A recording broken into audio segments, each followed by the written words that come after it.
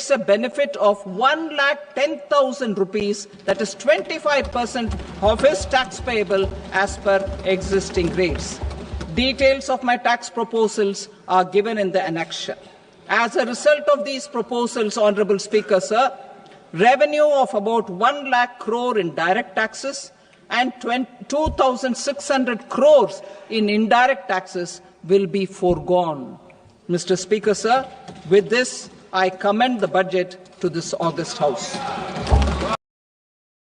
The annual value of self-occupied properties as nil only on the fulfillment of certain conditions. Considering the difficulties faced by taxpayers, it is proposed to allow the benefit of 2 such self-occupied properties without any condition. To streamline the process of transfer pricing and to provide an alternative to yearly examination, I propose to introduce a scheme for determining arm's length price of international transaction for a block period of 3 years. This will be in line with global best practices. With a view to reduce litigation and provide certainty in international taxation, the scope of safe harbour rules is being expanded. A number of senior and very senior citizens have very old national savings schemes accounts. As interest is no longer payable on such accounts, I propose to exempt withdrawals made from NSS by individuals on or after 29th August 2024. I am also proposing to allow similar treatment to NPS Vatsalya accounts as is available to normal NPS accounts subject to overall limits. In my speech in July 2024, I had promised that all processes, including giving effect to appellate orders, shall be digitalized and made paperless over the next 2 years.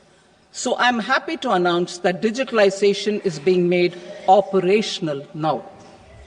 In July 2024, we brought in the Vivad Se Vishwas scheme to resolve income tax disputes pending in appeal. The scheme has received a great response, with nearly 33,000 taxpayers having availed of the scheme to settle their disputes. I have a few proposals to promote investment and employment. It is proposed to provide a presumptive taxation regime for non-residents who provide services to a resident company that is establishing or operating an electronics manufacturing facility. I further propose to introduce a safe harbour for tax certainty for non-residents who store components for supply to specified electronics manufacturing units. Presently, the tonnage tax scheme is available only to sea-going ships. The benefits of existing tonnage tax scheme are proposed to be extended to inland vessels registered under the Indian Vessels Act 2021 to promote inland water transport in the country. Extension for incorporation of startups. We continue to support the Indian startup ecosystem. I propose to extend the period of incorporation by 5 years to allow the benefit available to startups which are incorporated before 1/4/2030. In order to attract and promote additional activities in the IFSC, I am inter alia proposing specific benefits to ship leasing units, insurance offices, and treasury centres of global companies which are set up in IFSC. Further, to claim benefits, the cut-off date for commencement in IFSC has also been extended by 5 years to 31/3/2030. Category 1 and Category 2 AIFs are undertaking investments in infrastructure and other such sectors. I propose to provide certainty of taxation to these entities on the gains from securities, to promote funding from sovereign wealth funds and pension funds to the infrastructure sector. I propose to extend the date of making an investment by 5 more years up to 31st March 2030.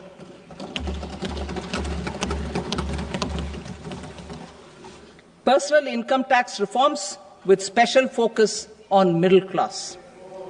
Democracy, demography, and demand are the key support pillars in our journey towards Vikasit Bharat. The middle class provides strength for India's growth. This government, under the leadership of Prime Minister Modi, has always believed in the admirable energy and ability of the middle class in nation building. In recognition of their contribution,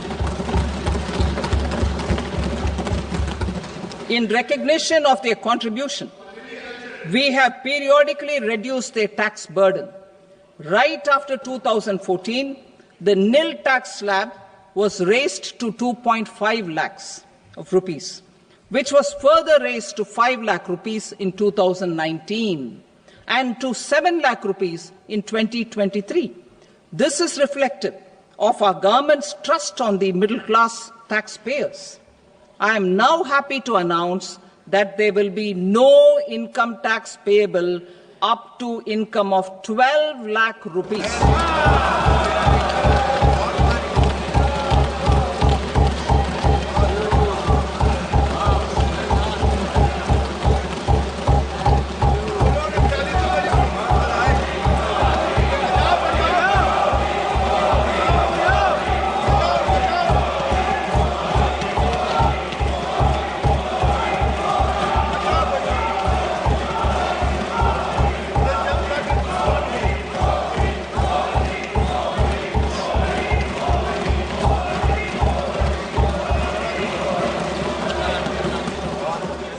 So, average income of 1 lakh per month, other than the special rate income such as capital gains, under the new regime.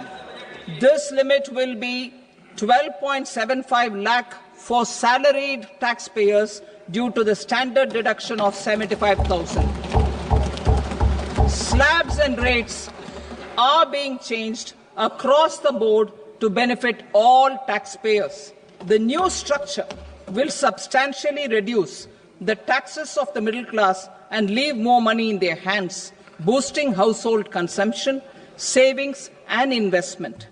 In the new tax regime, I propose to revise tax rate structures as follows: 0 to 4 lakh rupees nil, 4.8 lakh rupees to 4 to 8 lakh rupees 5%, 8 to 12 lakh rupees 10%, 12 to 16 lakh rupees 15%, 16 to 20 lakh rupees 20%, 20 to 24 lakh rupees 25%, and above 24 lakh rupees 30%. To taxpayers up to 12 lakh of normal income, other than special rate income such as capital gains. I read that again. To taxpayers up to 12 lakh of income, other than special rate income such as capital gains, tax rebate is being provided in addition to the benefit due to slab rate reduction in such a manner that there is no tax payable by them. The total tax benefit of slab rate changes and rebate at different income levels can be illustrated with a few examples. A taxpayer in the new regime with an income of 12 lakh rupees will get a benefit of 80,000 rupees in tax, which is 100% of tax payable as per the existing rates. A person having income of 18 lakh rupees will get a benefit of 70,000 rupees in tax, that is 30% of tax payable as per existing rates. A person with an income of 25 lakh gets a benefit of 1,10,000 rupees, that is 25% of his tax payable as per existing rates. Details of my tax proposals are given in the annexure. As a result of these proposals, Honourable Speaker, sir, revenue of about 1 lakh crore in direct taxes and 2,600 crores in indirect taxes will be foregone. Mr. Speaker, sir, with this, I commend the budget to this august House. The annual value of self-occupied properties as nil only on the fulfillment of certain conditions. Considering the difficulties faced by taxpayers, it is proposed to allow the benefit of 2 such self-occupied properties without any condition. To streamline the process of transfer pricing and to provide an alternative to yearly examination, I propose to introduce a scheme for determining arm's length price of international transaction for a block period of 3 years. This will be in line with global best practices. With a view to reduce litigation and provide certainty in international taxation, the scope of safe harbor rules is being expanded. A number of senior and very senior citizens have very old national savings schemes accounts. As interest is no longer payable on such accounts, I propose to exempt withdrawals made from NSS by individuals on or after 29th August 2024.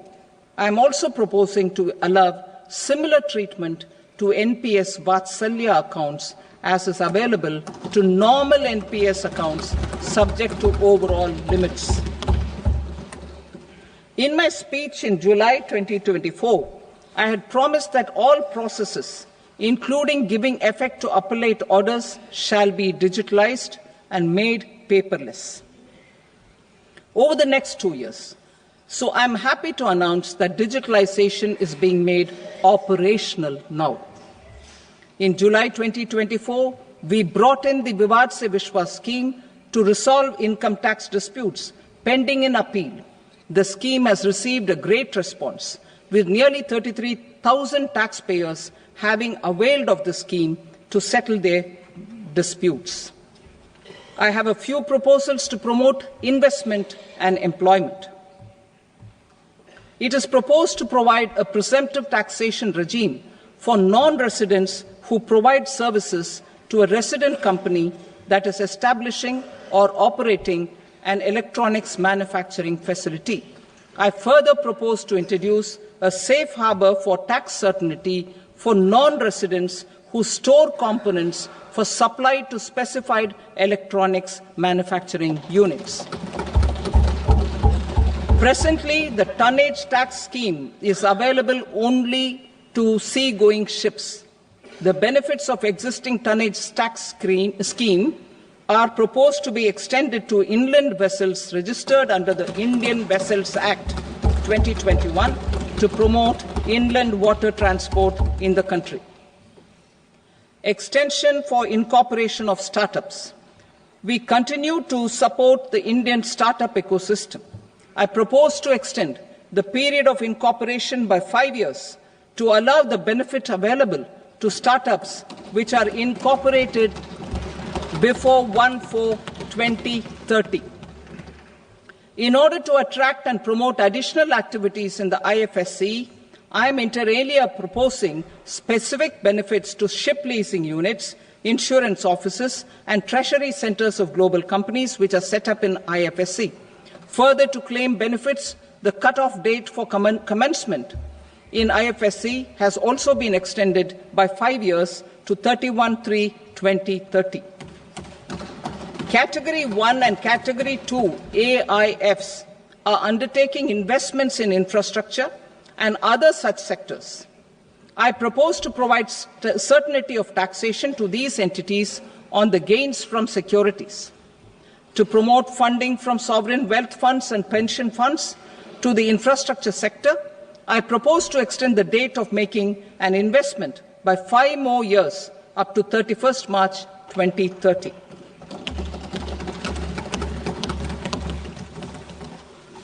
Personal income tax reforms with special focus on middle class. Democracy, demography, and demand are the key support pillars in our journey towards Vikasit Bharat. The middle class provides strength for India's growth. This government, under the leadership of Prime Minister Modi, has always believed in the admirable energy and ability of the middle class in nation building. In recognition of their contribution,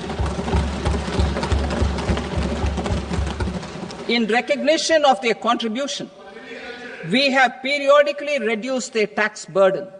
Right after 2014, the nil tax slab was raised to 2.5 lakhs of rupees, which was further raised to 5 lakh rupees in 2019 and to 7 lakh rupees in 2023. This is reflective of our government's trust on the middle-class taxpayers. I am now happy to announce that there will be no income tax payable up to income of 12 lakh rupees.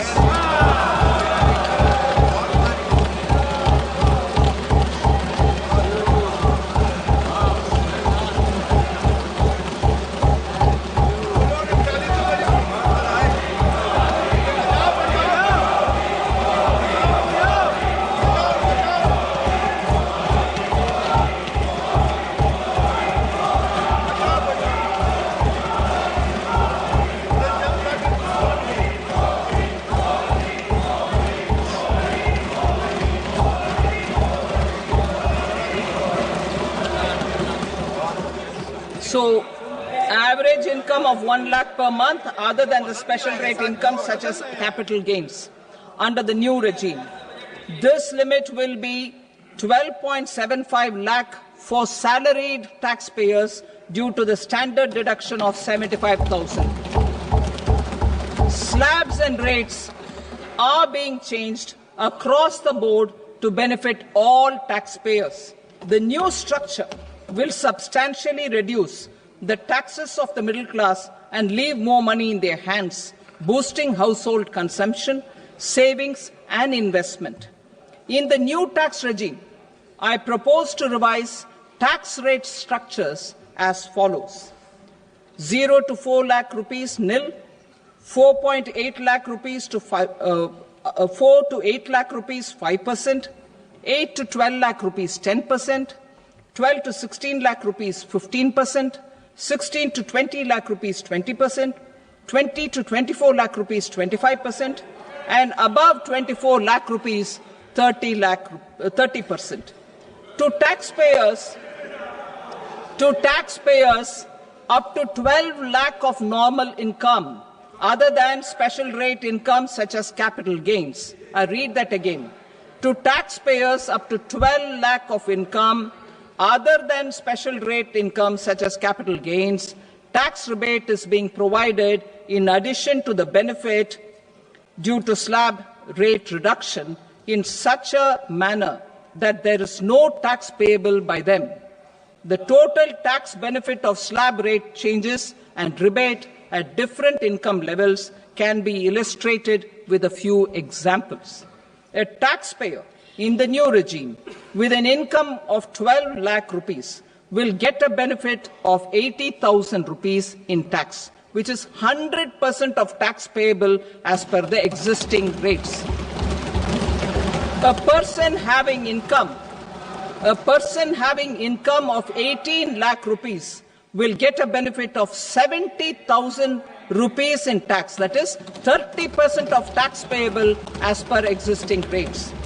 A person with an income of 25 lakh gets a benefit of 1,10,000 rupees, that is 25% of his tax payable as per existing rates.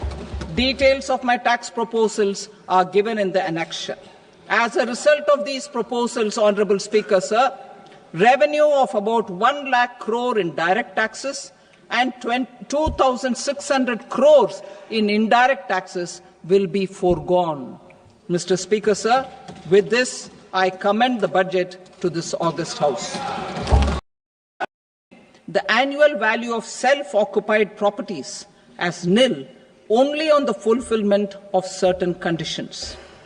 Considering the difficulties faced by taxpayers, it is proposed to allow the benefit of 2 such self-occupied properties without any condition. To streamline the process of transfer pricing and to provide an alternative to yearly examination, I propose to introduce a scheme for determining arm's length price of international transaction for a block period of 3 years. This will be in line with global best practices. With a view to reduce litigation, and provide certainty in international taxation, the scope of safe harbor rules is being expanded. A number of senior and very senior citizens have very old national savings schemes accounts. As interest is no longer payable on such accounts, I propose to exempt withdrawals made from NSS by individuals on or after 29th August 2024.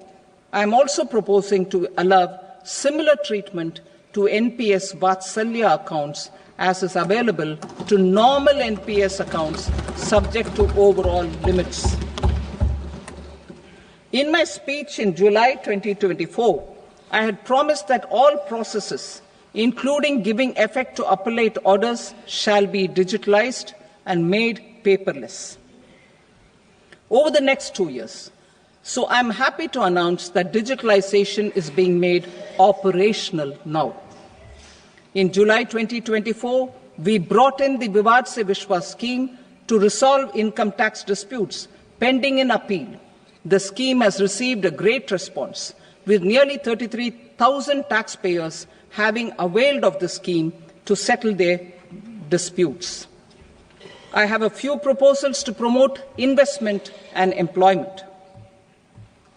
It is proposed to provide a presumptive taxation regime for non-residents who provide services to a resident company that is establishing or operating an electronics manufacturing facility. I further propose to introduce a safe harbor for tax certainty for non-residents who store components for supply to specified electronics manufacturing units. Presently, the tonnage tax scheme is available only to sea-going ships. The benefits of existing tonnage tax scheme are proposed to be extended to inland vessels registered under the Indian Vessels Act 2021 to promote inland water transport in the country. Extension for incorporation of startups. We continue to support the Indian startup ecosystem.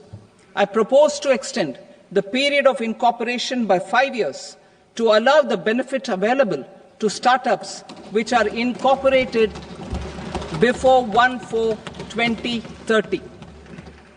In order to attract and promote additional activities in the IFSC, I am inter alia proposing specific benefits to ship leasing units, insurance offices, and treasury centers of global companies which are set up in IFSC. Further, to claim benefits, the cut-off date for commencement in IFSC has also been extended by 5 years to 31/3/2030. Category 1 and Category 2 AIFs are undertaking investments in infrastructure and other such sectors. I propose to provide certainty of taxation to these entities on the gains from securities, to promote funding from sovereign wealth funds and pension funds to the infrastructure sector. I propose to extend the date of making an investment by 5 more years up to 31st March 2030.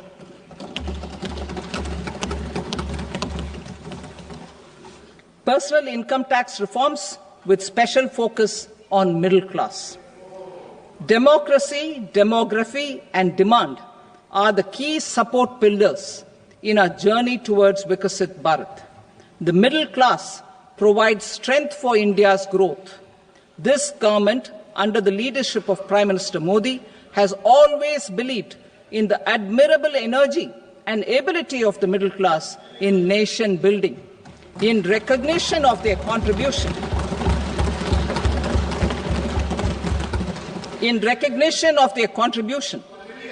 we have periodically reduced their tax burden. Right after 2014, the nil tax slab was raised to 2.5 lakhs of rupees, which was further raised to 5 lakh rupees in 2019 and to 7 lakh rupees in 2023. This is reflective of our government's trust on the middle class taxpayers. I am now happy to announce that there will be no income tax payable up to income of 12 lakh rupees.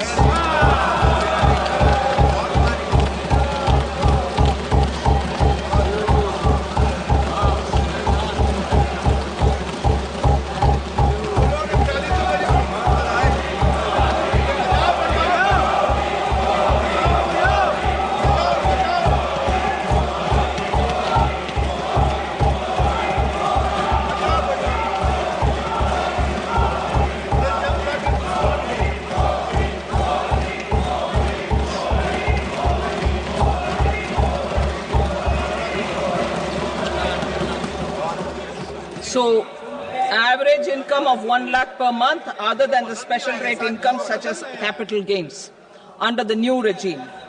This limit will be 12.75 lakh for salaried taxpayers due to the standard deduction of 75,000. Slabs and rates are being changed across the board to benefit all taxpayers.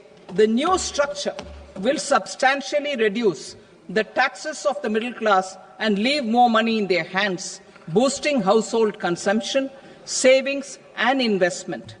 In the new tax regime, I propose to revise tax rate structures as follows: 0 to 4 lakh rupees nil, 4.8 lakh rupees to 4 to 8 lakh rupees 5%, 8 to 12 lakh rupees 10%, 12 to 16 lakh rupees 15%, 16 to 20 lakh rupees 20%, 20 to 24 lakh rupees 25%, and above 24 lakh rupees 30%.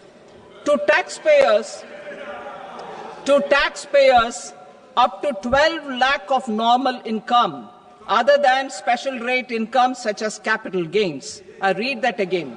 To taxpayers up to 12 lakh of income other than special rate income such as capital gains, tax rebate is being provided in addition to the benefit due to slab rate reduction in such a manner that there is no tax payable by them. The total tax benefit of slab rate changes and rebate at different income levels can be illustrated with a few examples. A taxpayer in the new regime with an income of 12 lakh rupees will get a benefit of 80,000 rupees in tax, which is 100% of tax payable as per the existing rates. A person having income of 18 lakh rupees will get a benefit of 70,000 rupees in tax, that is 30% of tax payable as per existing rates. A person with an income of 25 lakh gets a benefit of 1,10,000 rupees, that is 25% of his tax payable as per existing rates. Details of my tax proposals are given in the annexure. As a result of these proposals, Honourable Speaker, sir, revenue of about 1 lakh crore in direct taxes and 2,600 crores in indirect taxes will be foregone. Mr. Speaker, sir, with this, I commend the budget to this august House. The annual value of self-occupied properties as nil only on the fulfillment of certain conditions. Considering the difficulties faced by taxpayers, it is proposed to allow the benefit of 2 such self-occupied properties without any condition. To streamline the process of transfer pricing and to provide an alternative to yearly examination, I propose to introduce a scheme for determining arm's length price of international transaction for a block period of 3 years. This will be in line with global best practices. With a view to reduce litigation and provide certainty in international taxation, the scope of safe harbour rules is being expanded. A number of senior and very senior citizens have very old national savings schemes accounts. As interest is no longer payable on such accounts, I propose to exempt withdrawals made from NSS by individuals on or after 29th August 2024. I am also proposing to allow similar treatment to NPS Vatsalya accounts as is available to normal NPS accounts subject to overall limits. In my speech in July 2024, I had promised that all processes, including giving effect to appellate orders, shall be digitalized and made paperless over the next 2 years. So I'm happy to announce that digitalization is being made operational now. In July 2024, we brought in the Vivad Se Vishwas scheme to resolve income tax disputes pending in appeal. The scheme has received a great response, with nearly 33,000 taxpayers having availed of the scheme to settle their disputes. I have a few proposals to promote investment and employment. It is proposed to provide a presumptive taxation regime for non-residents who provide services to a resident company that is establishing or operating an electronics manufacturing facility. I further propose to introduce a safe harbor for tax certainty for non-residents who store components for supply to specified electronics manufacturing units. Presently, the tonnage tax scheme is available only to sea-going ships. The benefits of existing tonnage tax scheme are proposed to be extended to inland vessels registered under the Indian Vessels Act 2021 to promote inland water transport in the country. Extension for incorporation of startups. We continue to support the Indian startup ecosystem. I propose to extend the period of incorporation by 5 years to allow the benefit available to startups which are incorporated before 1/4/2030. In order to attract and promote additional activities in the IFSC, I am inter alia proposing specific benefits to ship leasing units, insurance offices, and treasury centers of global companies which are set up in IFSC. Further, to claim benefits, the cut-off date for commencement in IFSC has also been extended by 5 years to 31/3/2030. Category 1 and Category 2 AIFs are undertaking investments in infrastructure and other such sectors. I propose to provide certainty of taxation to these entities on the gains from securities, to promote funding from sovereign wealth funds and pension funds to the infrastructure sector. I propose to extend the date of making an investment by 5 more years up to 31st March 2030.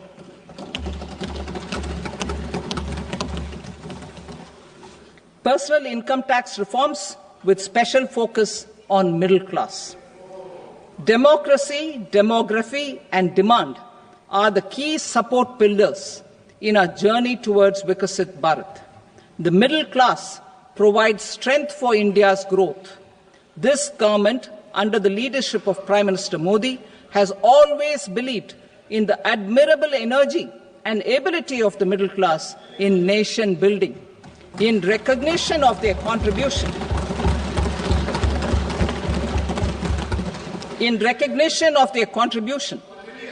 we have periodically reduced their tax burden. Right after 2014, the nil tax slab was raised to 2.5 lakhs of rupees, which was further raised to 5 lakh rupees in 2019 and to 7 lakh rupees in 2023. This is reflective of our government's trust on the middle class taxpayers. I am now happy to announce that there will be no income tax payable up to income of 12 lakh rupees.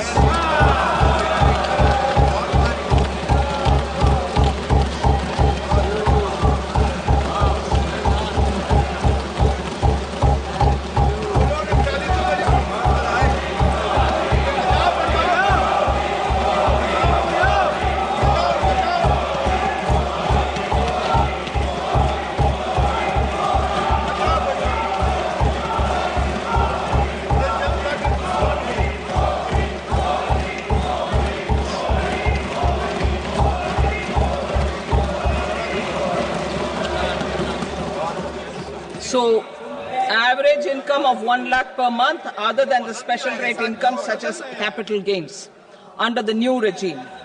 This limit will be 12.75 lakh for salaried taxpayers due to the standard deduction of 75,000.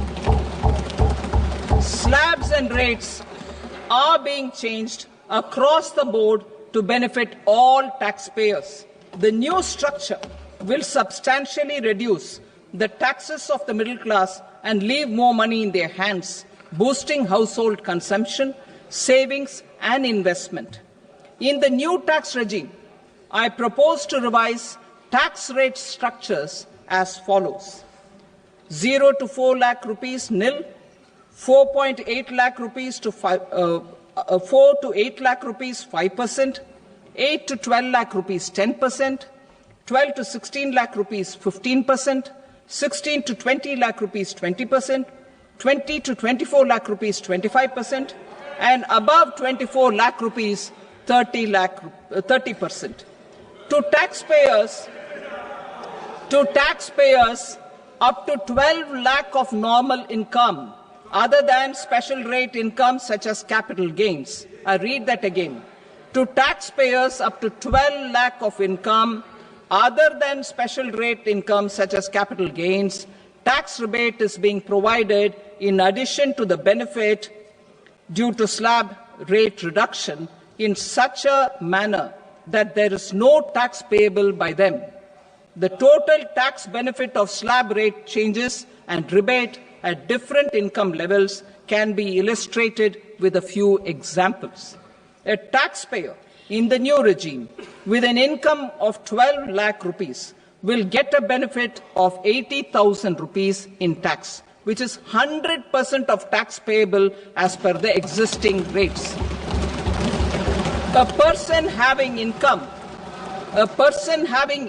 of 18 lakh rupees will get a benefit of 70,000 rupees in tax, that is 30% of tax payable as per existing rates.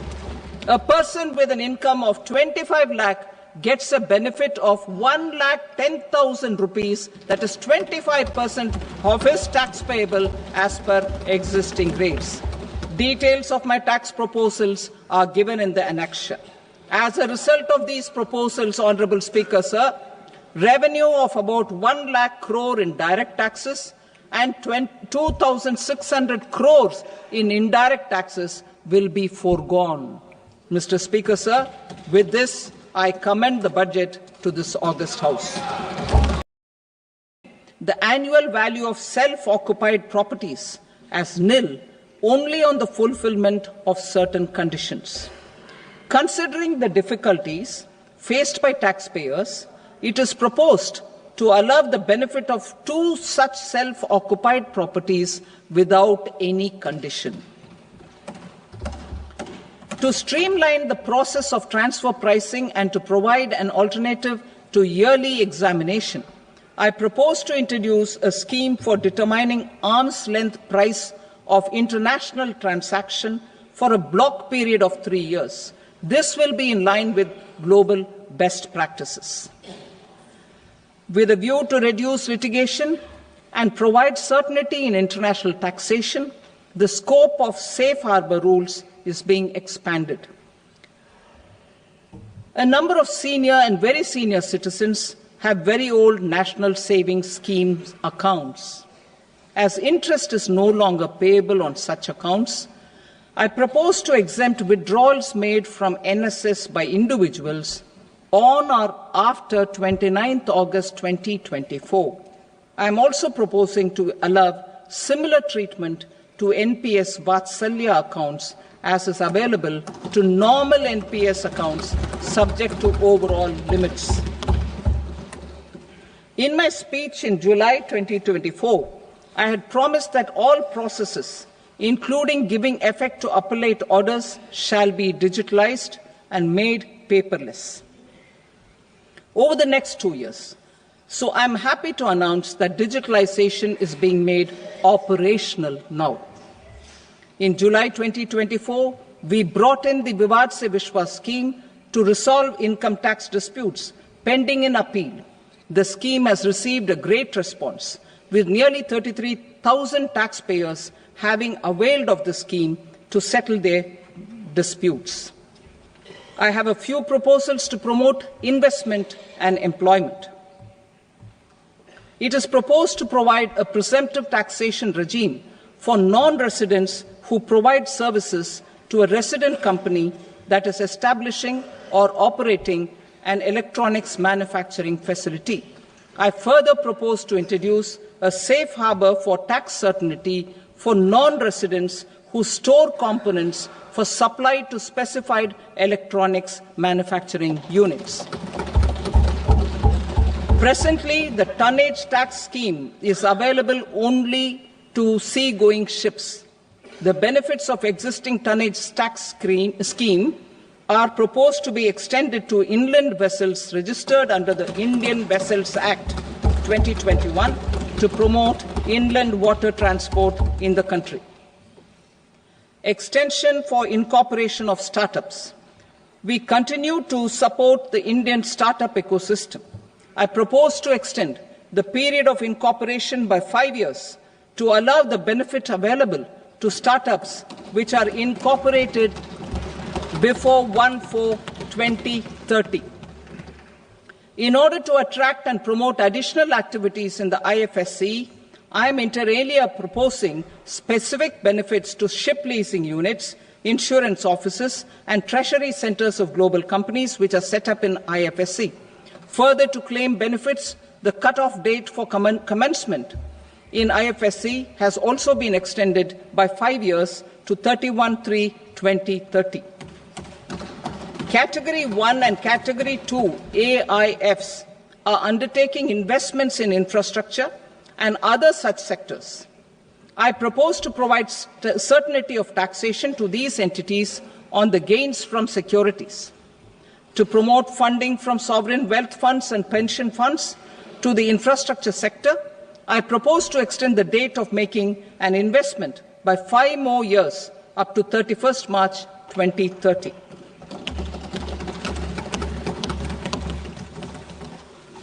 Personal income tax reforms with special focus on middle class. Democracy, demography, and demand are the key support pillars in our journey towards Vikasit Bharat. The middle class provides strength for India's growth. This government, under the leadership of Prime Minister Modi, has always believed in the admirable energy and ability of the middle class in nation building. In recognition of their contribution,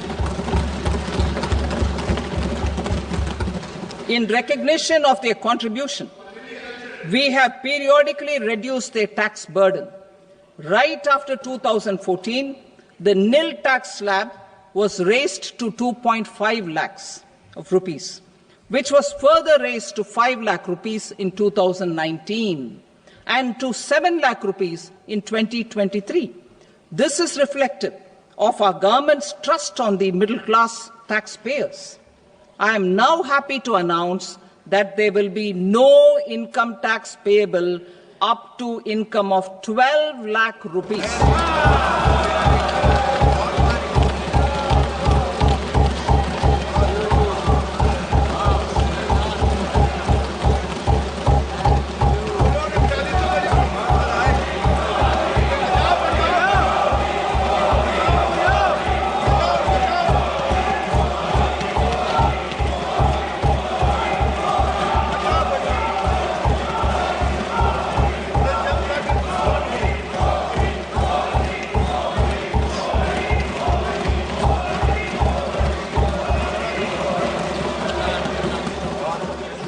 So, average income of 1 lakh per month, other than the special rate income such as capital gains, under the new regime.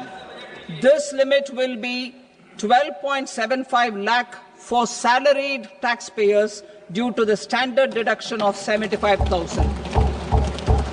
Slabs and rates are being changed across the board to benefit all taxpayers. The new structure will substantially reduce the taxes of the middle class and leave more money in their hands, boosting household consumption, savings, and investment. In the new tax regime, I propose to revise tax rate structures as follows: 0 to 4 lakh rupees nil, 4.8 lakh rupees to 4 to 8 lakh rupees 5%, 8 to 12 lakh rupees 10%, 12 to 16 lakh rupees 15%, 16 to 20 lakh rupees 20%, 20 to 24 lakh rupees 25%, and above 24 lakh rupees 30%. To taxpayers up to 12 lakh of normal income other than special rate income such as capital gains. I read that again. To taxpayers up to 12 lakh of income other than special rate income such as capital gains, tax rebate is being provided in addition to the benefit due to slab rate reduction in such a manner that there is no tax payable by them. The total tax benefit of slab rate changes and rebate at different income levels can be illustrated with a few examples. A taxpayer in the new regime with an income of 12 lakh rupees will get a benefit of 80,000 rupees in tax, which is 100% of tax payable as per the existing rates. A person having income of 18 lakh rupees will get a benefit of 70,000 rupees in tax, that is 30% of tax payable as per existing rates. A person with an income of 25 lakh gets a benefit of 1,10,000 rupees, that is 25% of his tax payable as per existing rates. Details of my tax proposals are given in the annexure.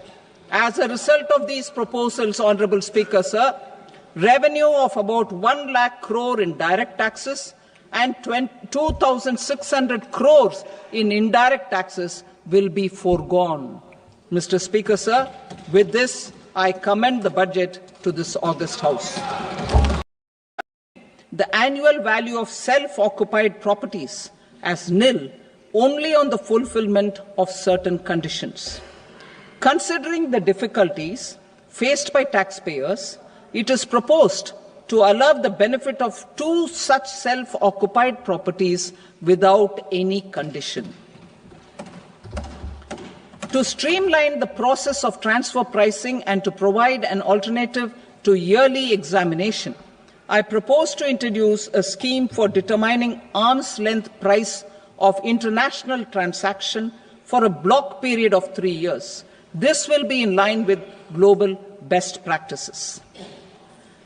With a view to reduce litigation and provide certainty in international taxation, the scope of safe harbour rules is being expanded.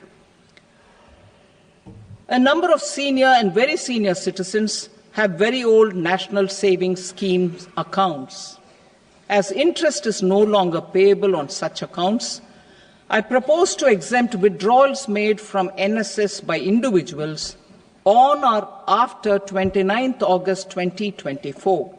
I am also proposing to allow similar treatment to NPS Vatsalya accounts as is available to normal NPS accounts subject to overall limits. In my speech in July 2024, I had promised that all processes, including giving effect to appellate orders, shall be digitalized and made paperless over the next 2 years. So I'm happy to announce that digitalization is being made operational now. In July 2024, we brought in the Vivad Se Vishwas scheme to resolve income tax disputes pending in appeal. The scheme has received a great response, with nearly 33,000 taxpayers having availed of the scheme to settle their disputes. I have a few proposals to promote investment and employment. It is proposed to provide a presumptive taxation regime for non-residents who provide services to a resident company that is establishing or operating an electronics manufacturing facility. I further propose to introduce a safe harbour for tax certainty for non-residents who store components for supply to specified electronics manufacturing units. Presently, the tonnage tax scheme is available only to sea-going ships.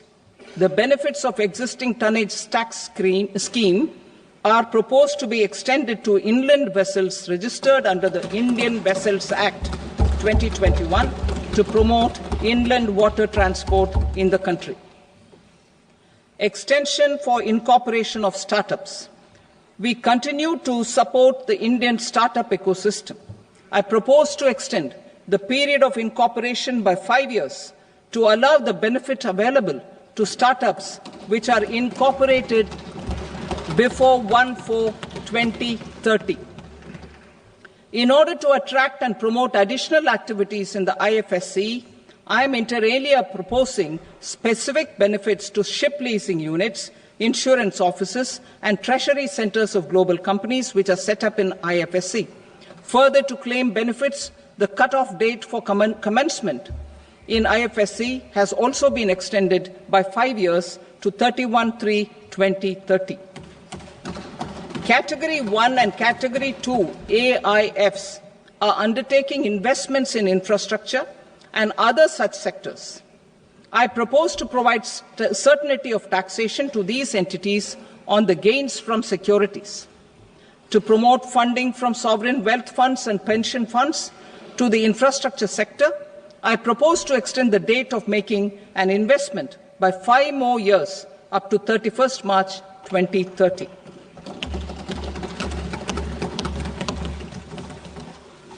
Personal income tax reforms with special focus on middle class. Democracy, demography, and demand are the key support pillars in our journey towards Vikasit Bharat. The middle class provides strength for India's growth. This government, under the leadership of Prime Minister Modi, has always believed in the admirable energy and ability of the middle class in nation building. In recognition of their contribution,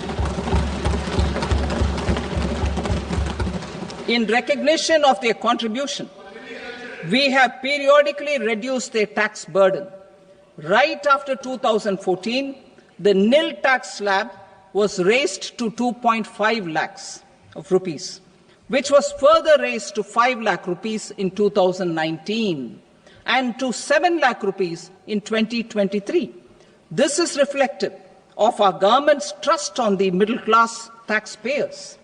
I am now happy to announce that there will be no income tax payable up to income of 12 lakh rupees.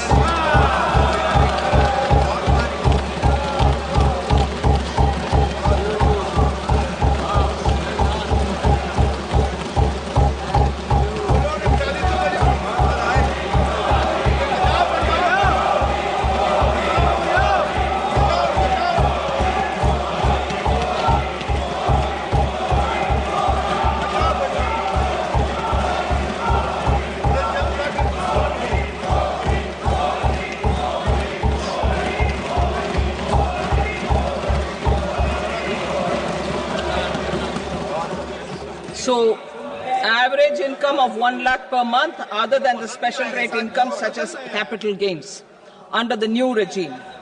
This limit will be 12.75 lakh for salaried taxpayers due to the standard deduction of 75,000. Slabs and rates are being changed across the board to benefit all taxpayers. The new structure will substantially reduce the taxes of the middle class and leave more money in their hands, boosting household consumption, savings, and investment. In the new tax regime, I propose to revise tax rate structures as follows: 0 to 4 lakh rupees nil, 4.8 lakh rupees to 4 to 8 lakh rupees 5%, 8 to 12 lakh rupees 10%, 12 to 16 lakh rupees 15%, 16 to 20 lakh rupees 20%, 20 to 24 lakh rupees 25%, and above 24 lakh rupees 30%. To taxpayers up to 12 lakh of normal income, other than special rate income such as capital gains. I read that again.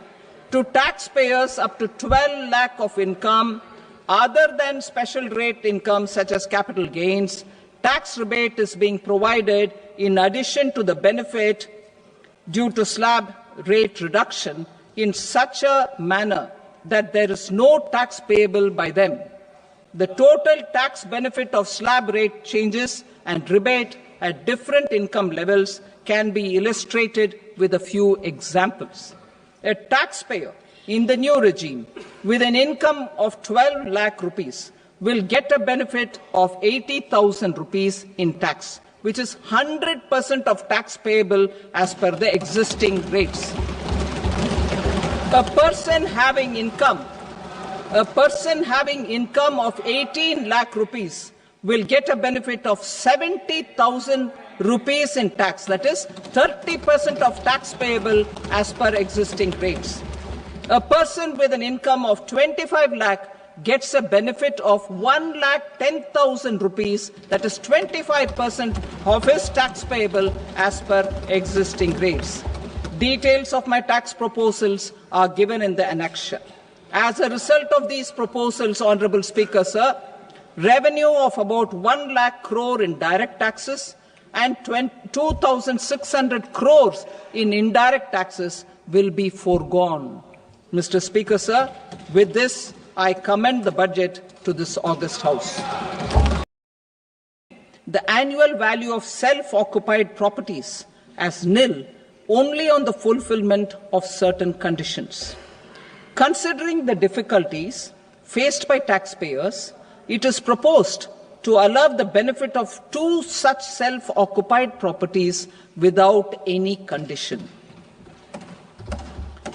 To streamline the process of transfer pricing and to provide an alternative to yearly examination, I propose to introduce a scheme for determining arm's length price of international transaction for a block period of 3 years. This will be in line with global best practices. With a view to reduce litigation and provide certainty in international taxation, the scope of safe harbour rules is being expanded. A number of senior and very senior citizens have very old national savings schemes accounts. As interest is no longer payable on such accounts, I propose to exempt withdrawals made from NSS by individuals on or after 29th August 2024. I am also proposing to allow similar treatment to NPS Vatsalya accounts as is available to normal NPS accounts subject to overall limits. In my speech in July 2024, I had promised that all processes, including giving effect to appellate orders, shall be digitalized and made paperless over the next 2 years. So I'm happy to announce that digitalization is being made operational now. In July 2024, we brought in the Vivad Se Vishwas scheme to resolve income tax disputes pending in appeal. The scheme has received a great response, with nearly 33,000 taxpayers having availed of the scheme to settle their disputes. I have a few proposals to promote investment and employment. It is proposed to provide a presumptive taxation regime for non-residents who provide services to a resident company that is establishing or operating an electronics manufacturing facility. Thoughts on what we can expect from the budget. Anil, let me start with you. You have seen Nirmala ma'am present 9 budgets and you have analyzed them very closely. What works in her favor? Because initially when she started out, she had very large boots to fill, that of Arun Jaitley. What do you think is coming up in this budget? And how do you see as a part of her journey as a finance minister? Slight correction. First off, it's a 9th budget, so she's presented 8 so far. Yeah. So which is why it's going to be a record, because no finance minister has presented 9 consecutive budgets. But the fact is, what is working in her favor is that expectations around her were low for the first 8 years. No one expected her to pull off what she pulled off, especially given all the circumstances that India went through. Go back to 2019, she was nominated against the run of play. And then by the time a second budget happened, COVID-19 pandemic happened. Then after that, for the first time in the history of the modern world, you never had such a series of back-to-back economic shocks, beginning with the COVID-19 pandemic, Russia-Ukraine war, the US Fed, go on and on. So with this backdrop, every crisis she turned it into an opportunity. I mean, it's not her alone, but the entire team. But as a team leader, she gets the credit. So what's working in her favor, not in her favor today, is expectations have gone up dramatically at the end of 8 years. So a ninth budget is probably a chance for her to cement her legacy. And what else that legacy will be? I mean, cement her legacy of getting it right every time through the tough times? Yeah, because this, I think, is the toughest challenge that she has ever faced. The country, I'm saying, largely, and she, of course, leading the economic team of this country. So if you look around you, what is happening? Geo-economic fragmentation, geopolitics. So there's complete chaos at the global level. And India has to not just survive, but has to thrive. So which means a strategy which is actually well set out in the economic survey which was tabled 2 days ago. And my belief is that for the economic survey is no longer a sovereign independent republic of the chief economic advisor. Now the whole world. Yeah, it's consistent with the larger, play of what the finance ministry does. So if that's correct, then you are going to see a very rounded approach in this budget towards addressing these array of challenges. And India doesn't have the choice of going one by one. It has to tackle all of them in one go.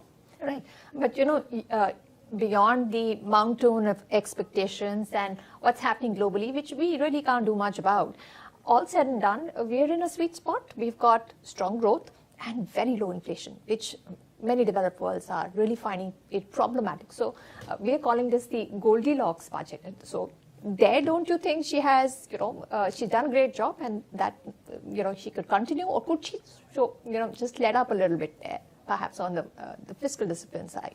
No, not really. Because this Goldilocks moment, absolutely true. Such benign inflation and 7.4% growth, that's any finance minister in the world will give their right arm to get that. That, yeah. Okay.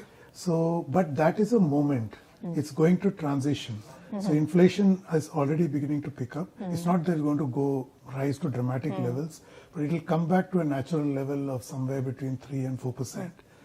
The fiscal deficit, no way should the finance minister relax, because the government has done heavy lifting since the COVID-19 pandemic. If you go back, the fiscal deficit was 9.2% or 9.4%. It's more than half now. Exactly. So if you have gained global recognition among investors, bond Rating managers, agencies. everywhere. Rating agencies. Exactly. And when you control fiscal deficit is why you have been able to control inflation. You have freed the hands of the Reserve Bank of India to use monetary policy as a tool for stoking economic growth. So if you reverse it, you are risking the entire edifice and the heavy lifting you have done. So she shouldn't. I would say that this is not a moment to let up. This is a moment to actually brace and move ahead, because please remember, India's problems now, the previous 75 years are history. Abject poverty is not at 40-50%, it's less than 5%. Economic growth is trending to a 7% rate of growth, as opposed to the so-called Hindu rate of growth of 3 to 4%. The balance of payments is stabilized. India is scenting a seat on the high table. It's the fourth largest economy. You have now got to go for the audacious goal of becoming a developed economy by 2047. That means you have to dig in and really work hard, not let up at this point. All. Right. So I think we are getting visuals of the finance minister with her entire team all set to present the budget. We are seeing the red bag in her hand being very proudly displayed, and we can't wait to hear her speak and get the details of the budget. Professor Banit, let me come to you and understand from you, what are your expectations from this budget, given the situation India is in, be it economic growth or the uncertainties around the world? What would be the biggest focus points for the finance minister in this year's budget, given that we have, political economics to also deal with? There are some elections coming up. So it depends who you ask this expectation about, because if you're asking the common man like you and me, of course, the expectation, as my previous commentator was mentioning, is to see a lower tax regime. The question is, do the finance minister has the headroom to further lower down the tax? And if she does so, is it going to actually impact? Because as we know that only 2.1% of our population pay tax. So even if I lower down the tax, does it actually make much of a difference in the life of 98% of the other working population that we are talking about? Now, if you are also talking to someone who have invested in the market, the expectation is, and this is a kind of realistic expectation, because what we have seen over the last 1.5 years, FII has been pulling out from the Indian stock market, and that has resulted in the fall in our, to a certain extent, fall in our rupee vis-a-vis US dollar. Now, because of that, the expectation would be to see that whether she can roll back some of the long-term capital gain tax that we are seeing, and some of the maybe tweak around with the short-term capital gain tax, and that will in a way bring some life to the falling stock market, which is not in great shape since September of 2024. So far as the entrepreneurs or MSME sector is concerned, because right now we are talking about lots of global headwinds, in particular arising because of Trump tariff. So do I see some kind of interest subvention scheme which might actually help the small and medium scale enterprises some breadth in terms of getting cheaper access to capital? Or for that matter, do I see some subsidy given to these small and marginal enterprises, which might actually help them to actually survive this? Because as you know that when we are talking of the Trump tariff, and if I'm looking into the major exports items which are going out from India, most of the major items are not actually getting impacted, be it refined pharmaceutical, refined Software petroleum, services. or pharmaceutical. Only the small and marginal enterprises, which has to do with the textile, shrimp, gems and jewelry, these are the firms which are actually getting impacted. So therefore, expectation would be, do I see some kind of a subsidy or a PLI related scheme be extended to this kind of labor intensive export units, which will actually help them to create jobs, So as I said, that there are a lot of expectation, and we are going to see which one of this is going to come along. Right. Meghna, let me ask you, he said, Professor Banik said that, very small set of people give taxes in our country. But, that pool is expanding because formalization is happening, education is improving. Now, the Economic Times focused on AI. Now, how important is this piece going to be? Because, there is stress in the MSME sector when it comes to employment. So is there a big threat to jobs with AI? And what is the Economic Service saying about AI and technology and its impact on Indians in the years to come? So it's interesting because the Economic Survey references a study by McKinsey that says that out of the number of firms it surveyed, 88% had started dabbling with AI. Mm-hmm. But once you dig deeper into that data, only about 7% had it diffuse across their organizations, which means that while firms are exploring it, widespread diffusion is not there at the firm level, mm-hmm. so within the firm itself. Then it cited other data and other information as well, that these expectations of extreme disruption of labor mm-hmm. Are perhaps now being tempered by data that is coming to the fore. That being said, it does caution that at the end of the day, it is likely to be a disruptive force. Mm. And on that front, it recommends pacing diffusion across industry. Now, there, I'm not certain how that would be affected, and I'm not certain to what extent that would be merited or very wise, because it would create perhaps problems of competitiveness for mm-hmm. industries over here relative to foreign counterparts where such diffusion is not being controlled. Also, one thing to consider is that the MSME sector is, I mean, technological diffusion is typically slow there because it is considered capital intensive. There are technical skill gaps that exist over there. So the extent to which it is going to diffuse there is, I think, something that has to be studied, and that is something that the government must do, which is that it must collect data about the pace of diffusion across sectors, and then the pace of rationalization as well, like what jobs are being rationalized. And ultimately, if you want to stem that, it goes, you have to revise or invest in reskilling your population, not only in terms of vocational skilling, but also at the education level as well. You have to understand what kind of skill sets you have to develop and imbue that complement this technology, rather than trying to control the way organizations use it and adopt right, it. But Yes. what did this McKinsey study say on why the diffusion is slow?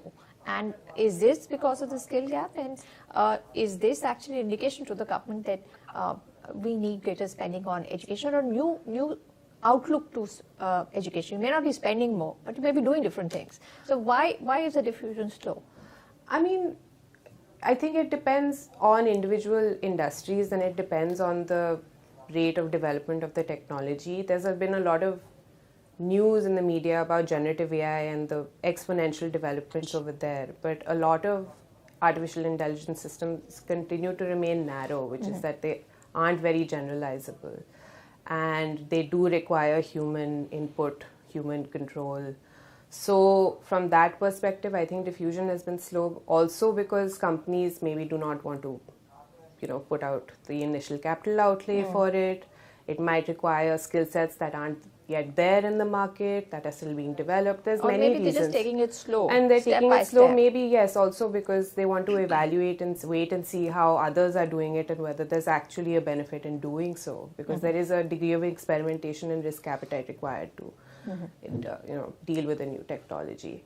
So I think that the government has tried to move towards revising the education system. So, the move under the NEP, there are a lot of new initiatives that have been introduced. But the quality of implementation, I think, is what matters rather than the revisions of structures there. Right. I think we have with us Professor Dr. Parin Somani, CEO, London Organizational Skills Development, LOSD, and Chief Editor, Global Research Journal, also with us. Dr. Somani, Meghna's talking about AI in diffusion and impact on jobs. And we heard Professor Banik say that you need more jobs for incentives for labor-intensive industries, which again may not be doing very high-skilled work, but you need to give them jobs and opportunities. So how do you balance this? You're saying on one hand, skill our youth to be able to work with AI. On the other hand, you're saying incentivize industries which perhaps use more of blue-collar workers. Do you see some, announcements from the finance minister towards the labor side? Because on the labor side, we have seen labor reforms come through. That's a big plus for investors watching India. What are you expecting when it comes to job creation and the way jobs will be created when the finance minister presents her budget? Sorry, I've been lost my voice. But first of all, I want to say good morning and a namaste to all of you. The main important part is I personally think AI does not take the job away. AI is the source of getting more jobs created. And I personally think right now the society is going crazy and we think the economy of India is behind the work of AI. No. AI, they are working with AI, but I understand pre-budget 2026 expectation and expanded the thought leaders inside. They're looking at the main thing is caps as a growth multiplier, even though we are looking at how we can create the jobs even at the time of AI. I think the capital expenditure must remain a central pillar of budget 2026. Strategic investment in infrastructure, renewable energy, logistic, and a digital public infrastructure not only creates immediate employment but also crowds in private sector participation in the area of different areas as well. If we look at the rural areas of agriculture, and especially with caps, has a long-term multiplier effect, strengthening the productivity, improving connectivity, and positioning India as a resilient global economic power.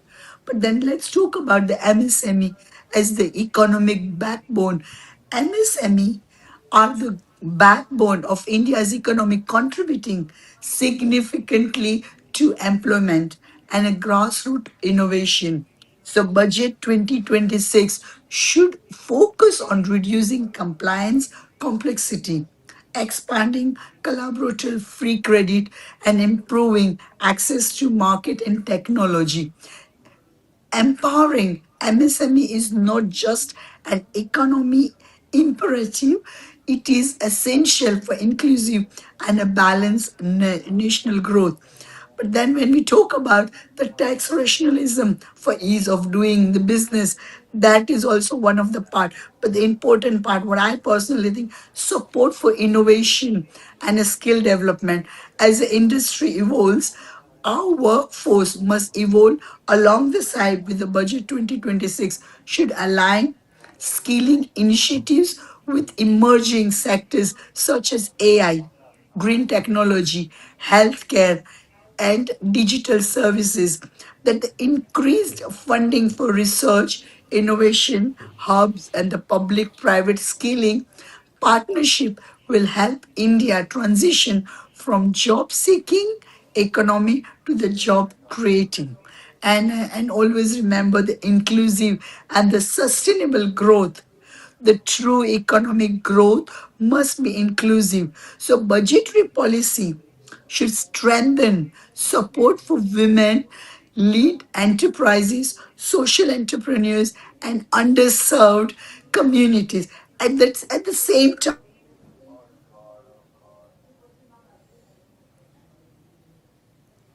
Right. So we had Dr.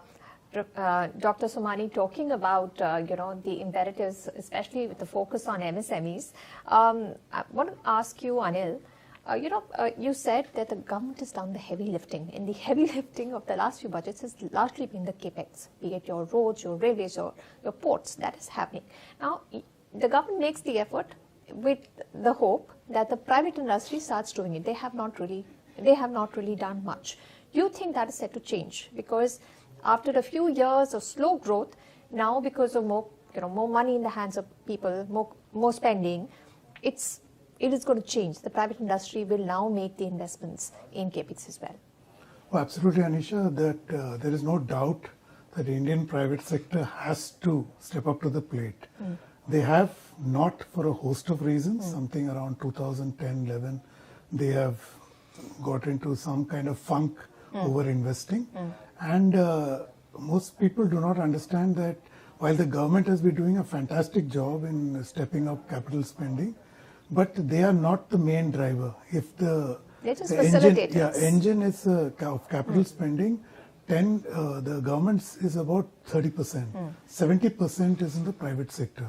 So if 70% is not functioning, basically 30% is powering the Indian economy.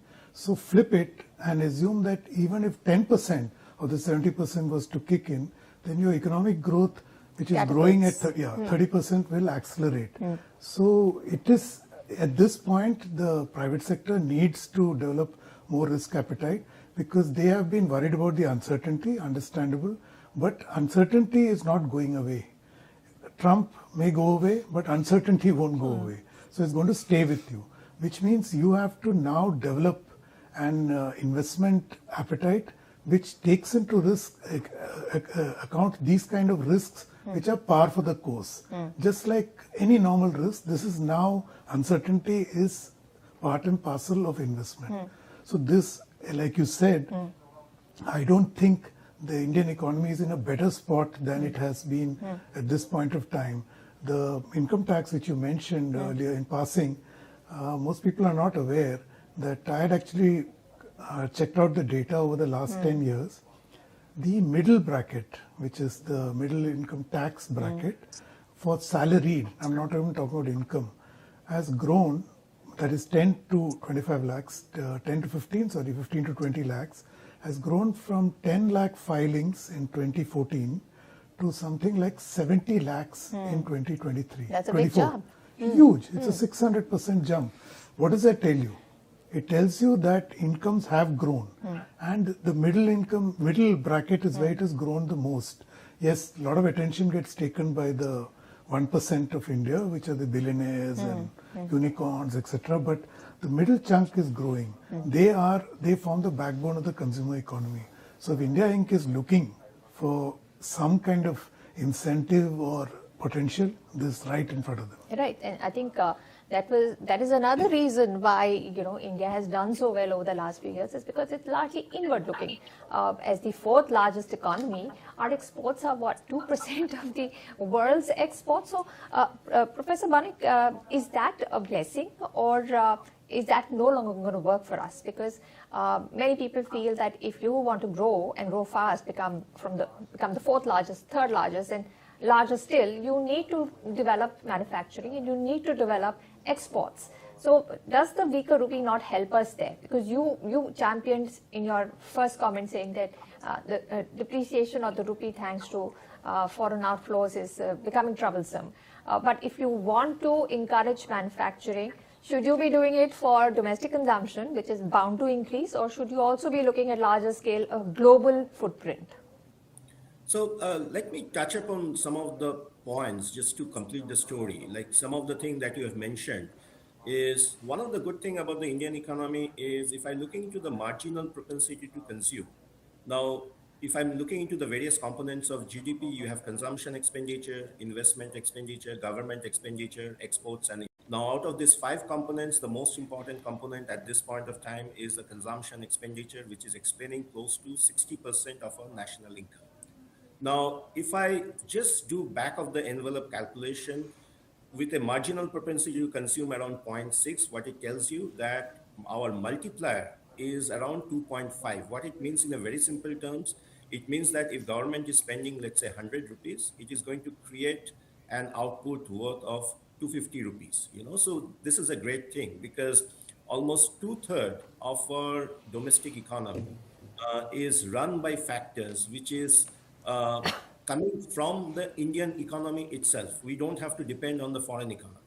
Now, coming to the manufacturing sector, I think the wish list is how to have more fund outlay for the production linked incentive scheme, because we have seen some green shoot in terms of the number of electronic items getting exported from India. For instance, number of Apple iPhone which are now getting exported from India is one of the largest in the world. We are also seeing some green shoot in terms of pharmaceutical products, where earlier PLI scheme was extended. As you know that India is also one of the largest exporter of generic drugs. Now, if I look into amount of money which was actually given for the PLI scheme, it is only 10,000 crore of 10,000 crore of rupees, as opposed to the amount of money, just to put it into perspective, on agricultural subsidy alone, we are spending 1,20,000 crore rupees. As opposed to that, when we are spending only 10,000 crore rupees on PLI scheme, I think there is a space to give more such funding for making our manufacturing sector competitive. Because as we were mentioning, that some of the sectors have already started performing well thanks to the PLI scheme being given to them. The idea is whether we can actually extend the PLI scheme to these other sectors which are also employing lots of people. For instance, as I mentioned, textiles, gems and jewelry, shrimps. These are also the items which are getting impacted by Trump's tariff. Now, it's the other thing that we are now signing FTA with EU, which is a kind of a blessing in disguise, in the sense that our textile items, gems and jewelry and shrimps will now have a big market in the European Union. We also have signed FTA with Oman and New Zealand. So these are the good things which are happening. But in addition to that, in order to make our manufacturing more competitive, I would recommend that more fund being allocated for the PLI scheme, as well as try to incentivize our domestic manufacturing sector to invest on R&D. Because if I'm looking into the research and development component of our domestic industry, India is only spending 0.75% of GDP on R&D activities, as opposed to what China is spending close to 4% of their GDP. Now, you should also appreciate the fact that 4% of 22 trillion economy, which is the Chinese economy, is much bigger number than 0.7% of, let's say, 4 trillion economy, you know. So the need of the hour is government can do handholding in terms of giving more funding for the PLI scheme. But from the private sector, there should be some attempt to make our industry much more technology intensive, much more competitive, because so far the innovation that we are seeing happening in the Indian context is the process innovation. It's not the product innovation. Because as you know that you can actually bring down your cost of production, either you go for the process innovation, but in terms of value addition, if you are going for product innovation, which is kind of bringing in more technology, more R&D activities, I think in terms of value addition, that will be much more beneficial for the Indian manufacturing sector. You're right. Anil, what do you think about this assessment that we need PLIs for sector-specific incentives? Do you think that would play out? And I just wanted to say that the finance minister is having a meeting with the president, and this is just ahead of presentation of the budget. But Anil, what Professor Banik said, PLIs have worked very well in some sectors, like electronics has been a hit, solar module manufacturing has been a hit. Other areas, green energy, etc., it is still, the verdict is out. It's still not showing a very good, output. But is this the way to go? Specific industry, PLI, or should it be make it easier for everyone? Now, see, the government's also doing that. Logistic costs have come down. Connectivity is better, but they say, oh no, power is too expensive. So what works? Specific targeted PLI schemes or make it easier for everyone? Sure, what you just said, that you have to make it a level playing field for everyone. But it's not a chicken and egg syndrome. You need to get there, but till you get there, what do you do? So PLI is precisely that kind of band-aid or stopgap. That what is, I mean, if you just break down PLI, effectively what is it doing? It's figured out that Indian entrepreneurs or whoever sets up business in India suffers a 30% deficit because of all that you mentioned earlier, bad logistics, etc. A host of issues. So you give them a 30% incentive to level it and thereby incentivize them to produce that much, which they have done. And like you again said, it's not universal across all sectors. It has happened very strikingly in the case of electronics. You mean the output? Success, yes. The success of PLI is not uniform, but if it's not uniform, it's not that it's a bad thing. Okay. It works in some sectors, may not be working elsewhere. And also, please remember what you said earlier is very important, because it also depends on where India stands on this tech curve. When you move up the value chain, you also need that capability in skills, which you're talking about, the tech capability and a host of other things. And to go back to what you said, that all that is being done by the government is to create that ecosystem. And again, I just want to wind up by saying this on jobs. I want to point out the budget does not generate jobs. What the budget does is to create a blueprint for action. And that blueprint requires very heavy emphasis on creating a conducive ecosystem. So which is what you mentioned, labor reforms or ease of doing business. These are the priorities. So like the economic survey said, the government has to move from a regulator to becoming an entrepreneur. All right. So Megha, taking up from what Anil is saying about adopting technology to become more efficient, when you're worried about Bijli Pani, you yourself said that your tech is an expense you want to avoid. Now, on top of that, you have sustainability spending, because I have a leather footwear unit and I was exporting to the US, and now I'm not competitive. So I'm looking at a European market, but they say, oh, you're not green, you can't come. clean up your act. Why should my industry suffer when it makes green investments? You can't do it. So technology as an expense, technology as an enabler, technology is a problem, especially for smaller companies. How do we overcome it? And can the budget give us any direction there? So, while technology obviously is an expense, I think that overwhelmingly it does provide efficiencies that overcome any initial expense. I think the reticence to spend that, particularly when you're a small business, emanates from the fact that you are small and your margins are always tight. A lot of that can be alleviated by state investment in programs. And what I really liked in the economic survey was this emphasis on enhancing and expanding state capacity and defining what that means. And specifically in the context of manufacturing, in fact, there was an entire section devoted to why manufacturing is a more, let's say, critical lever for pushing the state to expand its capacity than services. Not to say that services aren't important, because of the very things that you mentioned, problems in logistics, problems in all the real world problems, that all the physical problems that you deal with, or that you deal with as a manufacturer.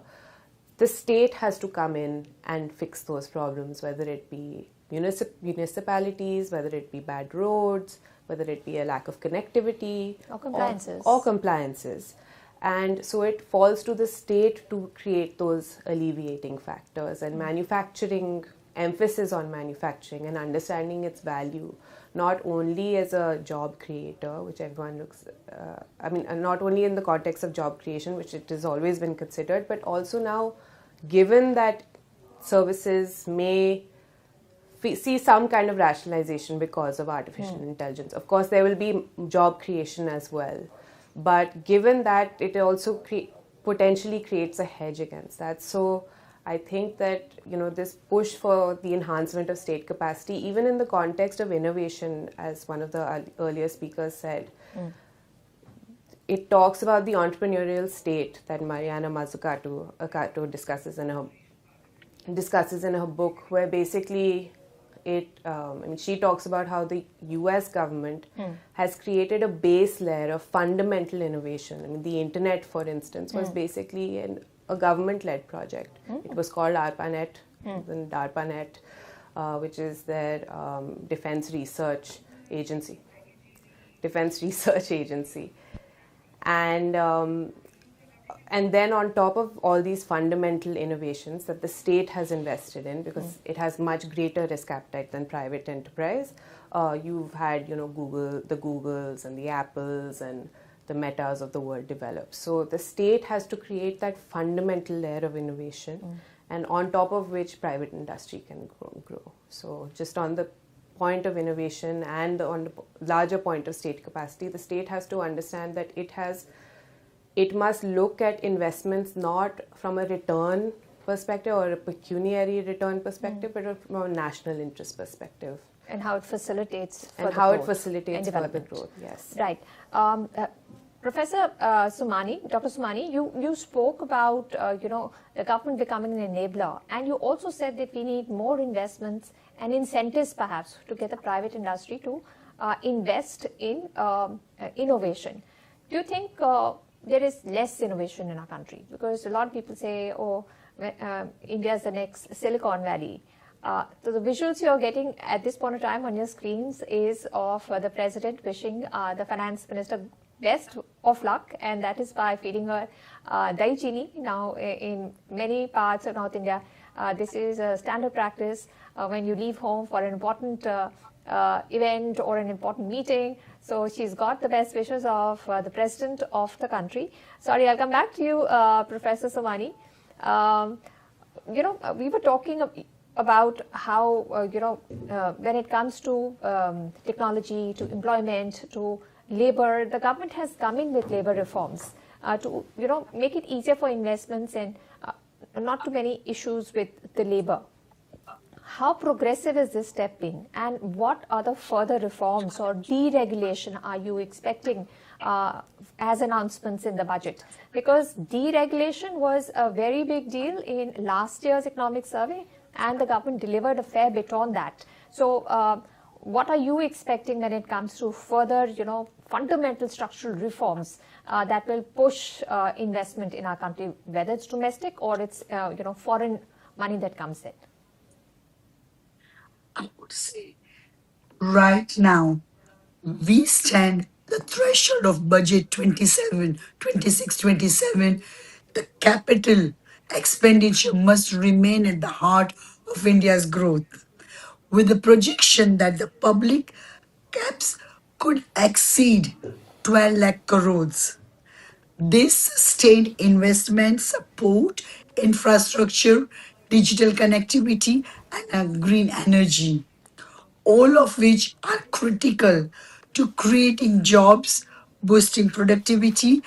This isn't just spending on it. It is a strategic nation building that accelerate both public and a private investment.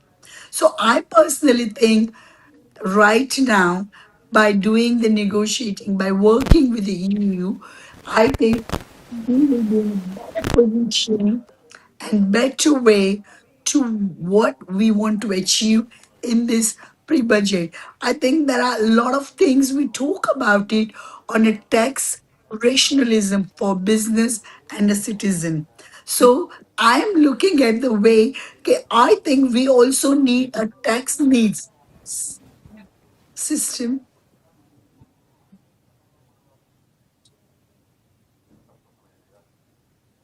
Right. All right. She was talking about further rationalizations and incentives on tax as well. Uh, uh, Starting with the tax thing, and I'll come to you. Now, there has been a rationalization in the GST rates, and that would have had an immediate effect in the collections of the government. When it comes to the budget maths, where do you think the government's placed? Because we're expecting strong growth, right? On nominal basis, 10%. What are the other numbers, the important numbers you'll be watching out for? Tax receipts, borrowings, and dividends, because then all of that also has to be balanced. I would focus a lot more on expenditure than the receipts, because first I'll explain why. On the indirect tax side, like you said, GST is outside the purview of Parliament. Yes. It's GST conducted Council. by the GST Council. Direct taxes, whatever has to be done, she has fixed, beginning with 2019, the corporate tax rejig, and then the rejig which she undertook last year. You're not expecting any more? There can be a small, nothing radical. I don't expect anything radical. Okay.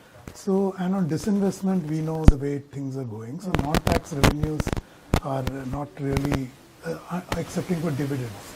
Now, there are two big chunks, the RBI dividend and then the public PSUs, sector yeah. undertaking. And public sector undertakings are doing well because overall economy is doing well. So, I presume dividend will go up. So, I would focus on expenditure, and I just want to go back to where Megha left off. She talked about this efficiency. She signaled, and so did Dr. Somani, talk about the need for capital expenditure. What I want to point out is that, don't see the budget in isolation. It's part of what is happening overall. So let's just back up a little. If you look at the trade deals that have been struck, what do? Without trade, no economy can grow. So I'll give you a contrast. Coincidentally, Vietnam was the first country that the European Union signed a free trade agreement with. Okay. It was in 2015, but got productionized in 2020. Its per capita income in 2015 was probably around $3,000 or something. Today it is on $5,500. So in 4 years, it has scaled to such heights purely because trade gives it growth. So I'm not saying the same trajectory will play out for India, but all I'm saying is that India needs trade. So the free trade agreements have come in this context to give that space for India to grow its trade in such a difficult Trumpian world. Okay. Second, the efficiency of spending, which she talked about, that and the capacity, that's linked to the capacity. So if you look, there is a governance thing called Pragati. I forgot the exact. It's a platform, I think. Yeah, it's a platform which the Prime Minister heads, but it's got two levels. One at the state level, and then whatever interstate, and then intra-government, and then if there's some major crisis, it escalates. Long story short, to give you an example of what I mean, the Navi Mumbai airport If it had been the chalta hai, the usual approach that Government of India adopts, it would have been launched in 2049. It would have taken longer. Yeah, because of the intervention of Pragati, it's up and running. May not be up to the best of. So you think Pragati is getting the accountability in? No, governance. It's fixing governance and efficiency in spending, the capacity problem that Megha talked about. So if you that's very, very important. You need efficient spending, not just a lot of spending. Yeah, but look at the state governments. You got freebies. Is that efficiency? Exactly. See, so like I said, it is not you're highlighting the problem and you're fixing it. So Navi Mumbai is not a union government project. Yes. So are the other projects in under Other state Pragati. governments, yeah. So they are all state governments. Most of them are state government. So you are seeing an engagement, unprecedented engagement in actually a case of cooperative federalism, where the center and states are engaging in dialogue to unlock key infrastructure projects. That is again efficient spending, capacity creation. Now that capacity creation can, I presume, have an osmosis effect and go into other sectors like you say, which again the economic survey to go back, the governance in cities. India's cities are a mess. Yes. So you cannot progress to the next level without fixing governance in cities. Again, it comes back to the capacity issue that Megha talked about. So the budget, what it has to do is to signal these intents and to point to policy change, particularly ease of doing business, capacity creation. So the efficiency in spending, and eventually it will show up in productivity and growth, which is why we take process reforms, structural reforms. What do? If I remove that layer, like you said, logistic costs have come down. They were about 11-12%. Now they're at 7-8%. That's huge. If you're a business person, look at GST. You are working through 36 states and union territories, basically 36 countries. Today you're one country, economically unified. Look at the efficiencies. So which is exactly why you're seeing the buoyancy in GST revenues. So as you create efficiencies, they start seeping in. So efficiency of spending and capacity creation are hugely important, and I hope the budget signals fresh intent in this direction. Meghna, are you expecting something there? In terms of, so I think when we talk about, since Anil was talking about governance, and we were talking about rationalization of compliances, I'll go to, and there has been so much emphasis on developing internal capacity, not only for the state but also for our entrepreneurs in the AI space and technology spaces, particularly in relation to data. So I think in that context, what needs to be considered, and maybe the budget is not the best place for it, but certainly thought needs to be given, is that our Data Protection Act currently has a lot of restrictions that it places on the wider use of data. So for instance, one good example is, while it says that publicly available data is exempt, it is only exempt if the person to whom it pertains, whose personal data it is, has made it public themselves. Now, that sounds good in theory, but when you think about how you would have to go about trying to use that data, you would have to verify whether every piece of personal data within a publicly available data set has gone through that process, which is impossible to do. Is it? Because I thought consent is something which is very valid. You look at Europe, all that has... Yeah, but there are exemptions to consent in Europe, which our Act does not have, which was the next point I was going to get to. And you do need exemptions for consent because, for instance, we don't have an exemption for legitimate interest or contractual necessity. This means that, let's say you want to send flowers to a friend of yours.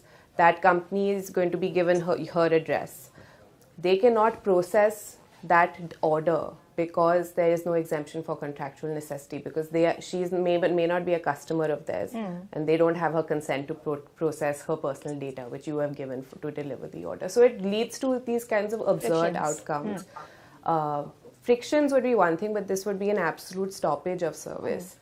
And I think that these things need to be considered, these internal rationalizations need to be made before we start talking about wider kinds of reforms in any field, but particularly in technology, when we're talking about building sovereignty, building local capacity. We have to think about what are the different kinds of chinks in our armor, what is the sand in the gears that exist that we can do away with very easily, we can rationalize very easily before we move on to more systemic things. Right.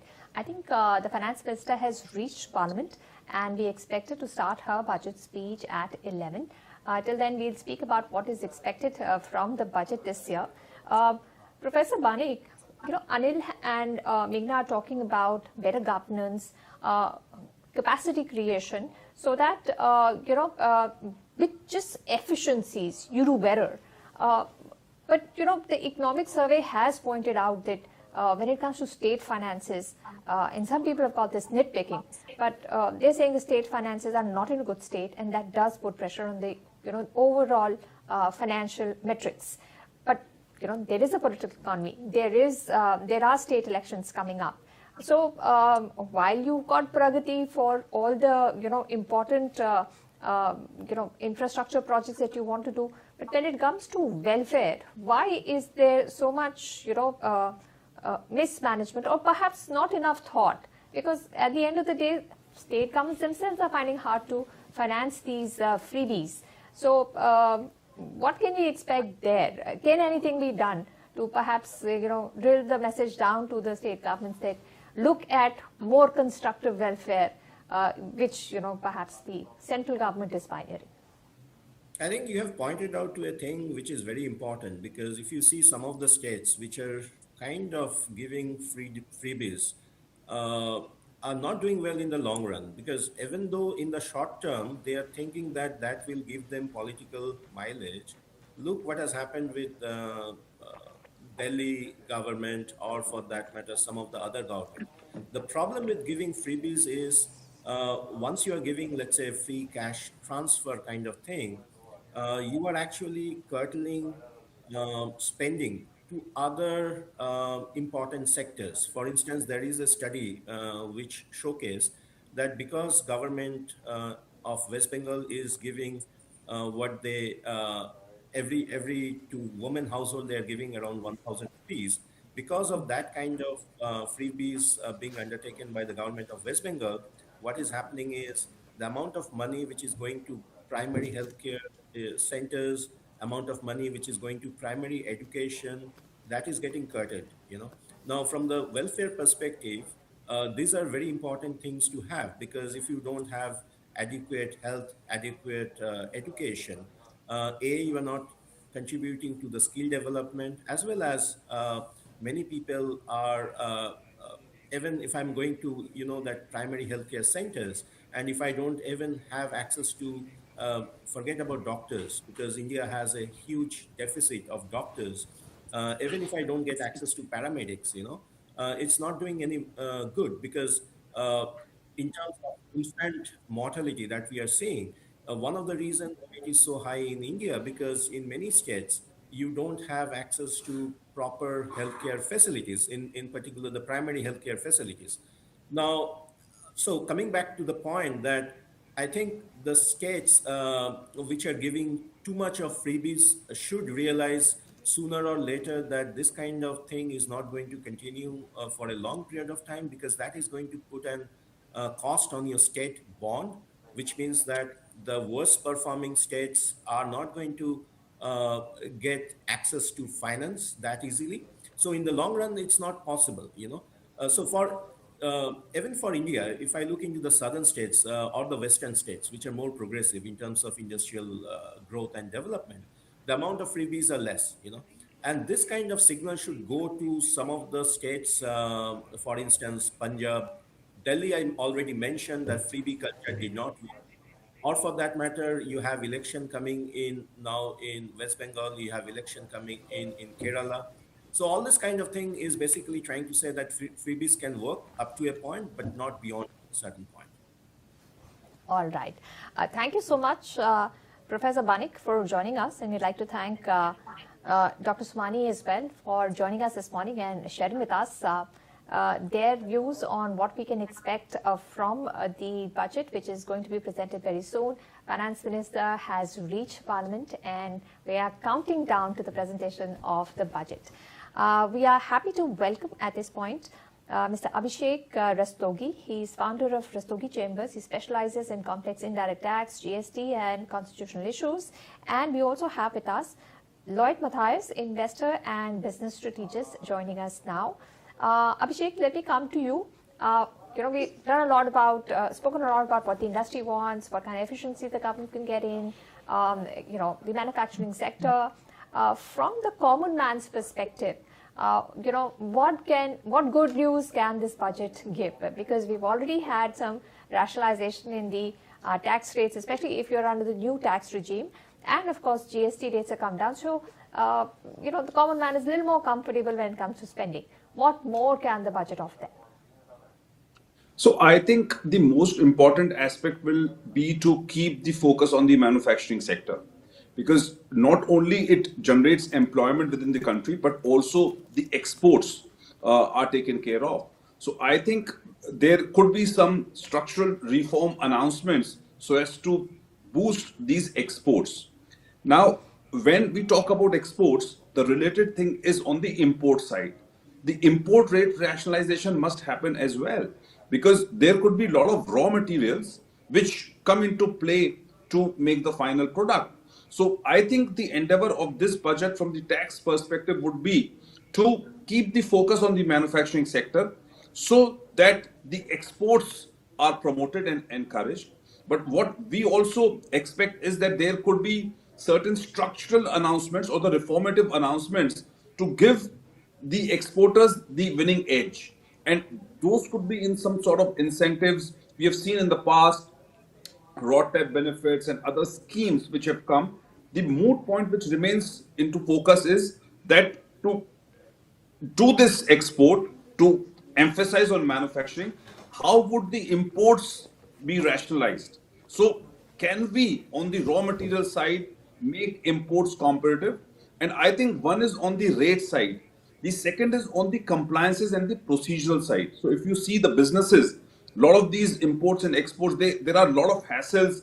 The goods are not getting cleared within stipulated number of days. There are CBIC guidelines which provide that there must be ease of doing business. So I think we are expecting a huge custom rationalization and reformative move by the government in this budget. As far as the GST rates are concerned, there will not be any announcement from the GST rates. That rationalization has already happened.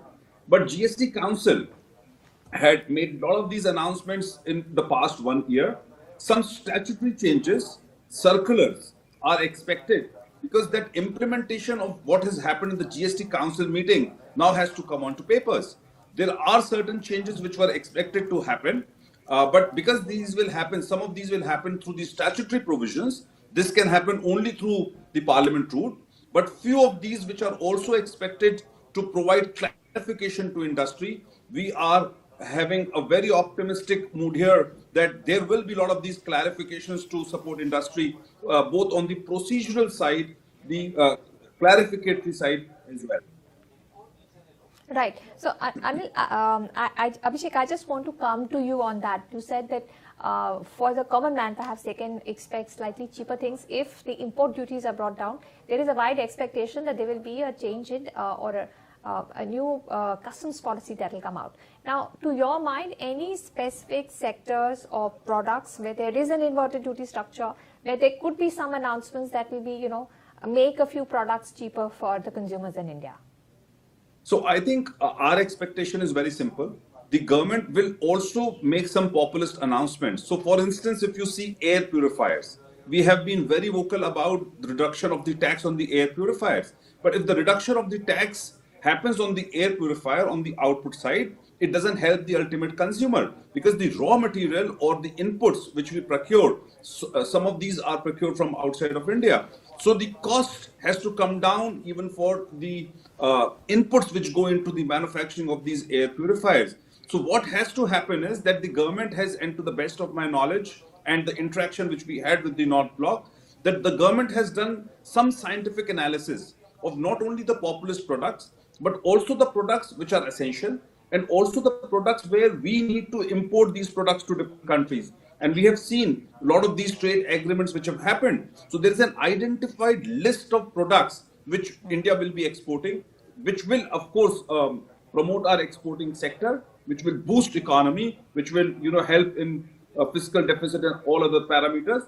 But the most important aspect is that scientifically, I think the work which has happened in last 7 days, I can tell you, is tremendous. They have done arithmetic on several products, several sectors, and there will be announcements to ensure that these sectors get the solid base and foundation. And for that to happen, this arithmetic is important, because you cannot generally, reduce the taxes on all of these imports, because at the end of the day, we need revenue for different purposes as well. And there are good broad announcements which will happen with respect to defense and infrastructure as well. So the government would need money in this year. It's a critical year. So, but for that to happen, there will be rationalization. There is great thinking going on, and you will see in a couple of hours that certain specified products and sectors will get the benefits scientifically. So what happens, and you mentioned about the inverted duty structure, there are few identified products where, we would want to wait for the announcements to happen in the budget speech. These identified sectors will get the benefit and will help the industry. And how these benefits will come is that there will be exemptions or rate rationalization of the customs duty, so that the cost of procuring the raw material or the inputs for manufacturing becomes cost effective. And the moment that happens, I think there will be a cheer and there will be a reason to smile. Right. So if there are some imports, the duties that get rationalized, of course, end consumers will also benefit. Anil, given what happened with Pakistan last year, there is a great expectations that we need to up our defense spending. So is that given in this budget? And where do you think, what will be the focus? Will it be indigenous development of technology? Will it be regular, padding up of the armory? What can we expect on budget, from the budget on defense side? Okay, before I answer that, Anisha, I just want to, what Abhishek made is a very important point. This budget is likely to solve for the inverted duty structure, which is what he was talking about, that intermediates attract a higher duty than the finished product. Finished products, yeah. So now coming back to your question, 100%, because this is the first budget after Operation Sindoor.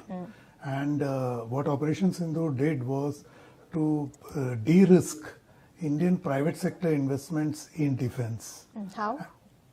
Because you have a ready market now. Okay. So if you're earlier, it was always the government procuring. Exactly. But today the demand is there and the guarantee is there that the government of India will procure.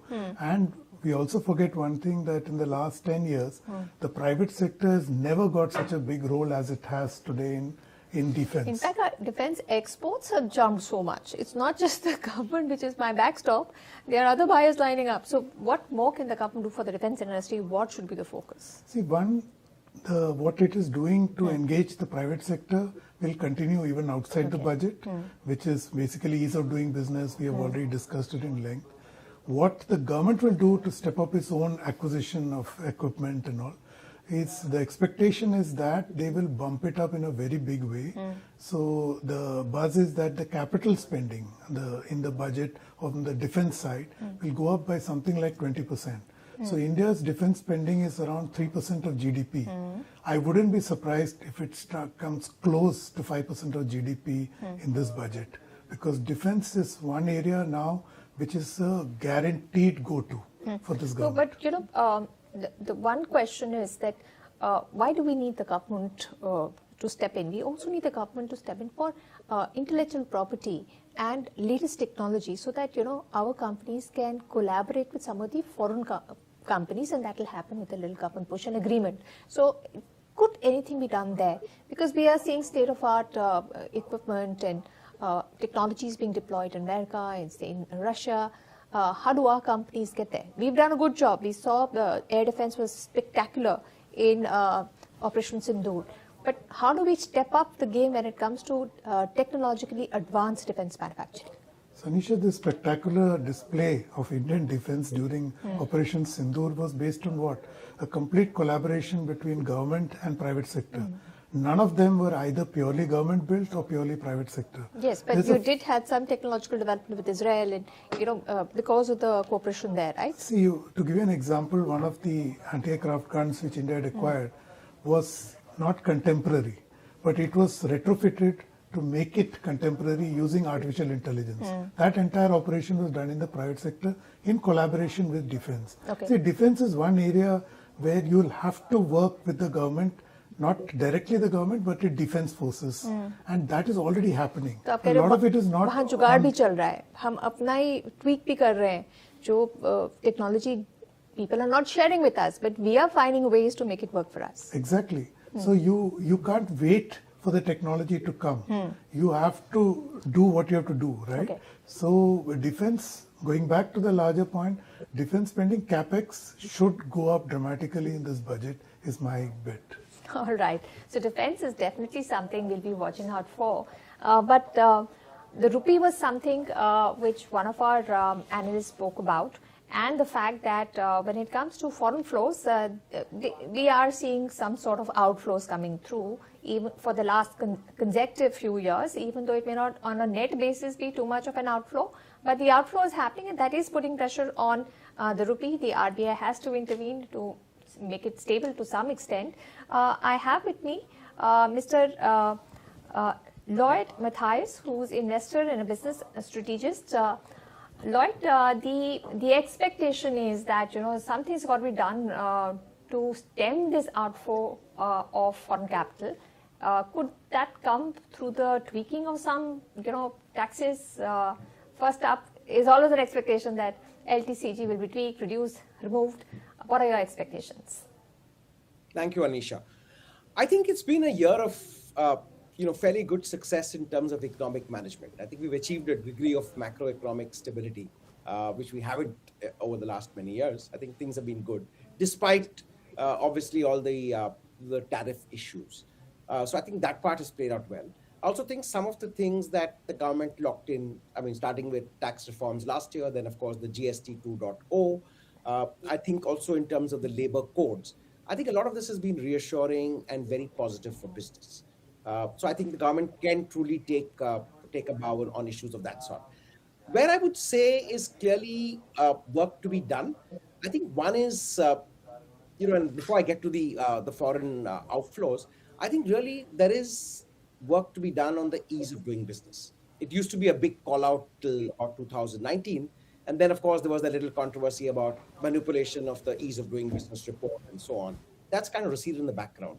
I think the realization is that India still has a long way to go before businesses can really function smoothly. It's nice to see a rush of our states, going to Davos and pitching. But I think the importance of making the business environment more friendly, reducing the burden of compliances, not having everyone go to about 300 different organizations before they can get to start a business. I think a lot of work needs to be done. I think the focus needs to come back on that.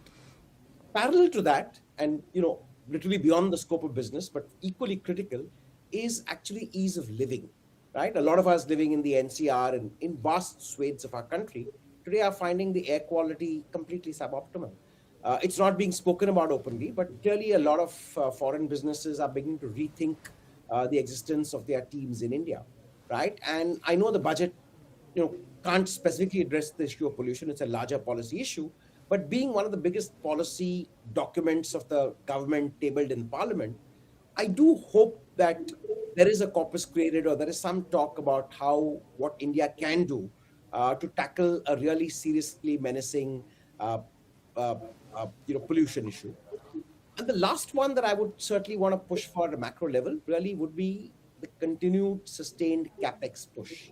Yes, we celebrated a lot of great infrastructure developed over the last decade, but still there is a long way to go. Right? We're far from being, an infrastructurally, at least in physical infra. What we've done on digital infrastructure has been fantastic, but I think physical infrastructure we still need to go a long way. As far as foreign outflows go, I think that's really an outcome of all the other things we do. Yes, we've seen a lot of fund outflows. Fortunately, our retail investor base is huge, so the market's still been stable. But yes, there is a case. India is still very marginal in the in the emerging markets index for the huge pension funds to actually take India very seriously. But given the headwinds that are being faced in global markets, more specifically the US, I think sooner than later that will correct itself. What we need to do, I think one is the sustained capex push to boost our infrastructure. I think continue with our fiscal prudence, which we've done very well. And lastly, I think boost a lot of R&D spends. And here I'd like to speak specifically for the startup sector. We've had a good run in the last decade. There have been, of course, a few issues. I think now the government needs to look sectorally at startups. Look at the commerce minister made the point last year that India doesn't, Indian startups don't focus on deep tech. Indian companies don't focus on R&D. I think those are issues this budget needs to address and bring to the fore. So that's really, my expectation of what the FM will say, hopefully in the next 45 minutes. All right. Abhishek, I want to ask you also about this because, we did see Lloyd talk about ease of doing business, governance, but to stem the outflows, many people are looking for some brute force. Give us some relief from NTCG because look at our continuity of our tax regime. You have so many of these large cases, Vodafone, now Tiger Global, or Kane Energy, so many disputes on taxes, and that to some extent shakes the confidence of foreign investors because even the arbitration rulings don't get enforced. The contracts are very difficult to enforce in our country. That reform in that part has still not come through. So should you use a easier way out, maybe cut the LTCG to stem the outflows? Will that work? So I think one very important aspect which has been debated all across, and it is linked to your question of ease of doing business, is also the retrospective amendments which lead to retroactive amendments. So what happens is that once the court ruling is pronounced, subsequent to these court rulings, the parliament amends the law, and that amendment happens retrospectively. When the retrospective amendment happens, the effect of that is retroactive, which means that the transactions even for the past period gets into the gamut of that amendment, which ideally should be prospective.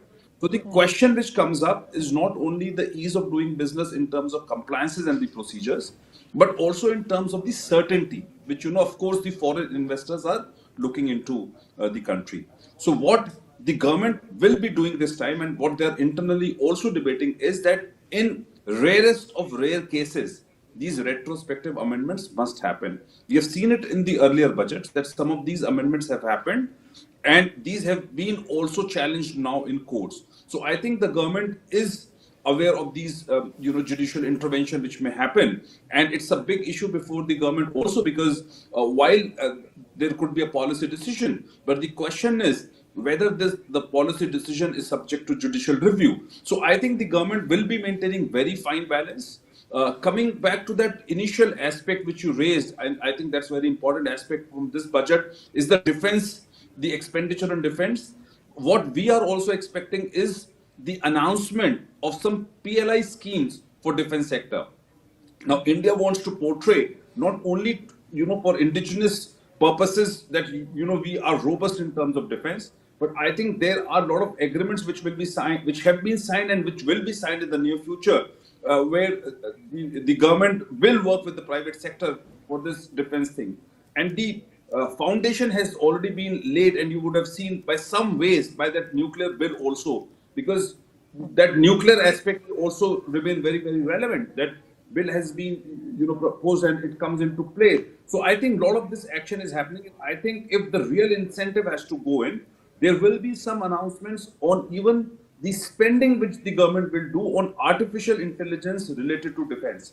So I think artificial intelligence related to defense and those traditional weapons, etc., what we make, and we have some of these already signed contracts where the delivery has to happen. So for that to happen, that PLI scheme will have to be rolled out as soon as possible, because it appears from the global geopolitics also that next 2 years will be very, very critical from the defense perspective. So I think we are expecting a major announcement on defense sector. It will be the key, and I think the private participation will come into play.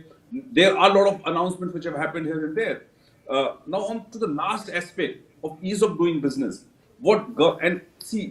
ease of doing business, you can't improve the rating over the period of, just immediately in a year or so. But if you see last 11, 12 years, the government has been continuously working on certain aspects. They pick those aspects, try to resolve these issues. So, for instance, the industry had the complaint that the rates are too many, classification disputes and the tariff disputes lead to 80% of these disputes. Then the second aspect, which was highlighted to the North Block, was in terms of the compliance gaps. The government would, at any stage, would not want tax evasions to happen, but at the same time, they would not want the businesses to suffer because of overburdening with compliances. So, over the period of time, the reformative voice has been to resolve this ease of doing business aspect from different perspectives. So, what has happened is that on certain parameters, the country still needs a lot of efforts. Those have been identified, and we will wait how these are addressed in the budget, because these announcements will certainly lead businesses doing their businesses in a much effective way. So I think from that perspective, we look forward that what these announcements are. All right. We also have with us Vinesh Menon, who's an education policy expert and CEO of Arise. Now, our experts, Vinesh, have so far told us that the government has done a great job when it comes to infrastructure development. And even in digital infrastructure, DPI, we've done a great job. But without social infrastructure, without good education, how can you build for the future? We are calling for India to be the leader in the knowledge economy. Are we doing enough for education? And does it really need more spending on innovation? Or do you need an entirely different approach to education, which may not entail a huge spending? What are your thoughts? Yeah, Anisha, I mean, look, I enjoyed listening to the panelists, and clearly there is a lot of movement happening in the Indian, in the Indian economy space. But I genuinely believe that the space of education, especially school education, I think there is far more work to be done. There is a lot of effort already in the right direction, no doubt about that. I mean, frankly, India doesn't suffer from the lack of education intent or spending announcements, but what it really requires is a little more execution in multiple areas. The NEP 2020 was a fantastic guideline document, and I think it's time to get those executed. And that execution means working on a lot of different areas in the micros, and getting some real momentum in the budget. I mean, I loved hearing about how privatization is coming into very, very critical sectors. The amount of focus that is coming on defense, very important. But what about education? If we indeed want to make India Viksit in the next 21 odd years, I think this is one area that possibly needs a fix, especially given the number of students that are going to Indian schools, 260 odd million. So I think there about 4 or 5 critical pieces are certainly important. I think, starting from basic fund allocation for making devices cheaper. I mean, we talk about tech, we talk about movement in bringing in technology, AI, future skills, etc. in the space of education. But if you do not work on making devices cheaper, how would schools start using them? And I don't mean the higher end schools. I mean the schools which are in the affordable pricing category, or even the EWS, economically weaker sections of the society. The NEP talked about having a wonderful. I think we're a little too regulation intense. I think we should move from regulation heavy framework to an outcome based governance. The RTE, the Right to Education Act, is fantastic, but it's been 16 years. Is there a way to really track the outcomes of these students who have gone into the RTE space? I'm not too sure. So I think we need to move into that space where the NEP has talked about having an SSSA, the State Schools Standards Authority, to be put in different states. I think it's time to get those kicked off, and get a few states to at least kick them off, so that a governance can be brought in the space. There's this huge paradox between quality and affordability. It's almost as if we need quality, then we cannot afford it. And that has to be changed. We must, for example, even down in RTE, maybe move to a voucher-based system, a direct benefit transfer. So that those little reforms need to definitely come in. Maybe work on some models where philanthropy is increased. We have a wonderful system of CSR of 2.5% to be spent on CSR. But what if we try and create a model where 25% of the 2.5% is compulsorily put behind education?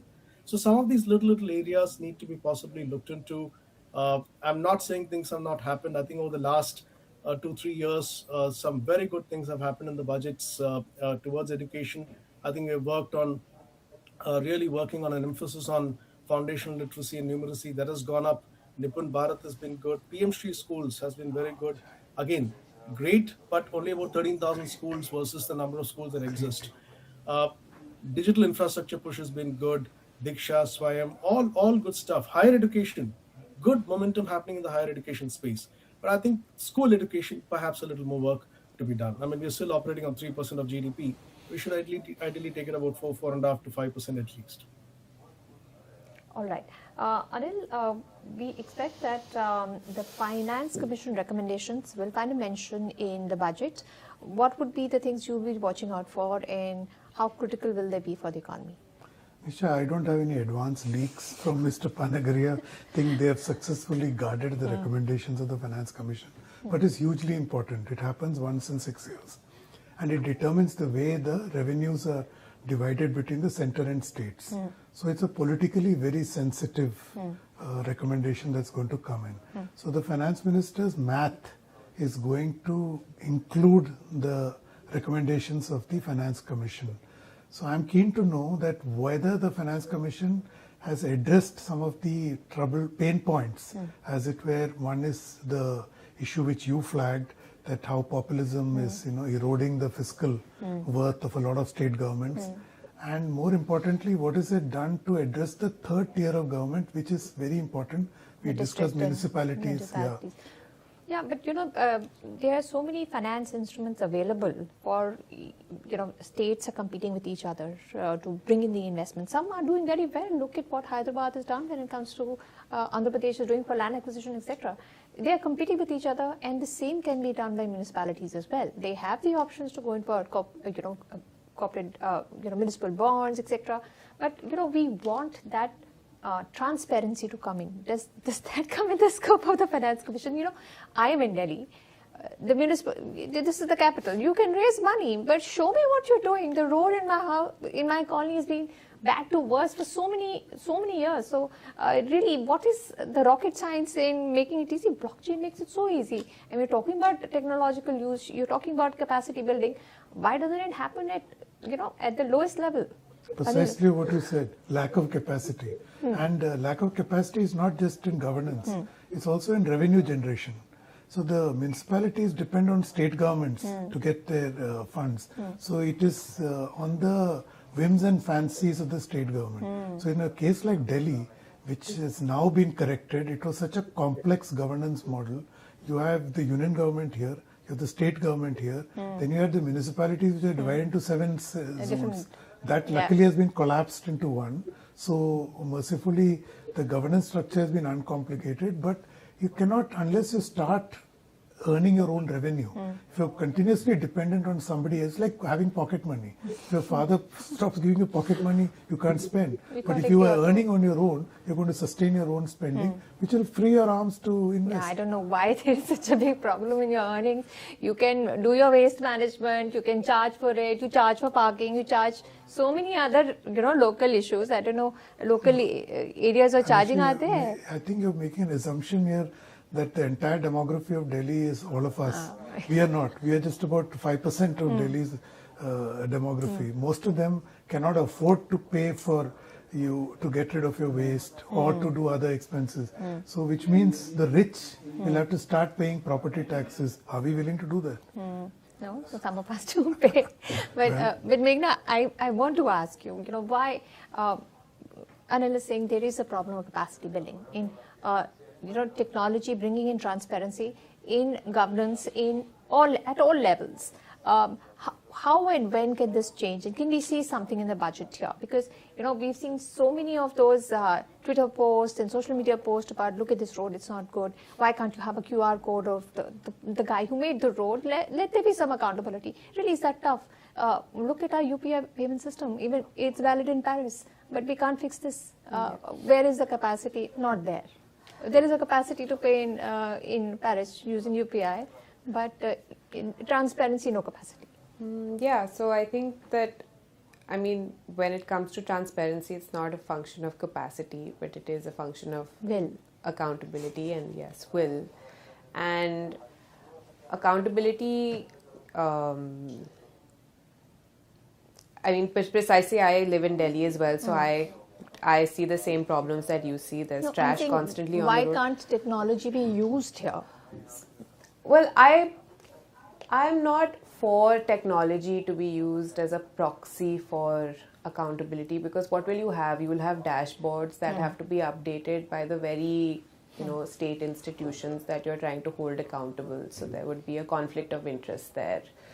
And whenever technology comes into some kind of state arm, I'm not saying I'm against it, but it ends up being used as a proxy for the state. So it actually forces the state, or it creates an avenue for the state to recede further from the people when it actually should move closer to the ground. So I think that in that context, sure, technology could be useful, but it's really a function of the institutions and the frameworks surrounding accountability and bolstering those. Right. And and I think actually just on this, something I've been observing is that RWAs end up serving as a foil for municipal corporations, because what I've seen is that people are very happy to hold our RWAs accountable. You'll see, I don't know if you're on your colony's RWA a group, but you'll see that people are saying this has not been done, that has not been done, and the RWA people are basically saying that we can only highlight to the government that this has not been done. Ultimately, it falls on them. Yeah, the so we're MCB in welcome our to case. connect with them directly if you have a problem. So I think that also is an interesting dynamic that has emerged, maybe as a lack of capacity or a lack of implementation on the ground. All right. Lloyd, I want to come to you to understand when it, you also spoke about expectations and come to CAPEX, things that the government has got right. To your mind, when it comes to governance, ease of doing business, transparency, better efficiency, can we expect some announcements in the budget that will help in this direction? One would hope so, Anisha. I think it's about time that we get into some of the micro aspects. And just to add to what the previous speaker just said, I think one big area that the budget hasn't really taken on, I would say a low-hanging fruit, is really exploiting the tourism potential of India, right? We know there are headwinds in terms of tariffs globally. I think here's one area that India can offer so much to world tourism, right? In terms of culture, in terms of even medical tourism. And I think that's an area that the budget has always kind of relegated into the fine print or not spoken about at all. I think that's a huge, huge opportunity. And then again, to reflect on some of the other points, I think in terms of education, the whole area of skilling, right? We've had this whole fracas about gig workers and remuneration. I think besides creating a bit of a regulatory environment there, a kind of board that comprises the regulator, the government, some of the large gig platforms, and indeed representative of the worker unions, I think there has to be a bit of a social security. We're recognizing that gig workers are becoming an important part of our employed workforce, but I don't think they have many of the guarantees that people in the organized sector have.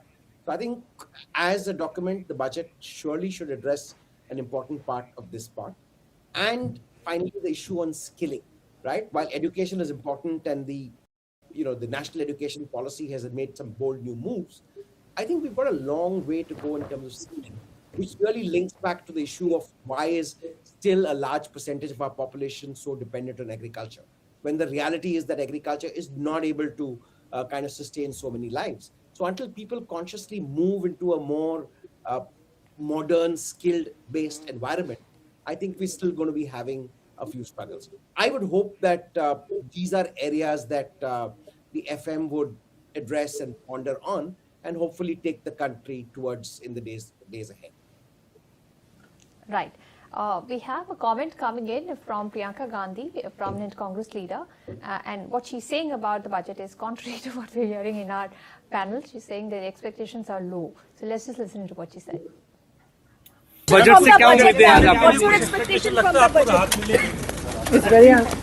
I don't have much expectation, but. जी, ma'am Epstein files पे कुछ कहेंगे? Budget से क्या उम्मीदें हैं आपकी? What's your expectation from the budget? It's very. I don't have much expectation, but. जी, मैम एब्स्टीन फाइल्स पे कुछ कहेंगे? I think Prime Minister Modi has also arrived at Parliament, and yes, it's just about another 15 minutes. before we hear the budget speech. And Anil, this political economy also has to be managed. You have state elections coming up, and before every election we see some sort of freebies, whether it's free bus rides in Delhi or it's subsidized power in Bihar. So how do you manage this political economy and the costs it entails, and the costs it entails on planning also? Because there was a proposal, let's have all elections at one go instead of realigning how you're spending per se what election is coming up. So how do you manage the political economy, and can we see some announcement in the budget that will give us a clue on how this can be done better? See, Anisha, to the credit of the union government, this fund in particular, over 2.5 terms, they have actually undertaken a massive reset in the political economy of this country, particularly when it comes to budgets. To sum it up, earlier, if the regime was about entitlement, they flipped to empowerment. And now, looking at the next 22 years, they are talking about livelihoods. So the logic of empowerment is that you teach them how to fish instead of giving them fish. When you talk about livelihood, you basically mean that you do a sustainable improvement in their lives. So when I mentioned earlier that abject poverty, which is about 40% at the turn of the millennium, is down to less than 5% now, which basically means that the novo middle class at the bottommost layer are now looking forward to a livelihood creation. And that livelihood, again, like I said, don't look at the budget in isolation. It has to be seen in the context of a larger policy play. And to conclude, the budget is always a political document, and every finance minister has politics front and center of their speech. But you yourself said that the demographics have changed. We now have a large middle, right? And so what we plan for them becomes more sustainable over the long term. But that doesn't mean I'm going to announce free bus rides for ladies and those things. How will those be? I mean, can you somehow find a way out of it? First, differentiate between the two fields. One is the state government, which is what you're talking about, freebies. The union government's freebies are national in scale. So they're not going to get involved in bus rides. Yeah, yes. But they're more empowering. Correct. So they will give like Kisan for the farmers, stipend income and those kind of issues. But like I said, you look at the way the calibration of government policy has happened in the last 2 years in particular. What happened about 3-4 years ago was when the finance minister started allowing those entering the salary brackets freedom to run their own money. Earlier, see, if you and I joined and your starting salary is say 3 lakhs, which is on the higher side, almost 30-40% of it is preempted by PF and all these other various preemptions. Exemptions and the cuts. She said, no, the onus should be on you. You're free to spend. See, that's also an acknowledgement that you are now no longer need the government to handhold you how to direct your savings, how to direct your investment. And look back at the last budget where she rejigged the income tax rates. She did an amplification of what I just mentioned in the budget. So middle class is getting the focus. The ease of doing business, which Lloyd talked about, by the way, again is outside the budget. The Jan Vishwas bill, which is the 3.0, was supposed to come in the winter session of Parliament, did not happen. So I suspect that will come now, which is, among many things, further decriminalize laws in this country, making it easier for business, and also ease of living is what we just discussed. Yeah. So budgets are, not necessarily the only a policy linear response. Right. Abhishek, what do you make of the balancing act? Because Anil believes that all budgets are political statements. How do you view this? And what kind of the government is always committed to federalism, and of course the Finance Commission recommendations may also be included. So how do you see this playing out? Some sort of fiscal prudence coming in from the state. Can the budget give any direction? So I think they will have to certainly maintain a fine balance. This will be the year where there will be expenditure also on certain sectors, including infrastructure, education.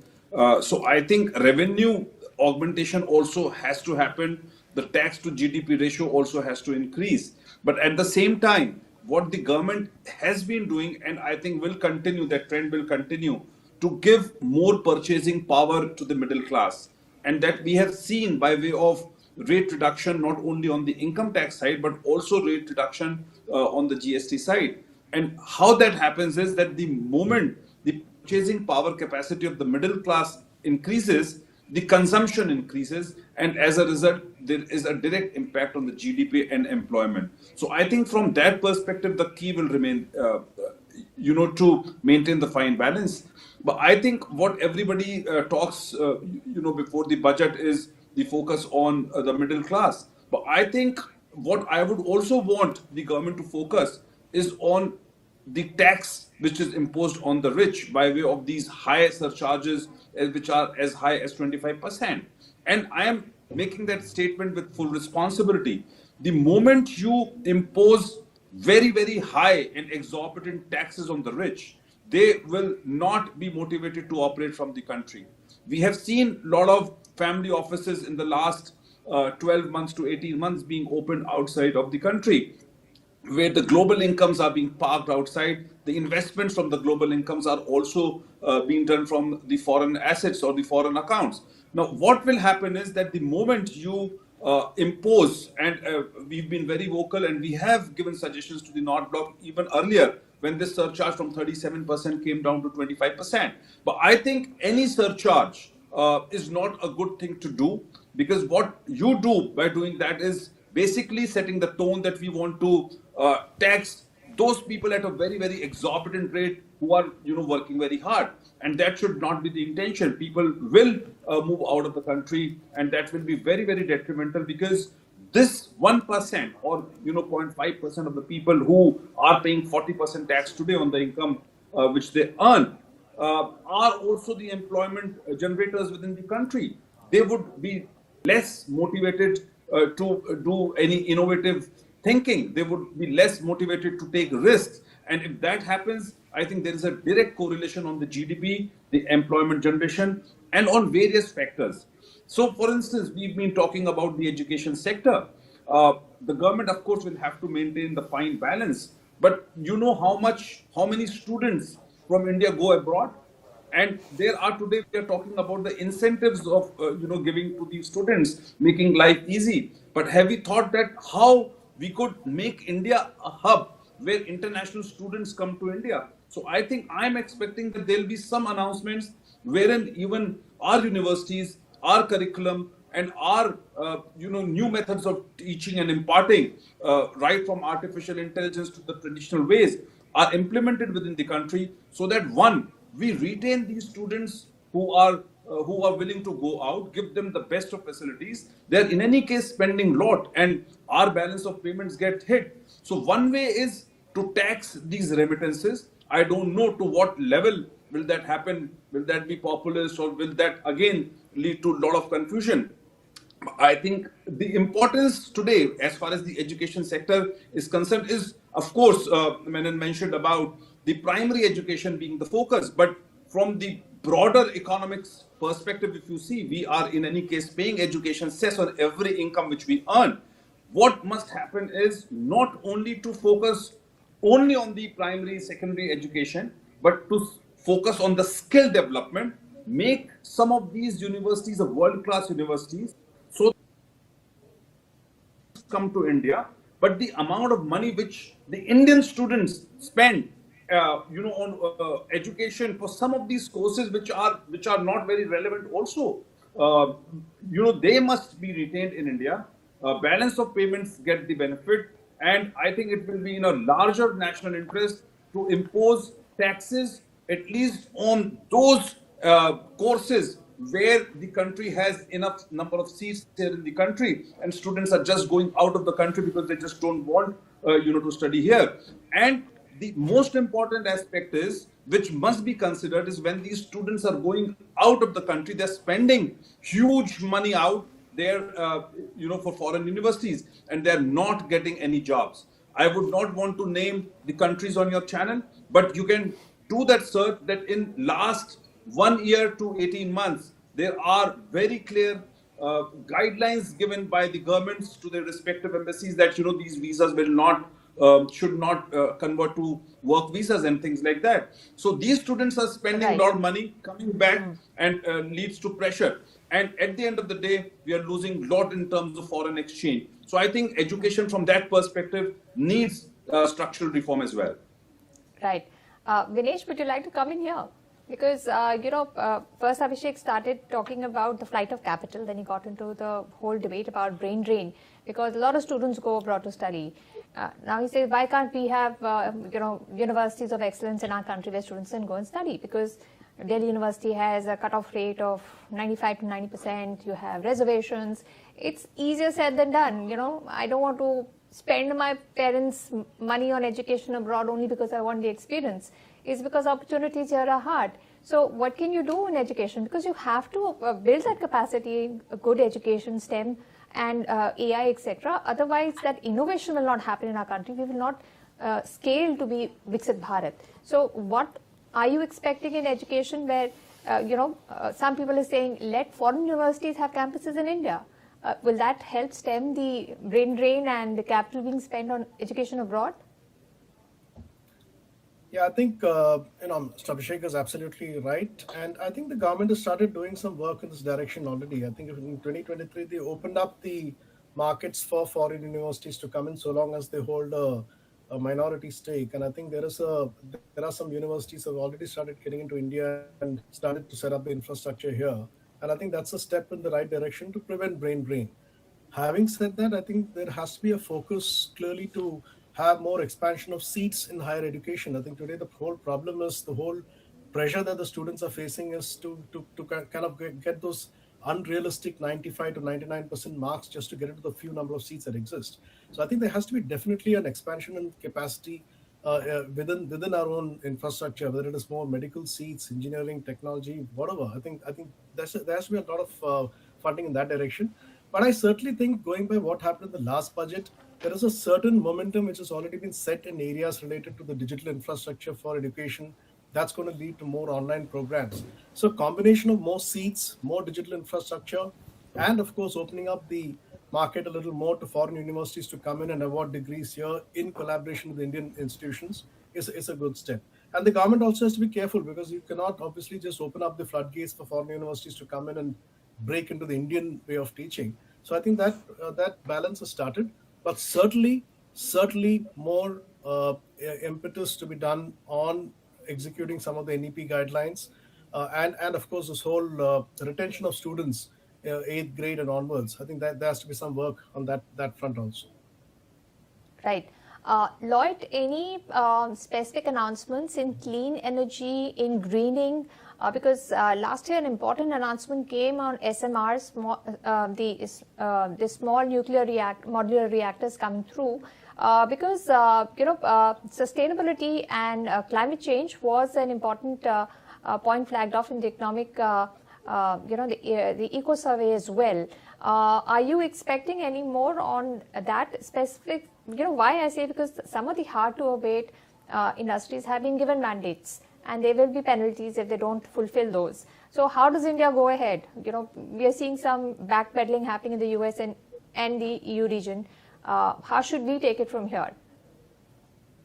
Valid expectation, Anisha. I think one big imperative for us is that, consequent to signing of the EU FTA last week, I think a lot of manufacturing-led industries, starting with textiles, but other allied industries, will need to have a little bit of a focus on the green side, right? While there is backpedaling clearly happening in some parts of the Western world, I think long-term, the whole movement towards green and more sustainable futures is very much upon us. There's no going back. And we're seeing the consequences in India, specifically in Northern India, where all of us are. So I think the focus on green manufacturing is going to come in, specifically in the context of the EU FTA. And I do hope that there are going to be announcements and issues on that front. I do believe that India has made a lot of rapid strides overall in terms of adoption of clean and green energies, which is positive. To that, I would also like to add that I believe there is a strong case to boost R&D capability, and the government has to have a role to play on that front, right? Whether it's establishing centers for R&D or centers of excellence, or working together with private sector I think earlier Anil touched upon the issue of defense spends and getting private sector involved. But I think the larger issue in terms of R&D and support, I think that's an area that has to also come about. But my two big wishes really, and we are very close to when the budget's about to start. I think one is, how does the government help boost private sector capex, right? Because the expectation has been on for a while. While recovery has happened in terms of growth in the private sector, I think boosting capex hopefully will fire this year. And then, of course, is halting the flow of FIIs and FPIs. We've seen a kind of incessant outflow, though our retail markets are still strong. I think that's one area that needs to be focused. And finally, of course, job creation, which is important as much as boosting exports. I think these are the things that I would really hope to hear in the FM speech in a few minutes from now. Right. I think the speech is going to start very shortly. But what we're picking up is some of the opposition leaders, including those from Samajwadi Party and TMC, stage of protests inside the parliament, ahead of the budget. And we are getting a few political reactions also on the expectations, the budgets, etc. We'll try to play those out, but of course we are waiting for the finance minister to begin her speech. All eyes on her, all ears completely tuned into what she's going to say, because it's a Sunday and there's a lot of time. So perhaps we'll get a lot of clarifications and a lot of announcements, and the expectations from all of us are high. That this will be one where we will get a lot of good news coming in. Very quickly, Anil, on the customs duty side, the promises come. We've got reforms in GST, in direct tax. Now the next thing is customs, and NAM has also alluded to that. What are you expecting? Duty cuts are one thing to make things cheaper, but rationalization of the slabs, amnesty schemes, what are you expecting? All of this, and including procedural. Okay. So anecdotally, whenever you come in from abroad, you know the kind of hoops our local customs guys, the ones facing us. So I hope they begin in such a process. Imagine our exporters or our importers, what they face.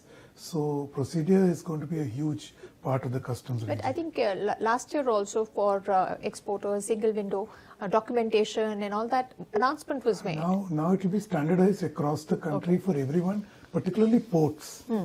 So ports is where the biggest bottleneck is, and the finance minister, like you said, has already on record saying that she's committed to reworking, and Abhishek alluded to the fact that they've been engaging with the government very closely on working out the math on this.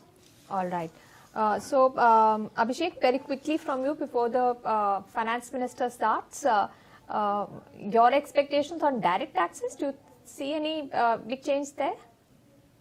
So I think there can be some moderation of the taxes by way of by way of exceeding this exemption limit. That can happen because, see, in any case, what was expected in the last time when this income range was increased was that it will go further. But I think they have done that in 2 steps. So, and that has helped, because if you see the last time this exemption limit which went up saved a lot of middle class income taxpayers from the compliance burden. The consumption rose, and at the end of the day, it was neutral in terms of tax, because the moment the consumption happens, there is more GST collection which happens. We have seen the numbers of GST growing as well, and robust income tax collection as well. So I think from that Abhishek, perspective, it will be a I'm sorry to interrupt you. We will continue with this conversation. But I think our finance minister is all set to place the budget on the floor of the House. Let's try to cut across and hear what Nirmala Sitharaman is saying. Thank you.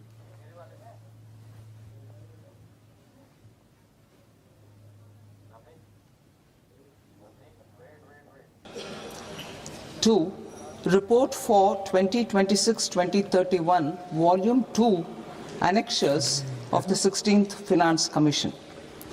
Number 3, explanatory memorandum as to the action taken on the recommendations contained in the above report. Item number 2, माननीय वित्त मंत्री Nirmala Sitharaman ji.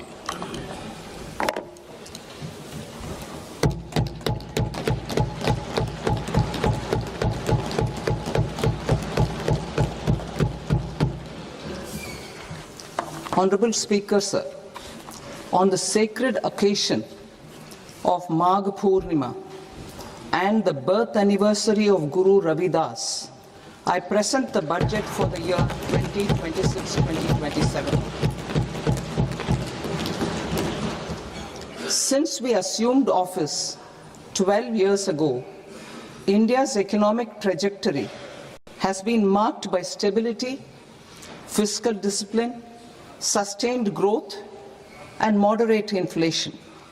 This is the result of conscious choices we have made, even in times heightened uncertainty and disruption. Our government, led by Honorable Prime Minister Modi, has decisively and consistently chosen action over ambivalence, reform over rhetoric, and people over populism. We have pursued far-reaching structural reforms, fiscal prudence and monetary stability, whilst maintaining a strong thrust on public investment. Keeping Atmanirbharta as a lodestar, we have built domestic manufacturing capacity, energy security, and reduced critical import dependencies. Simultaneously, we have ensured that citizens benefit from every action of the government, undertaking reforms to support employment generation, agricultural productivity, household purchasing power, and universal services to people. These measures have delivered a high growth rate of around 7% and helped us make substantial strides in poverty reduction and improvement in the lives of our people. Today, we face an external environment in which trade and multilateralism are imperiled and access to resources and supply chains are disrupted. New technologies are transforming production systems while sharply increasing demands on water, energy, and critical minerals. India will continue to take confident steps towards Vikasit Bharat, balancing ambition with inclusion. As a growing economy with expanding trade and capital needs, India must also remain deeply integrated with global markets, exporting more and attracting stable long-term investment. As I begin Part A, I want to express my gratitude to the people for standing firmly with us as we forge our way together towards becoming one of the largest economies of the world.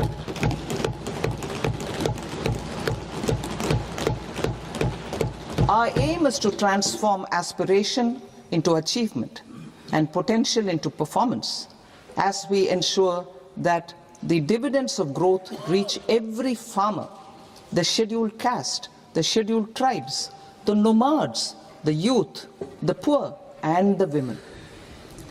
In Vikasit Bharat Young Leaders Dialogue 2026, several innovative ideas were shared with our Prime Minister, which have inspired many of the proposals, making this a unique Yuva Shakti-driven budget.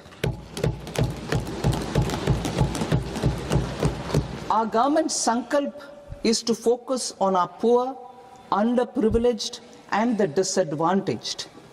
To deliver on this sankalp, and given that this is the first budget prepared in Kartavya Bhavan, we are inspired by three Kartavya. Our first Kartavya is to accelerate and sustain economic growth by enhancing productivity and competitiveness and building resilience to volatile global dynamics. Our second Kartavya is to fulfill aspirations of our people and build their capacity, making them strong partners in India's path to prosperity. Our third Kartavya, aligned with our vision of Sabka Saath, Sabka Vikas, is to ensure that every family, community, region, and sector has access to resources, amenities, and opportunities for meaningful participation. This threefold approach requires a supportive ecosystem. The first requirement is to sustain the momentum of structural reforms, continuous, adaptive, and forward-looking. Second, a robust and resilient financial sector is central to mobilizing savings, allocating capital efficiently, and managing risks. Third, cutting-edge technologies, including AI applications, can serve us as force multipliers for better governance. Reform Express. Our government has undertaken comprehensive reforms towards creating employment, boosting productivity, and accelerating growth. After the Prime Minister's announcement on Independence Day in 2025, over 350 reforms have been rolled out. This includes GST simplification, notification of labor codes, and rationalization of mandatory quality control orders. High-level committees have been formed, and in parallel, the central government is working with the state governments on deregulation and reducing compliance requirements.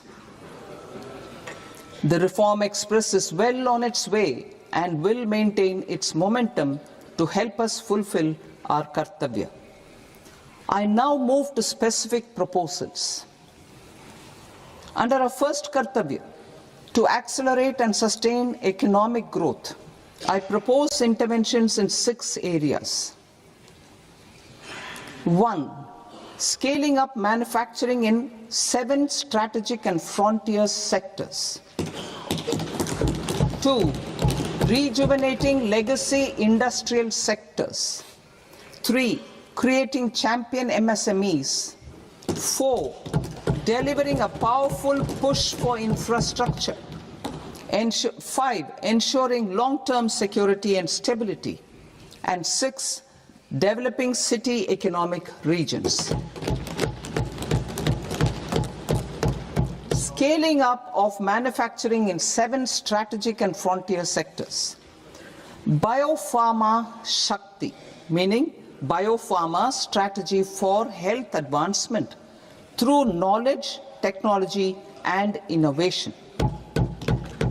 India's disease burden is observed to be shifting towards non-communicable diseases like diabetes, cancer, and autoimmune disorders. Biologic medicines are key to longevity and quality of life at affordable costs. To develop India as a global biopharma manufacturing hub,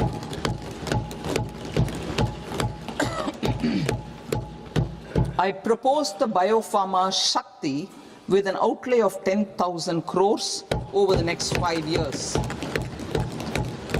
This will build the ecosystem for domestic production of biologics and biosimilars. The strategy will include a biopharma-focused network with 3 new national institutes of pharmaceutical education and research, popularly known as NIPERs, and upgrading 7 existing ones. It will also create a network of 1,000 accredited India clinical trials sites.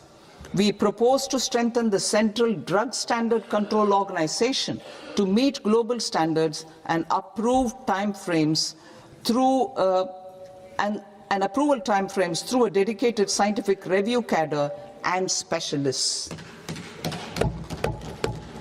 India's Semiconductor Mission 1.0 expanded India's semiconductor sector capabilities. Building on this, we will launch ISM 2.0 to produce equipment and materials, design full-stack Indian IP, and fortify supply chains. We will also focus on industry-led research and training centers to develop technology and skilled workforce. The Electronics Components Manufacturing Scheme, launched in April 2025, with an outlay of 22,919 crores, already has investment commitments at double the targets. We propose to increase the outlay to 40,000 crores to capitalize on this momentum.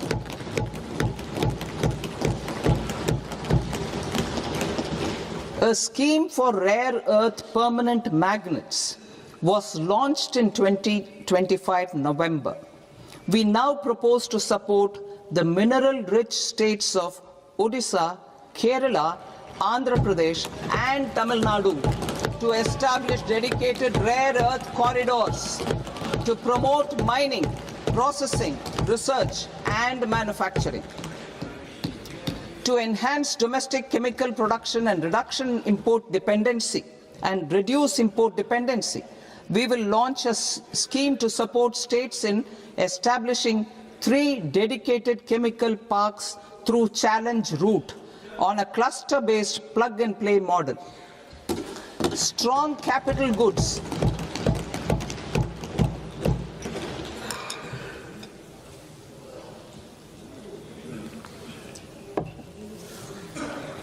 Strong capital goods capability is a determinant of productivity and quality across different sectors.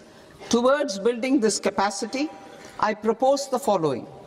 High-tech tool rooms will be established by central public sector enterprises at 2 locations as digitally enabled automated service bureaus that locally design, test and manufacture high-precision components at scale and at lower cost. 2. A scheme for enhancement of construction and infrastructure equipments will be introduced to strengthen domestic manufacturing of high value and technologically advanced CIE. This can range from lifts in a multi-storied apartment or firefighting equipment in multiplexes, large or small, and to tunnel boring equipments for building metros and high-altitude roads. I also propose a scheme for container manufacturing to create a globally competitive container manufacturing ecosystem with a budgetary allocation of 10,000 crores over a 5-year period. For the labor-intensive textile sector, I propose an integrated program with 5 subparts. 1. The National Fiber Scheme for self-reliance in natural fibers, such as silk, wool and jute, man-made fibers and new age fibers. Textile expansion and employment scheme to modernize traditional clusters with capital support for machinery, technology upgradation and common testing and certification centers. 3. The National Handloom and Handicraft Program to integrate and strengthen existing schemes and ensure targeted support for weavers and artisans. Tex Eco Initiative to promote globally competitive and sustainable textiles and apparels. Samarth 2.0 to modernize the upgrade the textile skilling ecosystem through collaboration with industry and academic institutions. Further, I propose to set up mega textile parks in challenge mode. They can also focus on bringing value addition to technical textiles. I propose to launch the Mahatma Gandhi Gram Swaraj initiative to strengthen khadi, handloom and handicrafts. This will help in global market linkage and branding. It will streamline and support training, skilling, quality of process and production. This will benefit our weavers, village industries, One District, One Product ODOP initiative and also our rural youth. India has the potential to emerge as a global hub for high quality, affordable sports goods. I propose a dedicated initiative for sports goods that will promote manufacturing, research and innovation in equipment design as well as material sciences. Rejuvenation of legacy industrial clusters. I propose to introduce a scheme to revive 200 legacy industrial clusters to improve their cost competitiveness and efficiency through infrastructure and technology upgradation. Creating champion SMEs and supporting micro enterprises. Recognizing MSMEs as a vital engine of growth, I propose a three-pronged approach to help them grow as champions. Equity support. I propose to introduce a dedicated 10,000 crores SME growth fund to create future champions, incentivizing enterprises based on select criteria. I also propose to top up the Self-Reliant India Fund set up in 2021 with 2,000 crores to continue support to micro enterprises and maintain their access to risk capital. Liquidity support. With TREDS, more than 7 lakh crore has been made available to MSMEs. To leverage its full potential, I propose 4 measures. 1. Mandate TREDS as the transaction settlement platform for all purchases from MSMEs by CPSEs, serving as a benchmark for other corporates. 2. Introduce a credit guarantee support mechanism through CGT-MSE for invoice discounting on TREDS platform. 3. Link GEM with TREDS for sharing information with financiers about government purchases from MSMEs, encouraging cheaper and quicker financing. 4. Introduce TREDS receivables as asset-backed securities, helping develop a secondary market, enhancing liquidity and settlement of transactions. Professional support. Government will facilitate professional institutions such as the ICAI, ICSI, ICMAI to design short-term modular courses and practical tools to develop a cadre of corporate mitras, especially in Tier 2 and Tier 3 towns. These accredited para-professionals will help MSMEs meet compliance requirements at affordable costs. Infrastructure. During this past decade, our government has undertaken several initiatives for large-scale enhancement of public infrastructure, including through new financing instruments such as Infrastructure Investment Trust (InvITs) and Real Estate Investment Trust (REITs), and institutions like NIIF and NABFID. We shall continue to focus on developing infrastructure in cities with over 5 lakh population, that is Tier 2, Tier 3 cities, which have expanded to become growth centers. Public capital expenditure has increased manifold from 2 lakh crore in 2014-15 to allocation of 11.2 lakh crore in BE 25-26. In this coming year, that is financial year 2026-27, I propose to increase it to 12.2 lakh crores to continue the momentum. To strengthen the confidence of private developers regarding risks during infrastructure development and construction phase, I propose to set up an infrastructure risk guarantee fund to provide prudentially calibrated partial credit guarantee to lenders. Over the years, REITs have emerged as a successful instrument for asset monetization. I propose to accelerate recycling of significant real estate assets of the CPSEs through the setting up of dedicated REITs. To promote environmentally sustainable movement of cargo, I propose to 1. Establish new dedicated freight corridors connecting Dankuni in the east to Surat in the west. Operationalize 20 new national waterways over the next 5 years.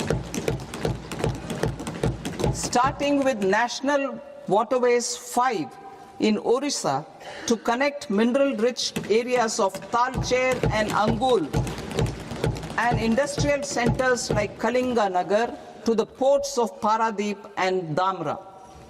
Training institutes will be set up as regional centers of excellence for development of required manpower for these waterways. This will benefit youth in the entire stretch of the waterways to train and acquire skills. Further, a ship repair ecosystem catering to inland waterways will also be set up at Varanasi and Patna. And C, launch a coastal cargo promotion scheme for incentivizing a modal shift from rail to road to increase the share of inland waterways and coastal shipping from 6% to 12% by 2047. To enhance last mile and remote connectivity and promote tourism, I propose to give incentives to indigenize manufacturing of seaplanes. A seaplane VGF scheme will be also introduced to provide support for operations. Carbon capture, utilization and storage. Aligning with the roadmap launched in December 2025, the carbon capture, utilization and storage technologies at scale will achieve higher readiness and in end-use application across 5 industrial sectors, including power, steel, cement, refineries, and chemicals. An outlay of 20,000 crore is proposed over the next 5 years for this purpose. City economic regions. Cities are India's engines of growth, innovation, and opportunities. We shall now focus on Tier 2, Tier 3 cities, and even temple towns, which need modern infrastructure and basic amenities. This budget aims to further amplify the potential of cities to deliver the economic power of agglomerations by mapping city economic regions based on their specific growth drivers. An allocation of 5,000 crore per CER over 5 years is proposed for implementing their plans through a challenge mode with a reform-cum-result-based financing mechanism. In order to promote environmentally sustainable passenger systems, we will develop 7 high-speed rail corridors between cities as growth connectors, namely Mumbai to Pune, Pune to Hyderabad, Hyderabad to Bengaluru, Hyderabad to Chennai, Chennai to Bengaluru, Delhi to Varanasi, Varanasi to Siliguri.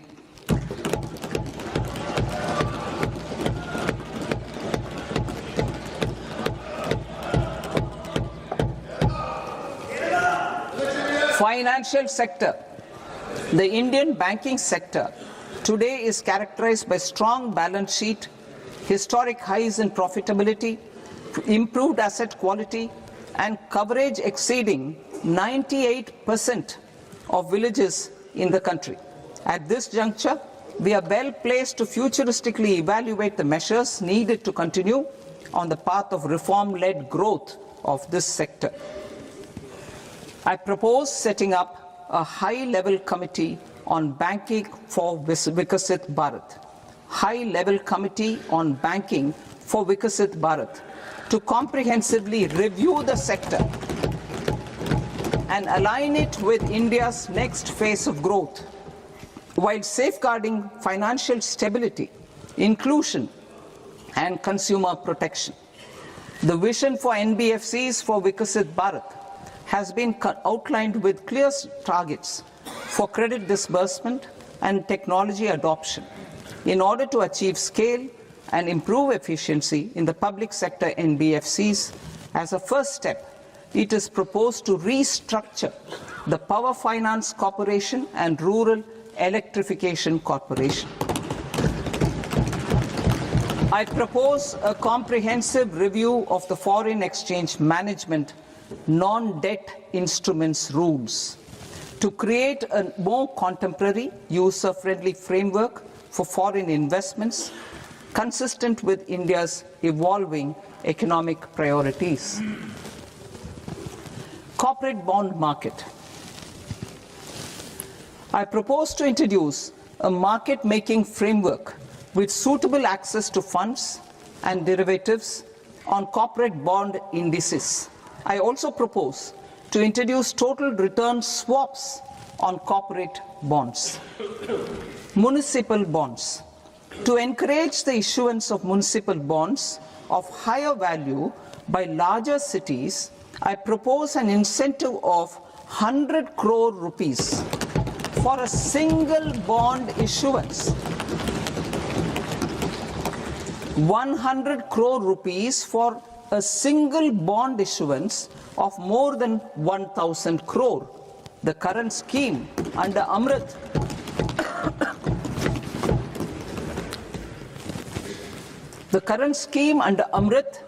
which incentivizes issuances up to 200 crores only, will also continue to support smaller and medium towns. That will also continue to support the smaller and medium towns. Ease of doing business. Individual persons resident outside India, PROI, will be permitted to invest in equity instruments of listed Indian companies through the Portfolio Investment Scheme. It is also proposed to increase the investment limit for an individual PROI under the scheme from 5% to 10%, with an overall investment limit for all individual PROIs to 24% from the current 10%. Emerging technologies including AI. 21st century is technology-driven. Adoption of technology is for the benefit of all people. Farmers in the field, women in STEM, youth keen to upskill, and Divyangjan to access newer opportunities. The government has taken several steps to support new technologies through AI Mission, National Quantum Mission, Anusandhan National Research Fund, and Research and Development and Innovation Fund. Our second kartavya is to fulfill aspirations and build capacities. Close to 25 crore individuals have come out of multi-dimensional poverty through a decade of our government's sustained and reform-oriented efforts.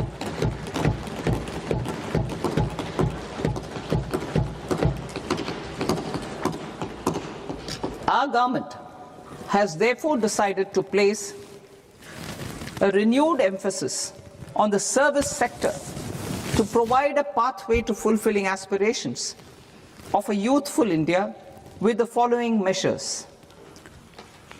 I propose to set up a high-powered Education to Employment and Enterprises Standing Committee to recommend measures that focus on services sector as a core driver of Vikasit Bharat.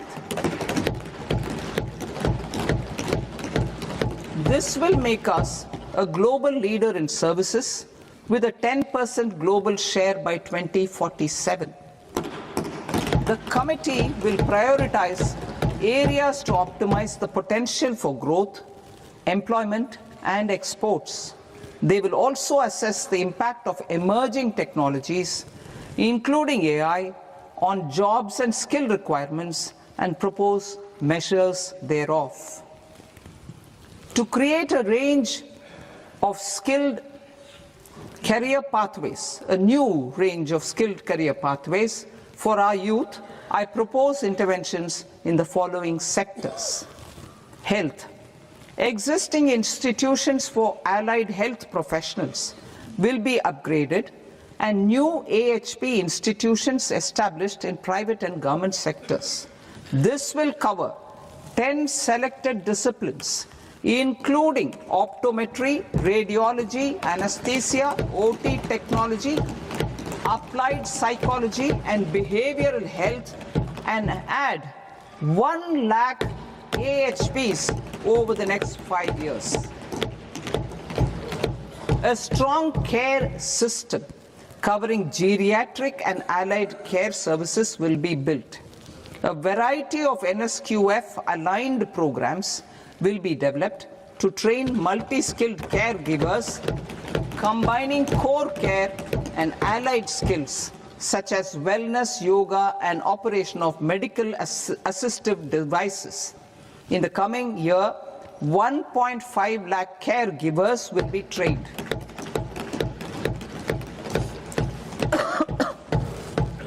Hubs for medical value tourism. To promote India as a hub for medical tourism services, I propose to launch a scheme to support states in establishing 5 regional medical hubs in partnership with the private sector. These hubs will serve as integrated healthcare complexes that combine medical, educational and research facilities. They will have Ayush centers, medical value tourism facilitation centers, and infrastructure for diagnostics, post-care and rehabilitation. These hubs will provide diverse opportunities, job opportunities for health professionals, including doctors and AHPs. Ancient Indian yoga, already respected in several parts of the world, was given a mass global recognition when Honorable Prime Minister took it to the UN. Post-COVID, Ayurveda gained a similar global acceptance and recognition. Exporting quality Ayurveda products helps farmers who grow the herbs and youth who process the products. To meet growing global demand, a few more steps are being taken. I propose to 1. Set up 3 new All India Institutes of Ayurveda. 2. Upgrade Ayush pharmacies and drug testing labs for higher standards of certification ecosystem and make available more skilled personnel. 3. Upgrade the WHO Global Traditional Medicine Center in Jamnagar to bolster evidence-based research, training and awareness for traditional medicine.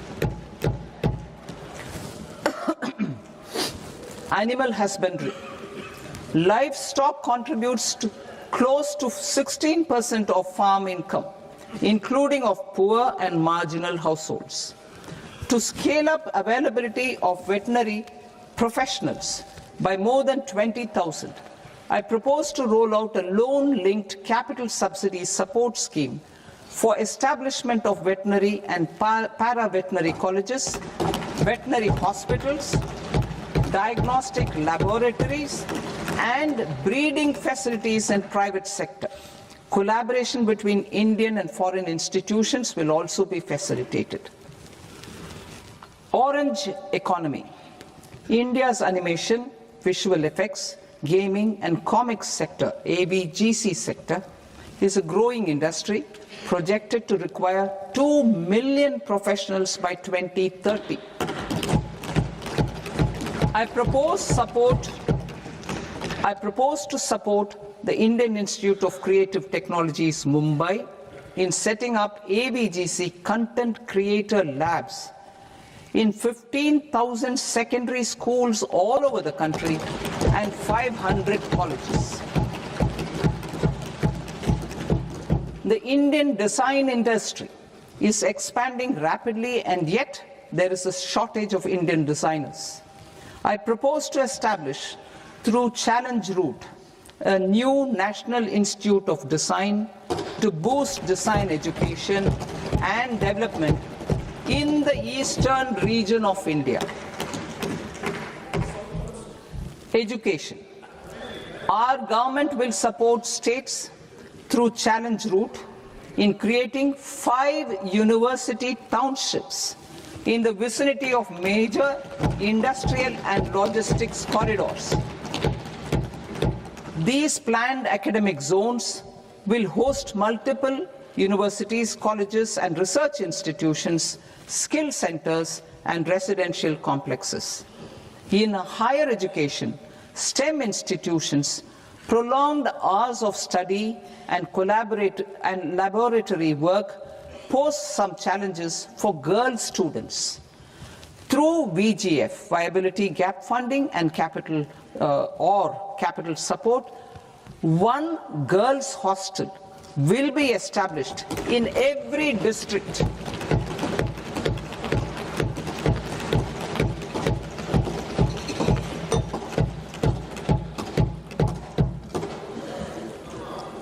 To promote astrophysics and astronomy via immersive experiences. 4 telescope infrastructure facilities will be set up or upgraded. The National Large Solar Telescope, the National Large Optical Infrared Telescope, the Himalayan Chandra Telescope, and the Cosmos 2 Planetarium. Tourism. The tourism sector has the potential to play a large role in the employment generation, forex earnings, and expanding the local economy. I propose to set up a National Institute of Hospitality by upgrading the existing National Council for Hotel Management and Catering Technology. It will function as a bridge between academia, industry, and government. I also propose a pilot scheme for upskilling 10,000 guides in 20 iconic tourist sites through a standardized, high-quality, 12-week training course in hybrid mode in collaboration with the Indian Institute of Management. A national destination digital knowledge grid will be established to digitally document all places of significance, cultural, spiritual, and heritage.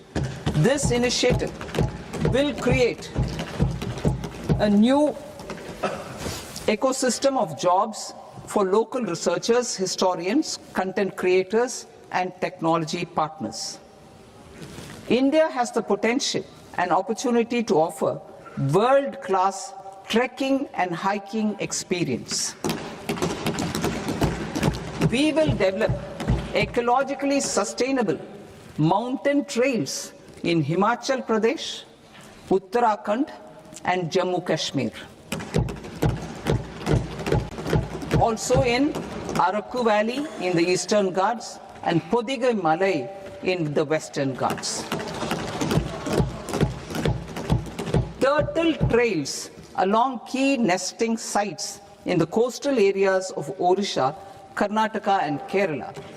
And 3 bird watching trails along the Pulikat Lake in Andhra Pradesh, Tamil Nadu. It's on the border. Under the visionary leadership of Honorable Prime Minister, we established the International Big Cat Alliance in 2024. This year, India is hosting the first ever Global Big Cat Summit, where heads of governments and ministers from 95 range countries will deliberate on collective strategies for conservation. Heritage and culture tourism. I propose to develop 15 archaeological sites, including Lothal, Dolavira, Rakhi Gadi, Adichanallur, Saranath, Hastinapur, and Leh Palace into vibrant experiential cultural destinations. Excavated landscapes will be open to the public through curated walkways. Immersive storytelling skills and technologies will be introduced to help conservation labs, interpretation centers, and guides. The sports sector provides multiple means of employment, skilling, and job opportunities. Taking forward the systematic nurturing of sports talent which is set in motion through the Khelo India program earlier, I propose to launch a Khelo India mission to transform the sports sector over the next decade. The mission will facilitate an integrated talent development pathway supported by training centers which are foundational, intermediate, and elite levels. B, systematic development of coaches and support staff. C, integration of sports science and technology. D, competitions and leagues to promote sports culture and provide platforms. And E, development of sports infrastructure for training and competition. Our third Kartavya aligns with our vision of Sabka Saath, Sabka Vikas towards Vikasit Bharat. This requires targeted efforts for 1. Increasing farmer incomes through productivity enhancement and entrepreneurship, with special attention to small and marginal farmers. B. Empowering Divyangjan through access to livelihood opportunities, training, and high-quality assistive devices. C. Empowering the vulnerable to access mental health and trauma care. D.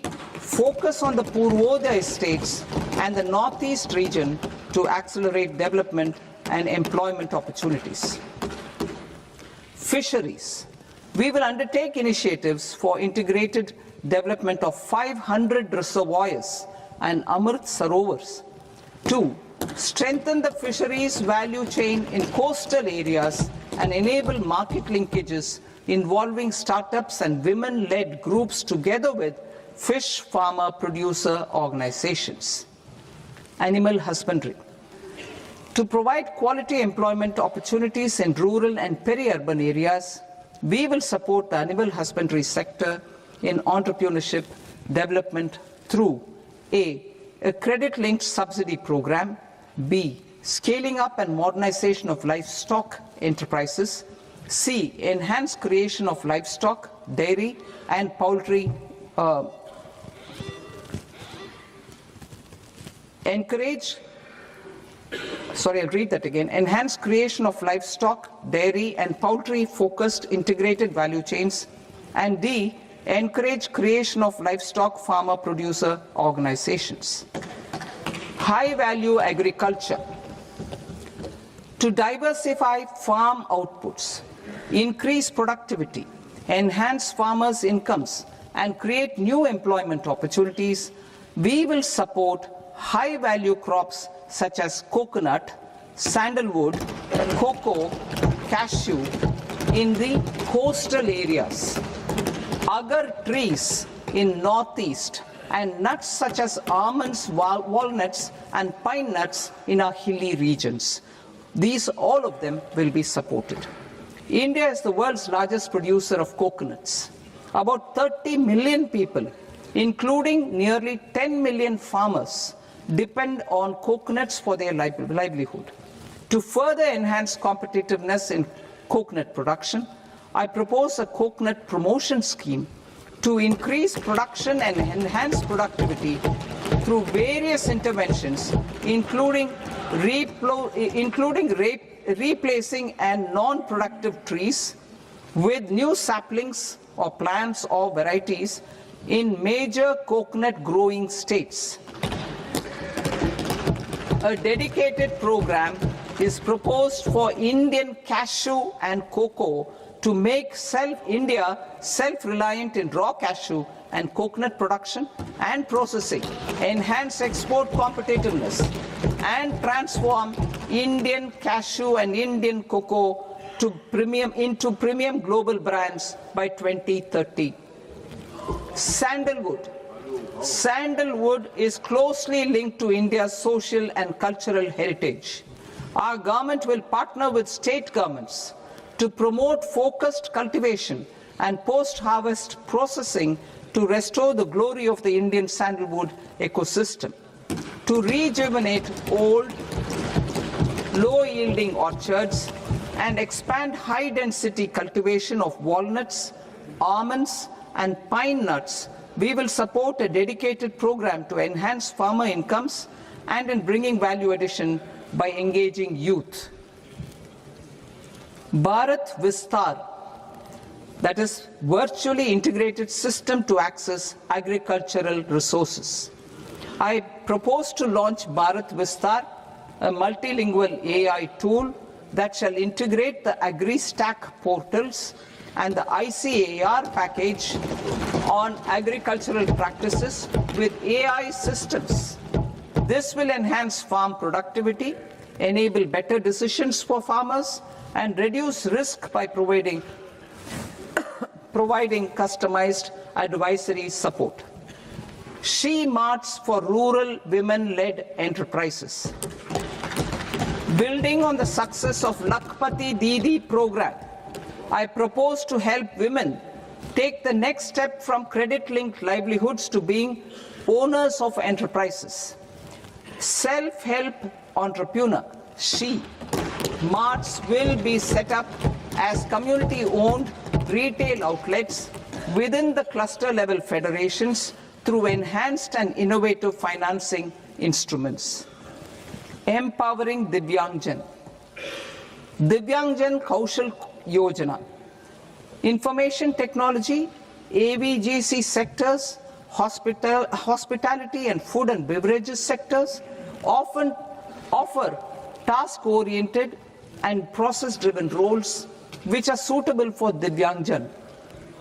We will ensure dignified livelihood opportunities through industry-relevant and customized training specific to each Divyangjan group. Divyang Sahara Yojana. Timely access to high-quality assistive devices for all eligible Divyangjan is a fundamental need. I propose to 1. Support the Artificial Limbs Manufacturing Corporation of India, Alimco, to set up and to scale up production of assistive devices, invest in R&D and AI integration, strengthen PM Divyasha Kendras, and support setting up of assistive technology marts as modern retail style centers where Divyangjan and senior citizens can see, try and purchase assistive products. Reaffirming our commitment to mental health and trauma care. There are no national institutes for mental health care in North India. We will therefore set up a NIMHANS 2 and also upgrade national mental health institutes in Ranchi and in Tezpur as regional apex institutions. Emergencies expose families, particularly the poor and vulnerable, to unexpected expenditure. We will strengthen and increase these capacities by 50% in district hospitals by establishing emergency and trauma care centers. Focus on Purvodaya states and northeastern regions. Purvodaya. I propose the development of an integrated East Coast industrial corridor with a well-connected node at Durgapur, creation of 5 tourism destinations in 5 Purvodaya states, and the provision of 4,000 e-buses. Buddhist sites in northeastern region. The northeastern region is a civilizational confluence of Theravada and Mahayana or Vajrayana traditions. I propose to launch a scheme for development of Buddhist circuits in Arunachal Pradesh, Sikkim, Assam, Manipur, Mizoram, and Tripura. The scheme will cover preservation of temples and monasteries, pilgrimage interpretation centers, connectivity, and pilgrim amenities. 16th Finance Commission. On 17th November 2025, the 16th Finance Commission submitted its report to the President. As mandated under Article 281 of the Constitution, The government is to lay the report along with the explanatory memorandum on the action taken report on the recommendations of the Commission in Parliament, which, Sir, Honourable Speaker, you've allowed me to do at the commencement of this session. The government has accepted the recommendation of the Commission to retain the vertical share of devolution at 41%. As recommended by the Commission, I have provided 1.4 lakh crores of rupees to the states for the year 2027 as Finance Commission grants. These include rural and urban local body and disaster management grants. Fiscal consolidation. Government has been delivering on our fiscal commitments consistently without compromising on social needs. To strive towards accepted standards of fiscal management in Budget 25-26, I had indicated that the central government would target reaching a debt to GDP ratio of 50 plus or minus 1% by 2030-31. In line with this, the debt to GDP ratio is estimated to be 55.6% of GDP in BE 26-27. compared to 56.1% of GDP in RE 25-26. A declining debt to GDP ratio will gradually free up resources for priority sector lending and expenditure by reducing the outgo on interest payments. One of the main operational instruments for debt targeting is the fiscal deficit. I am happy to inform this august House that I fulfilled my commitment made in 2021-2022 to reduce fiscal deficit below 4.5% of GDP by 25-26. In RE 25-26, the fiscal deficit has been estimated at par with BE of 2025-26 at 4.4% of GDP. In line with the new fiscal prudence path of debt consolidation, the fiscal deficit in BE 26-27 is estimated to be 4.3% of the GDP.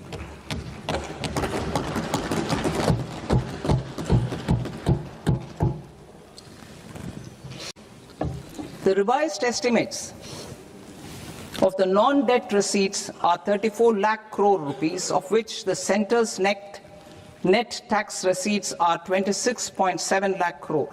The revised estimate of the total expenditure is 49.6 lakh crore rupees, of which the capital expenditure is about 11 lakh crores. Budget estimates 2026 to 2027. Coming to 26-27, the non-debt receipts and the total expenditure are estimated as 36.5 lakh crore and 53.5 lakh crore respectively. The centre's net tax receipts are estimated at 28.7 lakh crore rupees. To finance the fiscal deficit, the net market borrowings from dated securities are estimated at 11.7 lakh crore rupees. The balance financing is expected to come from small savings and other sources. The gross market borrowings are estimated at 17.2 lakh crore rupees. I'll now move to Part B. Part B, direct taxes.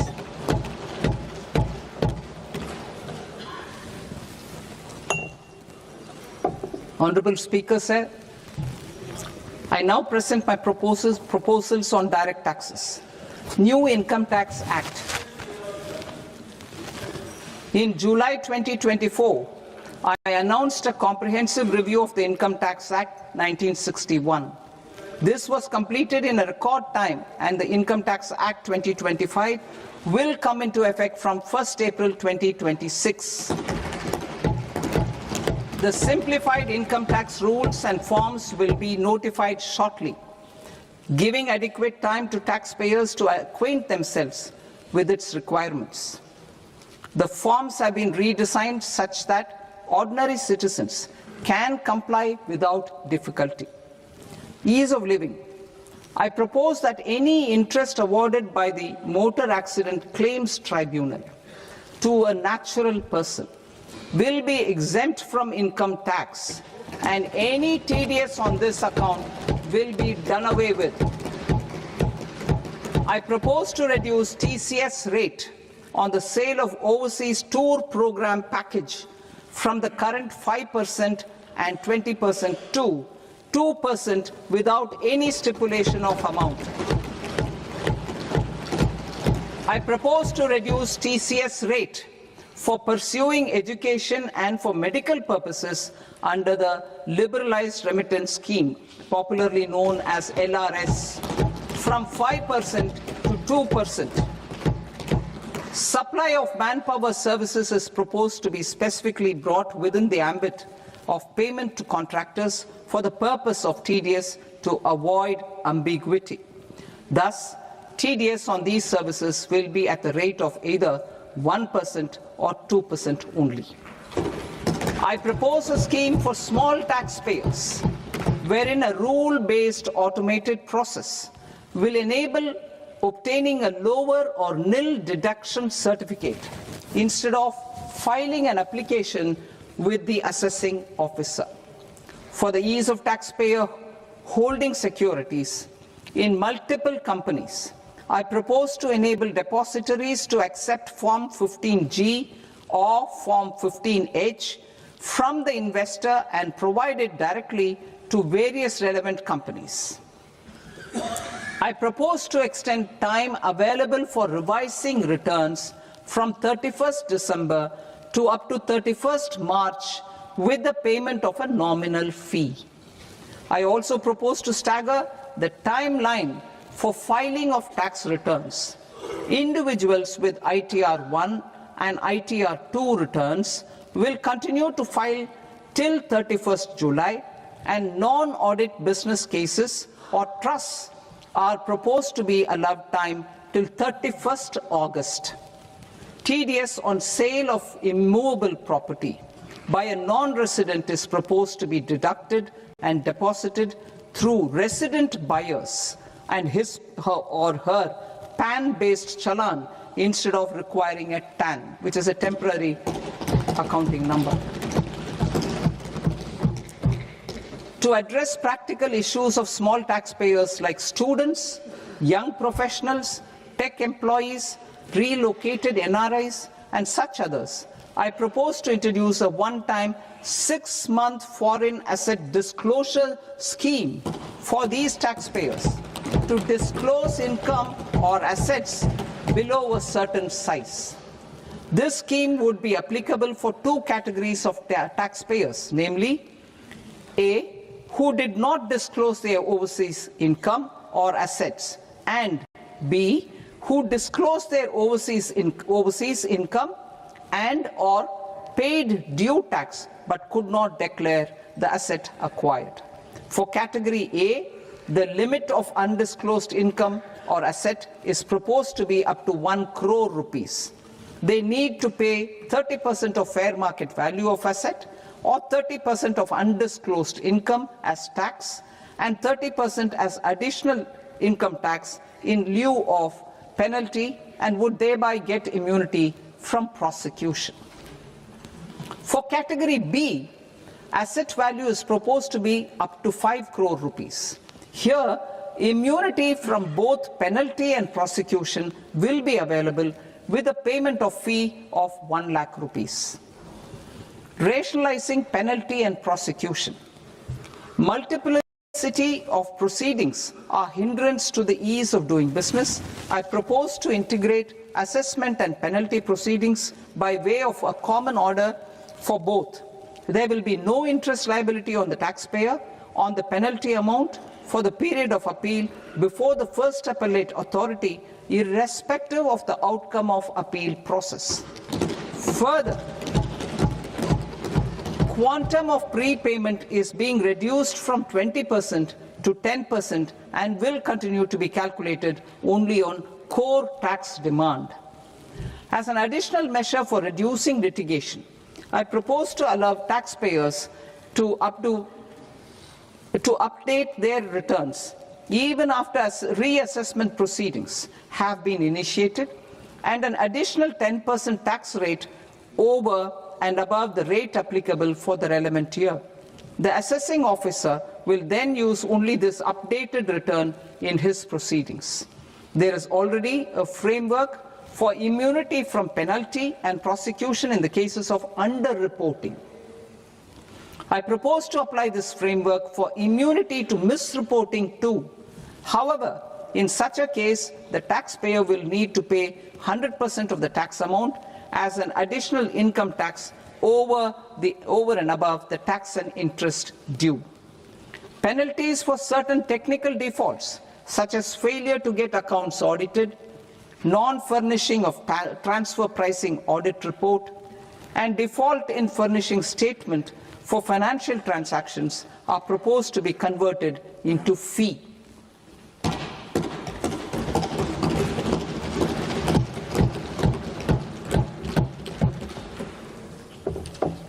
I propose to rationalize prosecution framework under Income Tax Act while maintaining a careful balance for deterrence in some serious offence. Non-production of books of account and documents and requirement of TDS payment where payment is made in kind are being decriminalized. Further, minor offences will attract fine only. The remaining prosecutions will be graded commensurate with the quantum of offence. They will entail only simple imprisonment with maximum imprisonment reduced to 2 years and power to courts to convert even those into fines. There is no penalty. There is no penalty presently for non-disclosure of non-immovable foreign assets with aggregate value less than 20 lakh rupees. I propose to also provide them with immunity from prosecution with retrospective effect from 1/10/2024.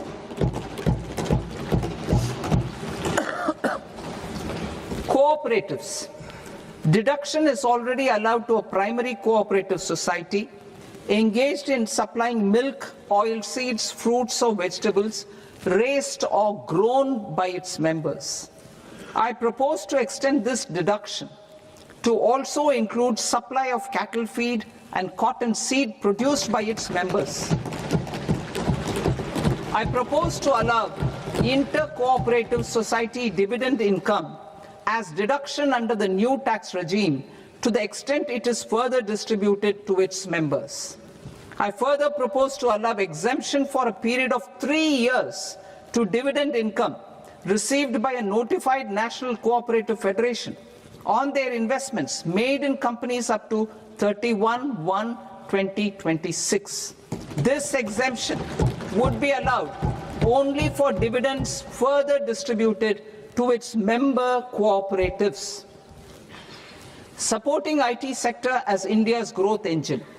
India is a global leader in software development services, IT-enabled services, knowledge process outsourcing services, and contract R&D services relating to software development. These businesses and their segments are quite interconnected with each other.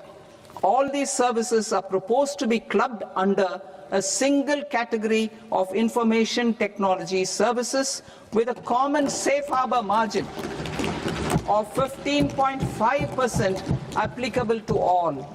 The threshold for availing safe harbor for IT services is being enhanced substantially from 300 crore rupees to 2,000 crore rupees.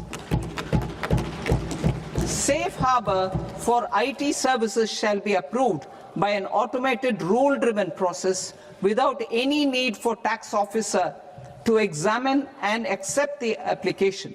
Once applied by an IT services company, the same safe harbor can be continued for a period of 5 years at a stretch at its choice. For IT services companies who want to conclude advanced pricing agreement, APA, I propose to fast-track unilateral APA process for IT services and endeavour to conclude it within a period of 2 years. The period of 2 years can be extended by a further period of 6 months on taxpayers' request. I propose to extend the facility of modified returns available to the entity entering APA to its associated entities also. Attracting global business and investment. Recognizing the need to enable critical infrastructure and boost investment in data centers, I propose to provide tax holiday till 2047 to any foreign company that provides cloud services to customers globally by using data center services from India. It will, however, need to provide services to Indian customers through an Indian reseller entity. I also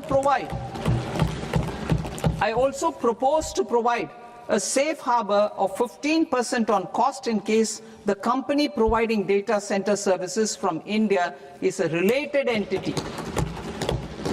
To harness the efficiency of just-in-time logistics for electronic manufacturing, I propose to provide safe harbor to non-residents for component warehousing in a bonded warehouse at a profit margin of 2% of the invoice value.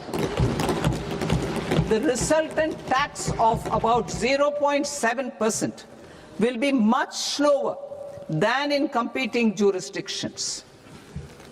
To provide fillip to toll manufacturing in India, I propose to provide exemption from income tax for 5 years to any non-resident who provides capital goods, equipment, or tooling to any toll manufacturer in a bonded zone. To encourage vast pool of global talent to work in India for a longer period of time, I propose to provide exemption to global, non-India sourced income of a non-resident expert for a stay period of 5 years under notified schemes. I propose to provide exemption from minimum alternate tax, the MAT, to all non-residents who pay tax on presumptive basis. Tax administration. I propose to constitute a joint committee of Ministry of Corporate Affairs and Central Board of Direct Taxes for incorporating the requirements of income computation and disclosure standards, the ICDS, in the Indian Accounting Standards, IND AS itself. Separate accounting requirement based on ICDS will be done away with from the tax year 27-28. To support Prime Minister Modi's vision of homegrown accounting and advisory firms to become global leaders, I propose to rationalize the definition of accountant for the purposes of safe harbor rules. Other tax proposals. Change in taxation of buyback was brought in to address the improper use of buyback route by promoters. In the interest of minority shareholders, I propose to tax buyback for all types of shareholders as capital gains. However, to disincentivize misuse of tax arbitrage, promoters will pay an additional buyback tax. This will make effective tax 22% for corporate promoters. For non-corporate promoters, the effective tax will be 30%. TCS rate for sellers of specific goods, namely alcoholic liquor, scrap, and minerals, will be rationalized to 2%, and that on tendu leaves will be reduced from 5% to 2%. I propose to raise the STT on futures to 0.05% from the present 0.02%. STT on options premium and exercise of options are both proposed to be raised to 0.15% from the present rate of 0.1% and 0.125% respectively. We reformed the taxation landscape for corporates in 2019 by providing them a simplified regime with lower tax rate so that they could productively focus on business rather than on claim of deductions and exemptions.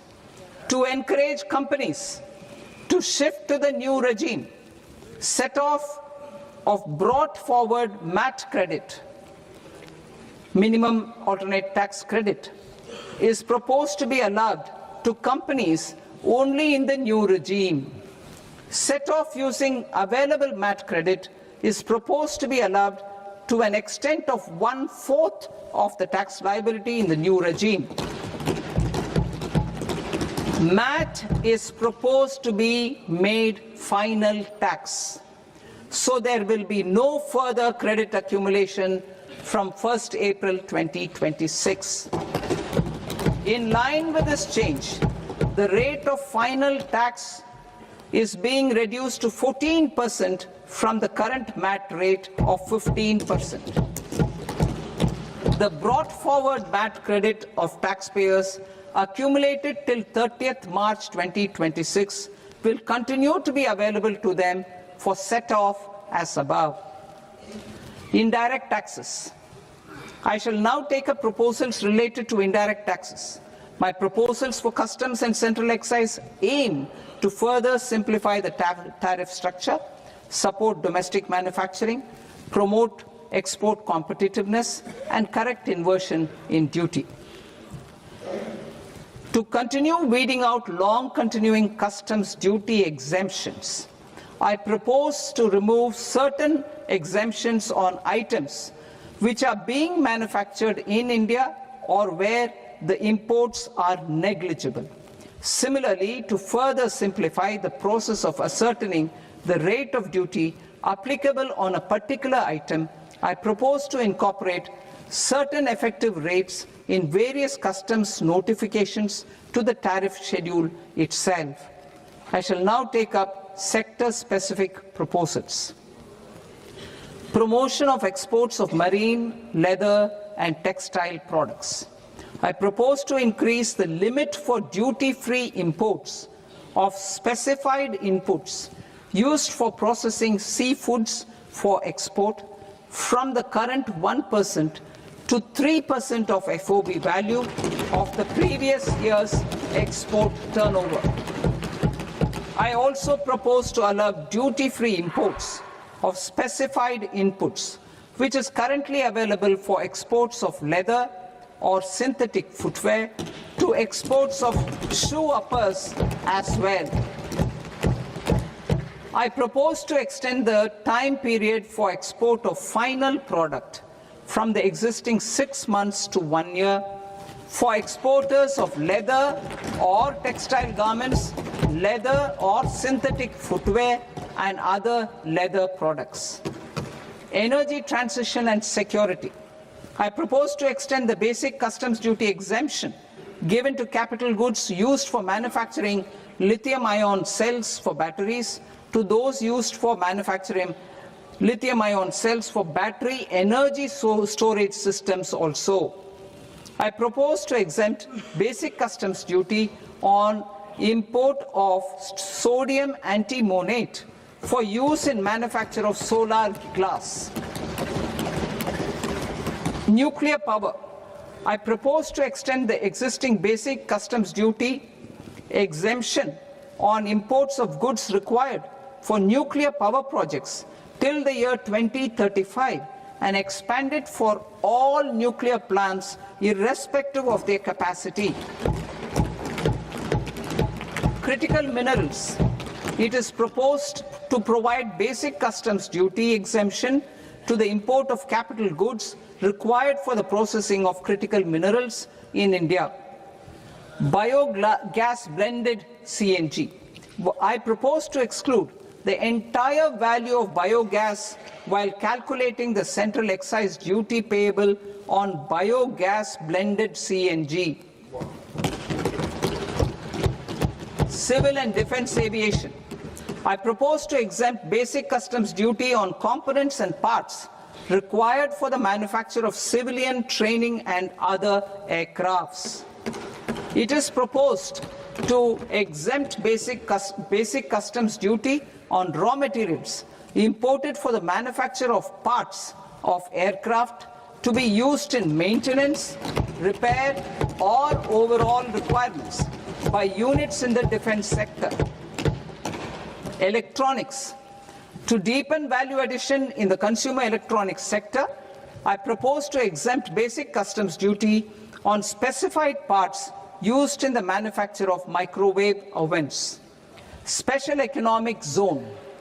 To address the concerns arising about utilization of capacity by manufacturing units in the special economic zones due to global trade disruptions, I propose as a special one-time measure to facilitate sales by eligible manufacturing units in SEZs to the domestic tariff area at concessional rates of duty.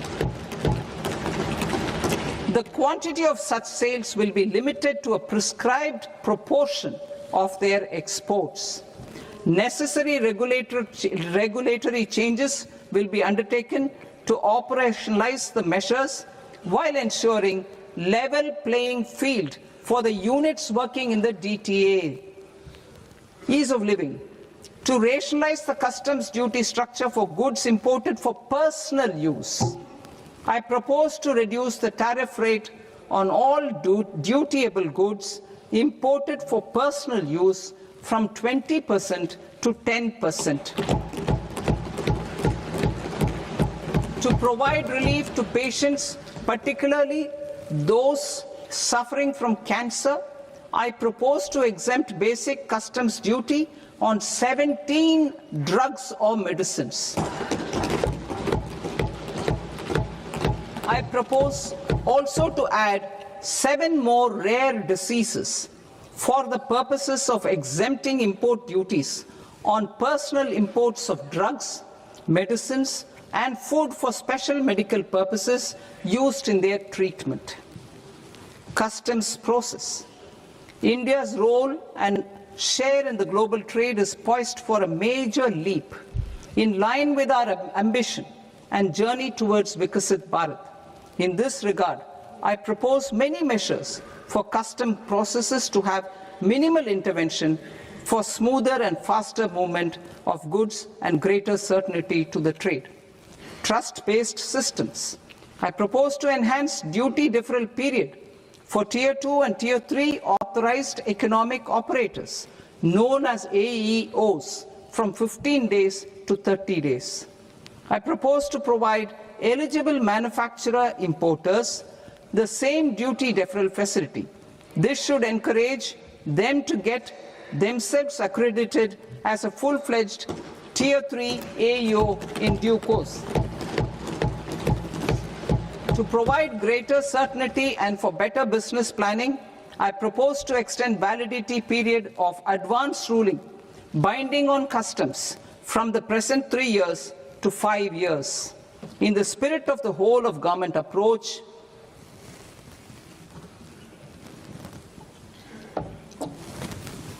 government agencies will be encouraged to leverage AEO accreditation for preferential treatment in clearing their cargo.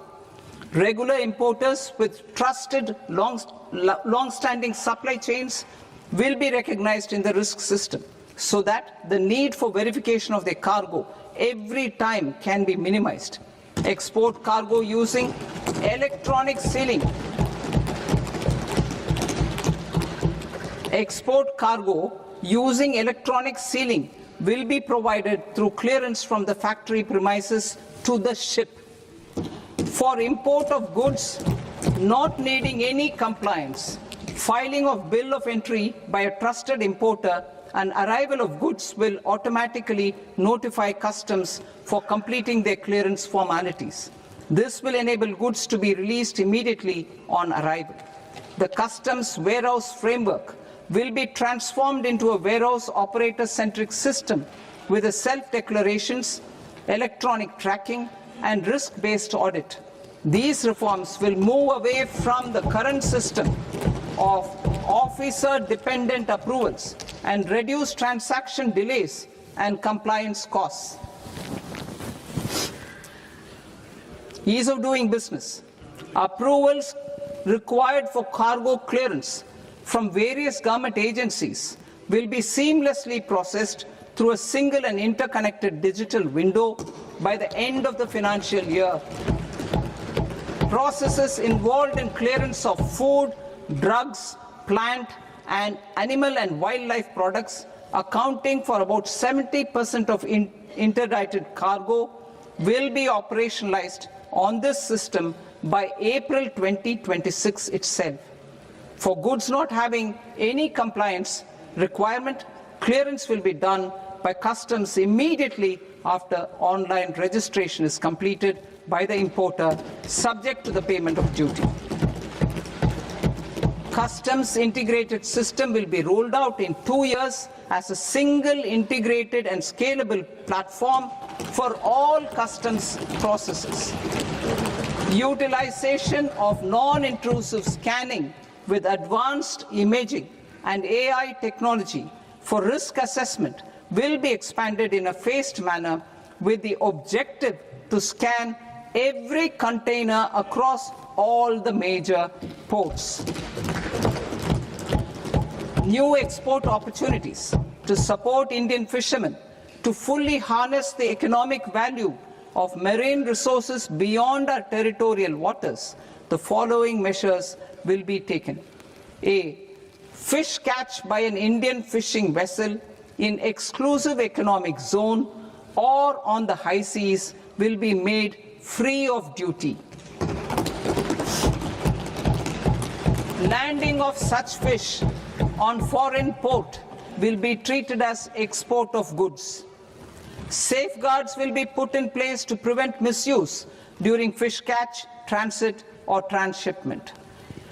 To support aspirations of India's small businesses, artisans and startups to access global markets through e-commerce, I am pleased to announce complete removal of the current value cap of 10 lakh rupees per consignment on courier exports.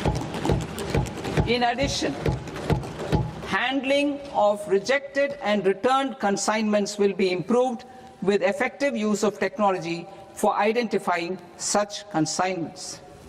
I propose to revise provisions governing baggage clearance during international travel to address genuine concerns of passengers.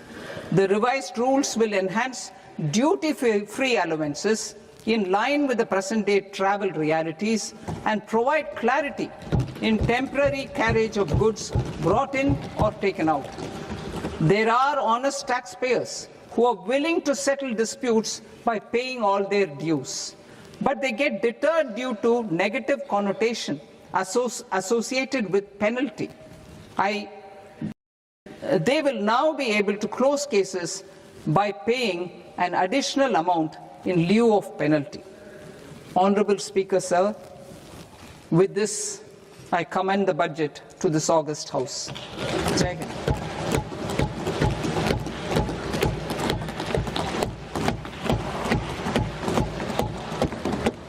One and a half hours.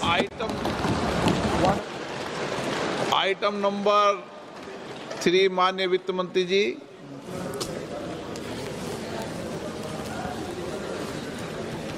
Item number 2, sir. 3. Sir, with your permission, I rise to lay on the table of the following statements under Section 3, 1 of the Fiscal Responsibility and Budget Management Act of 2003. Medium-term fiscal policy cum fiscal policy strategy statement and macroeconomic framework statement. Item number 4 माननीय वित्त मंत्री जी। Sir, with your permission, I move for leave to introduce the Finance Bill 2026. प्रश्न ये कि विधेयक को पुनर्स्थापित करने की अनुमति प्रदान की जाए। जो सदस्य इस पक्ष में हाँ गए, जो सदस्य विरोध में ना गए, मेरे विचार में निर्णय हाँ वालों के पक्ष में, हाँ वालों के पक्ष में अनुमति प्रदान की जाती है। माननीय मंत्री जी, अब विधेयक पूरे स्थापित करें। Sir, I introduce the bill. माननीय सदस्यगण, आपको सूचित किया जाता है कि माननीय मुख्यमंत्री जी के बजट भाषण की कॉपी पब्लिकेशन काउंटर पर ली जाती है। बजट भाषण और बजट से संबंधित दस्तावेज आपके मोबाइल फोन और मेंबर पोर्टल्स पर ही उपलब्ध है। सभा की कार्रवाई कल सोमवार दिनांक 2 फरवरी 2026 को प्राप्त 11 बजे तक के लिए स्थगित की जाती है।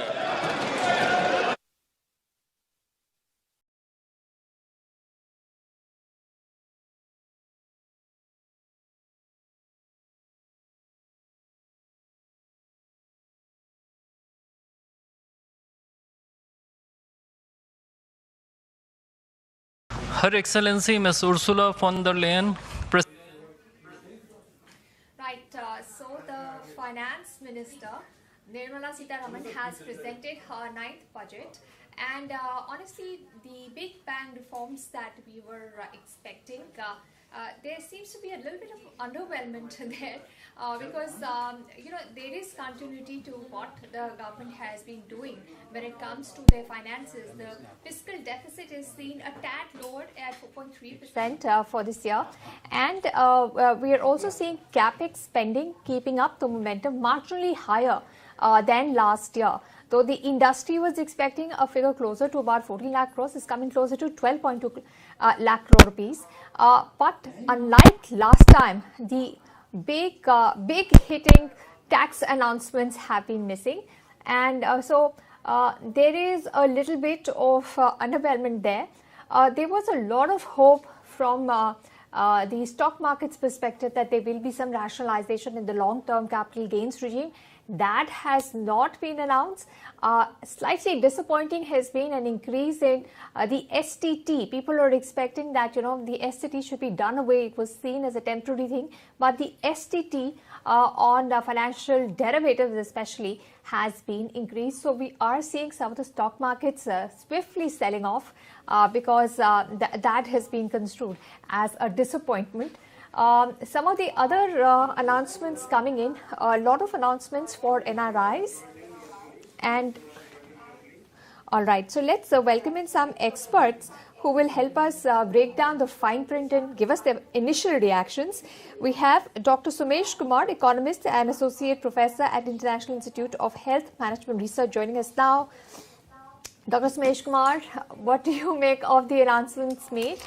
We did see some announcements in creating AIMS, Ayush AIMS, some announcements for mental health. But can you read through the fine print and tell us what has been the emphasis in the healthcare region, especially for biopharmaceuticals? An allocation of 10,000 crores is very, very encouraging. So how do you see the announcements of the budget for your sector and overall? Yes, thank you so much. And I think for health sector, this is a good budget, particularly pharma sector. We are already, pharma hub, and we are providing medicines to the rest of the world. And this will give more boost to the pharma sector in the country. And particularly, I am very happy that now government is thinking about the mental health as well. And the new institutions will be set up, which is very good. And mental health issues are increasing day by day. So serious steps need to be taken, and this is something very good that government is thinking in that direction. One more thing, and that is setting up 3 new medical institutions as well as the Ayurvedic medicines are concerned. Then boost to Ayush. This is something again welcoming step by the finance minister. And again, one more thing, increasing the capacity of district hospitals, which is again very good because the public health system somewhere the infrastructure need to be developed, the accessibility and affordability of drugs. I am very happy that cancer burden in India is very high, and day by day it is increasing. And now the cancer medicines and this critical basic medicine customs duty yes. for cancer, drugs for cancer care, and 7 rare diseases. But the basic duty exemption is only for the, it being imported for personal use, not on a hospital or a pharmacy basis. What about the announcements coming in for medical tourism hubs? India is in any case doing very well. What do you think is the government's idea behind developing these hubs when the private sector is already, it's lucrative for them, so they do it. What outcome can we expect from these medical tourism hubs? Yes, actually, there is a lot of potential in this sector. Though we are doing very good in that, but still the potential is there in medical tourism. We have best doctors, best corporate hospitals, and even the treatment cost in India is very less. So I think, again, welcoming step by the finance minister to develop these centers. One more thing that clinical trials, 1,000 new centers will be developed. So research and development in health sector, again, this is very good. And overall, I think I would definitely like to see that overall expenditure as a percentage of GDP on health. So we are struggling with that from last, I think, more than a decade. So the need of affordability and accessibility of healthcare, which is very important. And yes, research and development in clinical trials, again, one good step. Right. Stay with us, Dr. Sumesh Kumar. We are having with us in our studio Mr. Chandar Talreja, partner, Vialto Partners Alternative for Personal Taxation, and I would like to get your reaction. Now, last year, direct taxes was a huge hit with the rationalization in the slabs. This time, it seems कि जो विवाद होते थे उनको हम कम कर दिए, and it's just a continuation of removing the inefficiencies and the disputes. How much confidence does this give to individual taxpayers? See, the aim she's put forward is that tax is no longer taxing. Okay, she wants to make it more user friendly, encourage compliance, give more flexibility. I'll put it that way. And if you see the number of changes which have been introduced, starting with you got the new income tax coming into picture from 1st April, she's announced it. And just to give you a kind of a demonstration as to what has been done in that tax. Presently, we had 819 sections. That is the plethora of sections we had. That has been reduced to 536. Chapter wise also, you had 47 chapters, which has been reduced to 23. So ease of reading, alignment of lot many sections, provisos has been done around that bit. Now what she said is for the resident taxpayers, we're going to introduce a special form around it, which will give you ease of, compliance in terms. Presently for the resident one, there's a plethora of, foreign asset reporting and all. She said we're going to neutralize that form and all. So bit of compliance over there. It'll be easier filling that form. Yes. Then you got TCS rates and all, especially for foreign tours and educational remittance and all. From 5%, she's brought it down to 2% and all. In the LRS window. Yeah, liberalized scheme and all. She's done that. Then we are looking at, in terms of the small taxpayers, we've got NRIs, in terms of young professional and all. What she said is, I'm going to open a one-time window for 6 months. Foreign assets that you did not declare. Yes, not declared. Over there also, she's put forward two things around it. That look, if you got income, foreign asset of the value of 1 crore and all, where the income has not been, declared, or the foreign asset also has not been declared, both, you got a, penalty of 30% over there, plus another 30% on the fair market value of the asset and all. That she'll, allow you to do that disclosure without prosecution. So, the fear of prosecution has been taken away. For foreign assets. It is there, it is there, in not many provisions of using income tax, there's fear of prosecution. She's giving you one-time compliance window. Similarly, if you pay the taxes and all, not declare the foreign asset, she's saying that, we are going to allow you to, do that and all, up to the, the value of 5 crores and all of the foreign asset, simply by paying a fee of 1 lakh rupees only. So that is, ensure the compliance. From a normal side, we've got a revised deadline. The revised return deadline is 31st December. That has been extended to 31st March by paying a nominal fee around that. So that is also, encouragement and all, because lot many, global resident and all, they claim foreign tax credit and their returns are stuck up in the overseas countries because they have not been finalized, and we can, claim the credit only, once the returns are finalized. So that is kind of a more flexibility around that bit. Okay. Updated return has also been introduced, saying that, you can still file that updated return and the reassessment proceedings open and all, subject to payment of fee. So that is all encouraging. Other side, from an appeal side, what she said is that presently, if you go for appeal, you need to pay at least 20% of the demand, Yeah, for, upfront. Yeah, Upfront. to get the demand in abeyance and all. So what they're saying is that Cut it to 10% now. that has been reduced to 10% around that. So that is very, very encouraging. In terms of the person resident outside India, they've been allowed to invest more now. In terms of 10%, earlier it was 5% around it. So that is also encouraging sign. In equity markets. Yes, listed equity around it. So that is where the things is around that. So this is all encouraging more compliance, flexibility around that bit. That's true, but the markets have not taken it very well. We are seeing the Nifty has fallen 400 points and the Sensex is down 1,000 points. I think there's a lot of dissatisfaction that happened with the STT. Of course, that is to the subset of those who are trading in derivatives, etc. What do you make about some of the direct tax announcements made for the corporate sector, especially software services? And the MAT becoming the final tax, what does that mean for the companies affected, especially software services and those who have to declare MAT? So see, this is again an encouragement for them around it. She's ensuring more of a compliance and giving the flexibility around that, but which is being provided to the corporates also around that. Okay. And to your point, yes, people wanted more of a disposable income. Yes. Okay. And it would have been, better around that bit and all. But like you said, last time also, there has been a pretty much 7 slab structure which has been introduced, pretty much formal, 4 lakh, 8 lakh, and then 5%, 10% likewise graded and all. So pretty much, something was provided. Of course, always there is a scope for, doing something around it and increasing that disposable income which can be invested across in markets for various savings and all.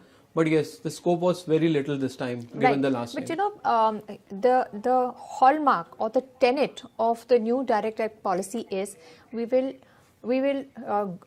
do away with the exemptions, right? We don't want the exemptions. So there was a clamor coming in from the masses that okay, investments, leave it to the public to decide what they want to do. But insurance is a cost.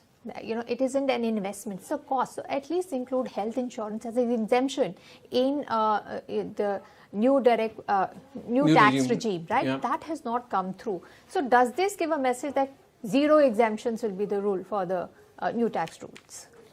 So see, again, if you see the foundation of new regime, it has always been in terms of, being deprived of all deduction and exemption. So pretty much, if you see only the contribution to national pension scheme is being allowed as a deduction under the new regime and all. Standard deduction was introduced way back in 2023 around it. So that was the first movement which was done around that. But post that ever, they've come out, they've just stick to the foundation around it that will not give you any deduction and all. And the reason is, you got graded slab over there, pretty much reduced rates across. And they are giving you flexibility in terms of old regime for you to opt, where they say that, you can claim deduction, exemption and all. And, depending on your person's situation, go ahead and, claim it out over there if you want. They're not taking away the old regime, but to best of my knowledge, the focus will still remain on the new regime, and which will not allow you any exemption and deductions. Right. So we are now joined with a few more guests to give in their reactions. Anil is also with us. So Anil, first up, your reaction to the budget. This time the big bang announcements are somehow missing.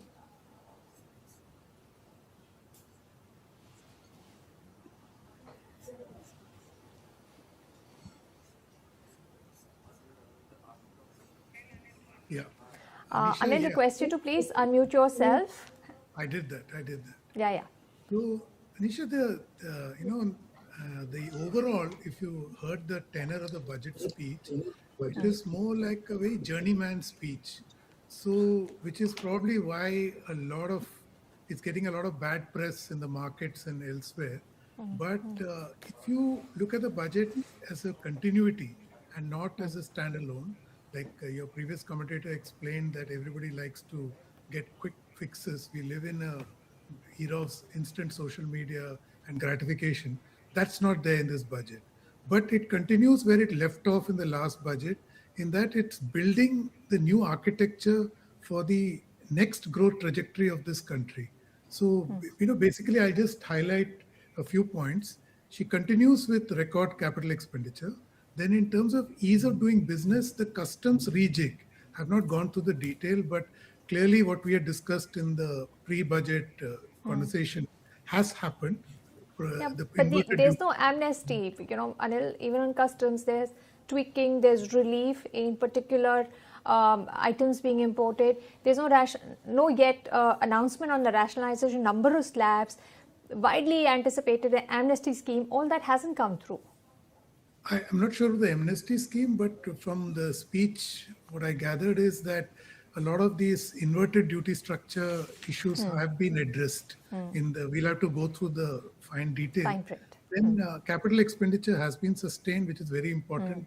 So the growth momentum continues.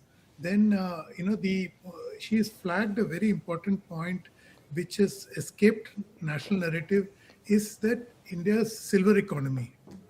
India is aging much faster than what we think. So our last numbers of the 2011 census, the fertility rates are falling, the birth rates are falling, the death rate is falling. So the aging population is growing very fast.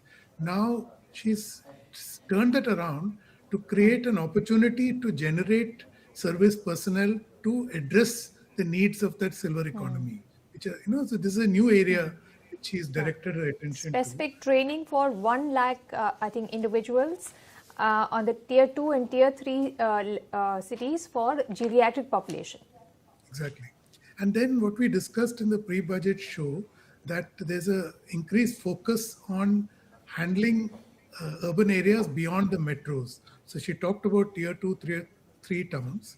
Then the connectivity between some of the towns, improved connectivity.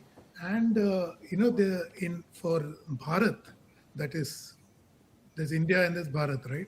So for Bharat, the focus on agriculture, again, she's linked up to what I had mentioned earlier, the one district, one product, linking it up to global supply chains. So all these are basically creating the architecture to raise India's growth profile and growth trajectory over the next 22 years. So nothing on instant gratification. There may be an odd one which we have missed, but largely because the speech tenor and tone was journeyman is why I suspect it's getting such bad press.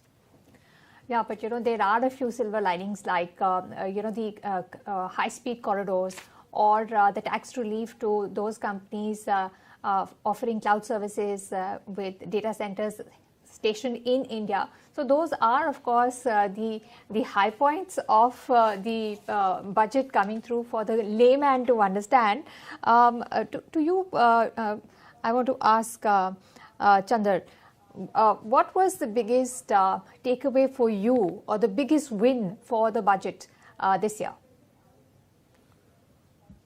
So see, more for me in terms of the compliance being introduced for the small taxpayers, they've been really struggling. We've got a lot of employees of MNCs and all. They're surprised to the equity base of the foreign company. They're not particularly aware that they need to disclose those foreign assets over here, being a resident employees and all. So that compliance window is very encouraging and all. But what are these foreign assets? Could they be shares, mutual funds, or is it just immovable assets? So these are shares. The foreign company gives the subscription to the ESOPs and all, and they subscribe to the foreign shares and all. Typically, there are these. Some people have gone for outbound assignments and all. They have foreign bank accounts also. They would have invested in other equities in the foreign market, etc. Once they have come back to India and they're qualifying as a global resident in India, they're supposed to disclose all this and plus pay any tax on the dividend income being earned on the sourced foreign income, foreign assets, shares, etc. So all those is required. Sometimes they don't disclose it out, they don't pay, and this window is very encouraging for them because we've seen notices getting issued to all such taxpayers and all, with the hefty penalty under the Black Money Act and all, and sometimes fear of prosecution also lying around that. So this window is very, very encouraging for all of them. So this is my bigger takeaway. And the other thing is, of course, we got the new Income Tax Act coming. As I said, it's ease of compliance and more of kind of neutralizing every section around that bit. So that is there. All right. We have with us Mr. Abhijit Sinha, Chief Economist at the Ease of Doing Business. Abhijit, thanks for being with us. What's your biggest takeaway from the budget this year, and what is your rating of the budget as well? Hi, Namaskar. I hope I'm audible to you. Yes, we can hear you. Please go ahead. Thank you. I was guessing that this is going to happen, and to certain extent, we also predicted this, that this budget is not going to be a conventional budget. It is going to be a budget of emerging economies. In last 10 years, government has focused from 2014 to 2024, particularly after graduating from manufacturing economy, that is Make in India, towards startup economy. We also focused to a certain extent on MSME, ODOP, one district, one product, and much more around bringing production and also infrastructure to make it. But this budget, which is focusing on 2025 to 2030, it is in budget of new economies. And if I can compartmentalize these 5 new economies, which are emerging markets, then I can say it is also indicating to a certain extent the cultural economy boost. And last year, government has taken an indication. It also given an inclination towards around 2,000 crore rupees for all cultural avenues where infrastructure was needed. But all 5 economies which is focusing this budget is service export economy. So this time, if you listen MSME, then this MSME enhancement or capability is more focused towards service driven and also towards export driven. Third is tech for circular economy. Carbon capture, climate financing, blended climate financing, taxonomy, these all were in the budget wish list from last 3 to 4 years.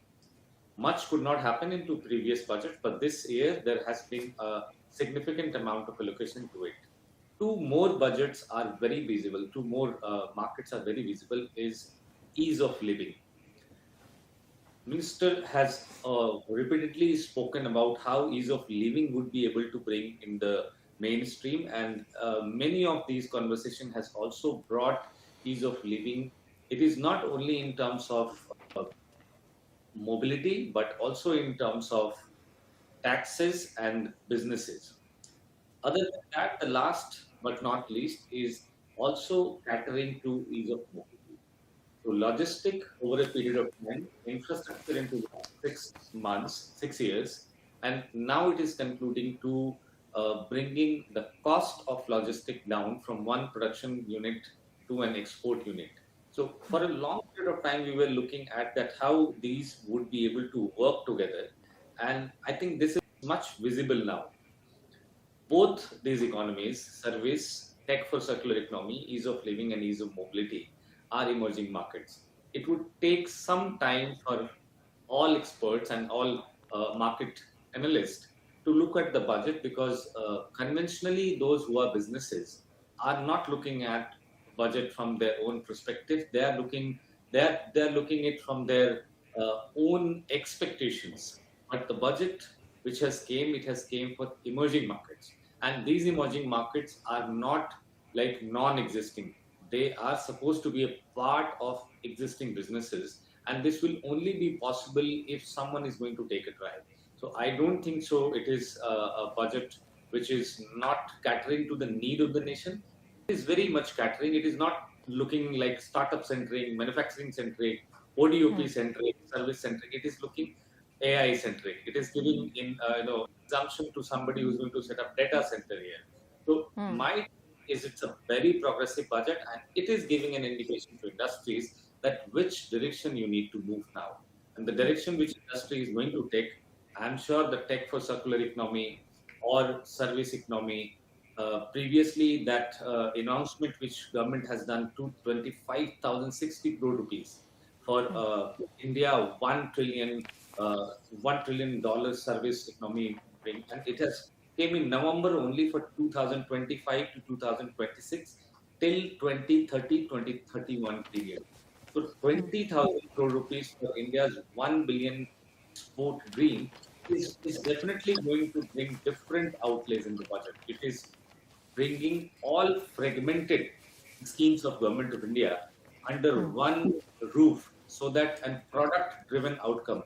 And to me, it is sounding very convincing, because we have been talking about it, that ministries and teams coming from ministries are not in a coordination mode. They have been fragmented. They have been working on MSMEs. They have been working on startups. They have been working on manufacturing. but separately. Now, when all of them they work together, it is more of a single window clearance for outcome, and it also has to be adopted. So tomorrow, when you look at the problems which have recently seen, and what we call it in our popular sense is twisted triple T, tariff trade and Trump's tariff trade. It is more of towards product. It was not towards the services.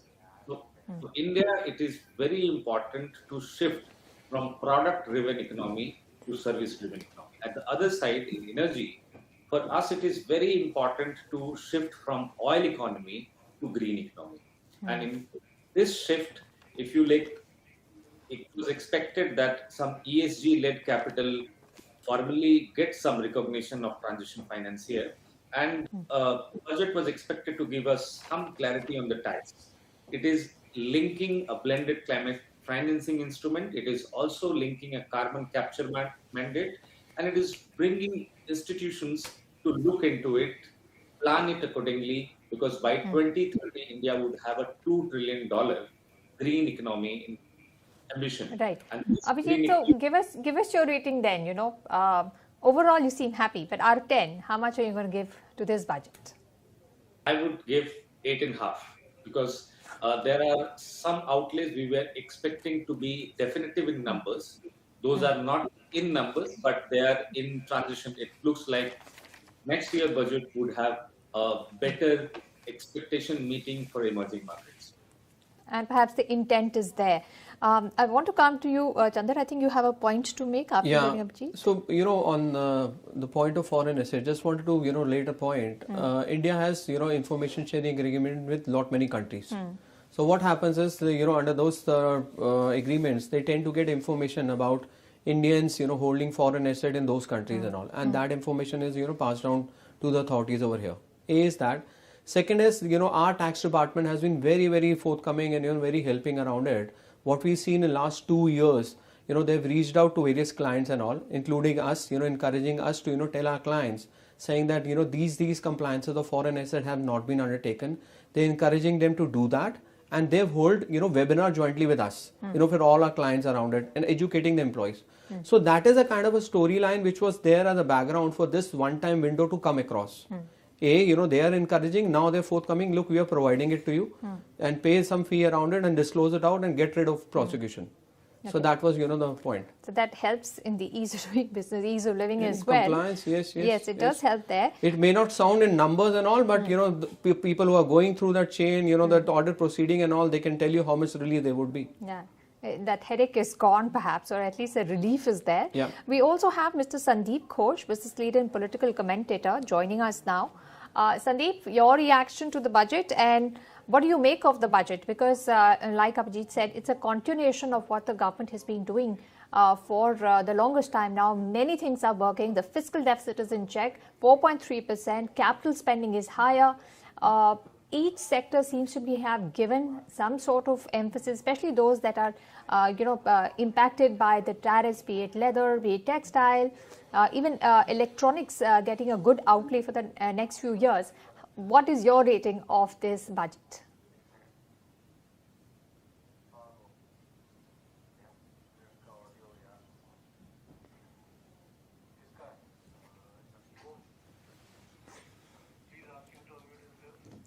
I think, Sandeep, you're on mute. We are unable to hear you. Could you please unmute yourself and begin again?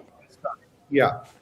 So when you talk of ratings, I think we have to change the basis of our ratings for budgets. We tend to rate them with an old system, and we have to start looking at budgets with a new lens. And so far the way even we analysts, the stock market sees things with a very single lens. What is going to do affect its income and investment. Even we so-called analysts who come in, we look at it, I think, still with an old lens and a somewhat, if I may say, an elitist angle. Okay. Now, and then finally, we look at it, criticize the budget, analyze the budget, and finally, again, the government gets the stick later on for not generating employment and, having to dish out doles and freebies and etc. So it's for them it becomes a bit of a thankless job.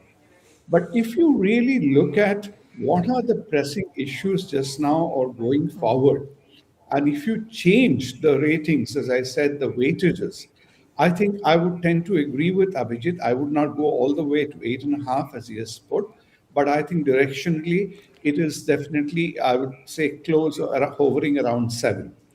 And I'll tell you on why. There is one is the needs, one is the what the country needs just now, one is the crisis or whatever we are press challenges we are facing, and the third are our strengths.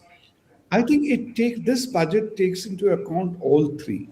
One, as we all know, Abhijit was talking of 3 T's. I think we have to add a fourth T to that is Trump. So the Trump angle is also to be taken into account, as you said, the tariffs, etc., whatever is happening. We need to insulate the economy and to some extent, buffer ourselves against those international shocks.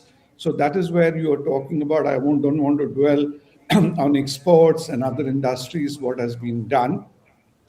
But most importantly, I think, we have also focused on our strengths, which are the areas where India can have a competitive advantage, be it in terms of our demographics or be it in terms of whatever competencies we have developed over the years. And that's where you're talking about medical tourism, etc., all of it.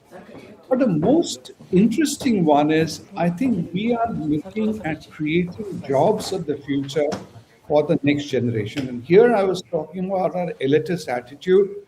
We look at things from a very, very urban perspective. But even if you look at what Anand was calling the Bharat, there the younger generation, their aspirations are very different in kind of jobs they're seeking. If we talk to people we interact who are from Bharat, who are working today in the cities, if we talk to them about their children's aspirations are very, very different. And I think that's where, bringing the skills, aligning the skills with the requirement, and that's the caregivers, medical technicians, and tourist guides, etc., are, I think, very, very relevant, and that can open up opportunities when you combine that with AI, technology, digitization. Someone was explaining to the other day, the difference between big AI and small AI. And they said the small AI is the kind of stuff which we can do on our phones and which even people who can't read or write can use in their day-to-day thing. And example he was citing is, how women can just take a photo of a leaf in the field and figure out what is the ailment over there and pass it on and get things done. So when you're talking about these caregivers, etc., these sort of AI technologies will enable them far more. And that is the way we have to look at creating jobs. And I think the government is looking at those areas, because while you can do the optics, top line by tinkering with tax rates or putting some incentives, etc., which can get you brownie points or get a few cheers once you finish reading the budget speech. The real issue will be how we have made a difference to the common people's life throughout the period. And employment is the big, a monster in the room, and we have to tackle it, and that cannot be tackled in our conventional ways. I don't want to belabor all the talk of skill building which we have done over the years. I think that every government has talked of skill missions, etc., but those have been a complete waste. Now the skill building will have to be relevant and use technology which will create that demand, enable people to do it on their own. Creating ITIs or getting government to do those things are not going to work anymore. We need to do this very rapidly, scale up very fast, and that's where the combination of AI, technology, everything will come in. So this emphasis on, I was very encouraged to hear about the creative labs in the schools which they are setting up to make people, STEM is also overrated. In our kind of country, you have to get people educated in the creativity and other forms, design, all these things which are happening. I think that's where I would give greater weightage and marks to this budget. All right. So different kinds of skills the government is recognizing, and perhaps if the industry wants more skilled people, then they should come together to skill themselves. That will work better. Perhaps industry associations can also lead skilling initiatives. No, this has to be micro skills. This is it is not the I'll top come to you, sir. Yeah, I'll come to you, Sandeep ji. Let me just go across to Anil. We were hoping a lot for an increase in the defense spending, and the defense capital outlay has seen a jump of nearly 22%. Anil, do you think this was in line with what you were expecting? And even the semiconductor, they're coming up with a PLI 2.0, I think, outlay of 40,000 crores for the next few years. So what do you make of these two sectors? Anisha, it is exactly in line of the defense side of spending is what we discussed in the run-up to the budget speech. So clearly, the government re-emphasized its priority for defense spending. And like I had flagged to you earlier, this is the first budget after Operation Sindoor. Operation Sindoor kind of de-risked defense investments, including by the private sector. So if the pumping of PLI for semiconductors, you're further boosting India's strategic capability.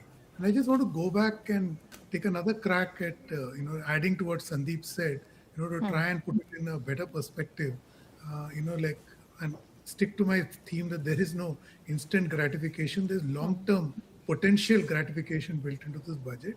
You check all the boxes. We are not giving the FM credit for fiscal consolidation. It has happened in extremely inclement circumstances, and you have not only maintained it, you're planning to lower it in the next budget, unmindful of the fact that the year ahead is full of uncertainties and fresh Trump antics can rock the world afresh. So your fiscal consolidation is hugely important, and I suspect the bond markets, etc., must be very happy with the fact that she stayed on course.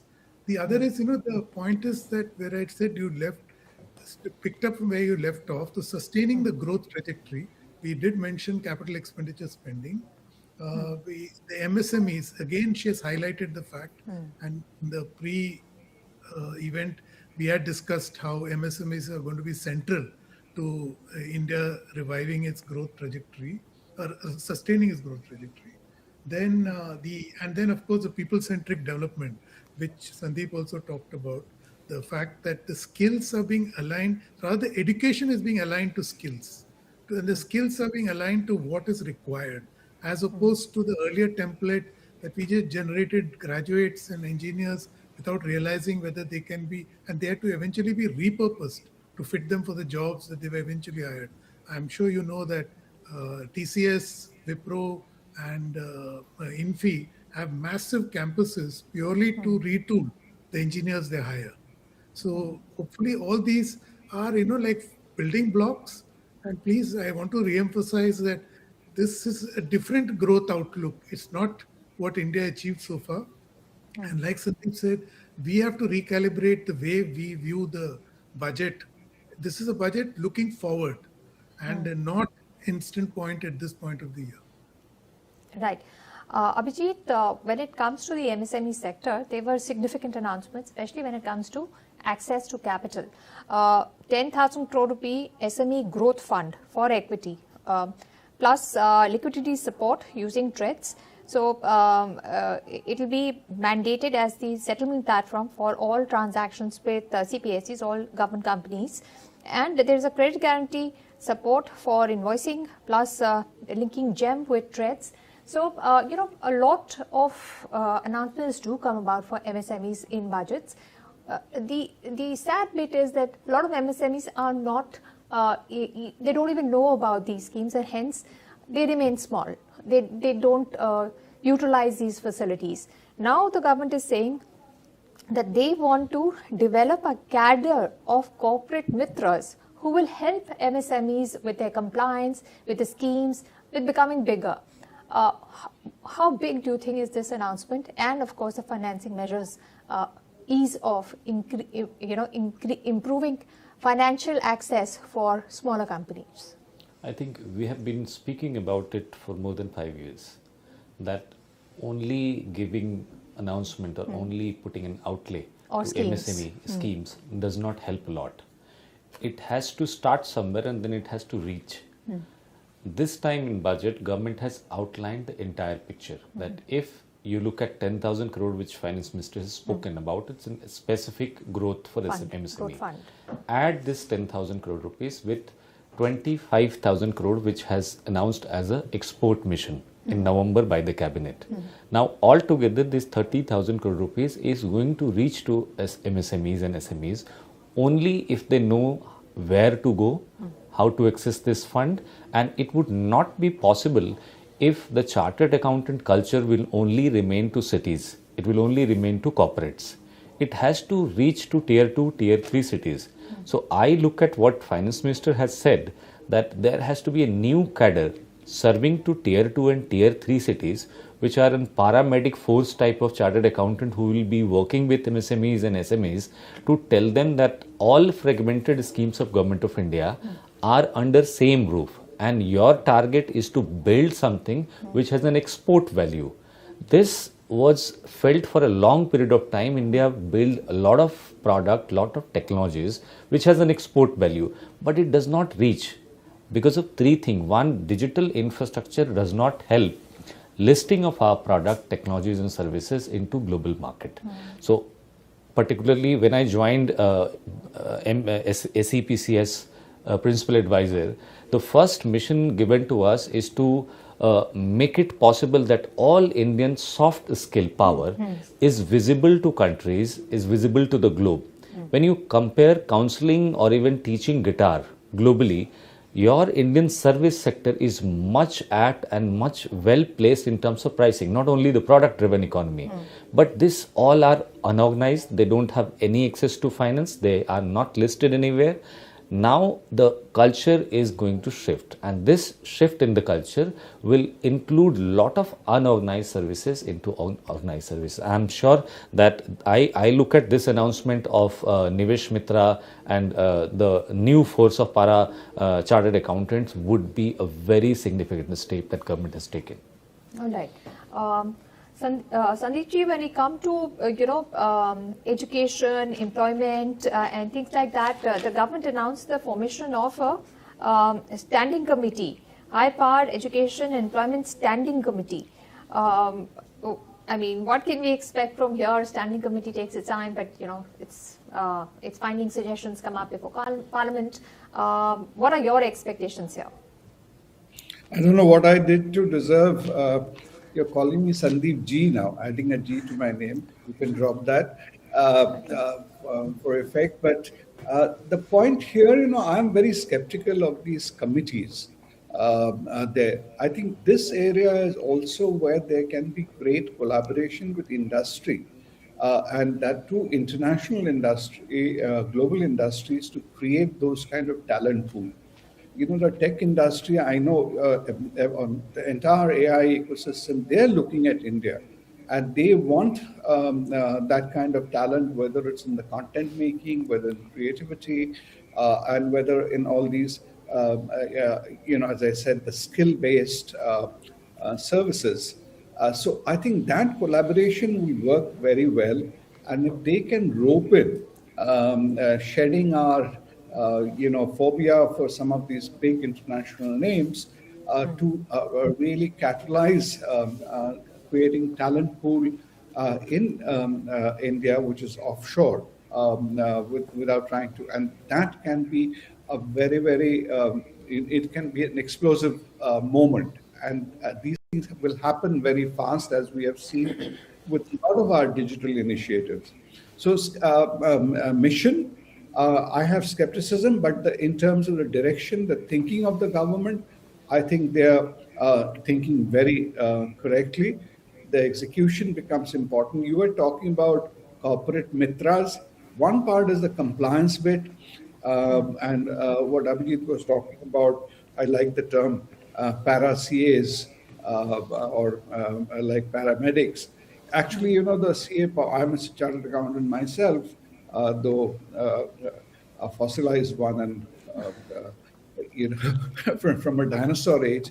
But, you know, the CA profession produces a lot of paramedics because a lot of people who enter, if you see that between the entry and exit of a CA course, is a huge, only 2% qualify from 3%. Now they've increased the percentage, but there are a lot of people who either fall on the wayside, and some of them have been so far doing these things on their own. Okay, you couldn't qualify for what reason or the other, you finish your intermediate or something.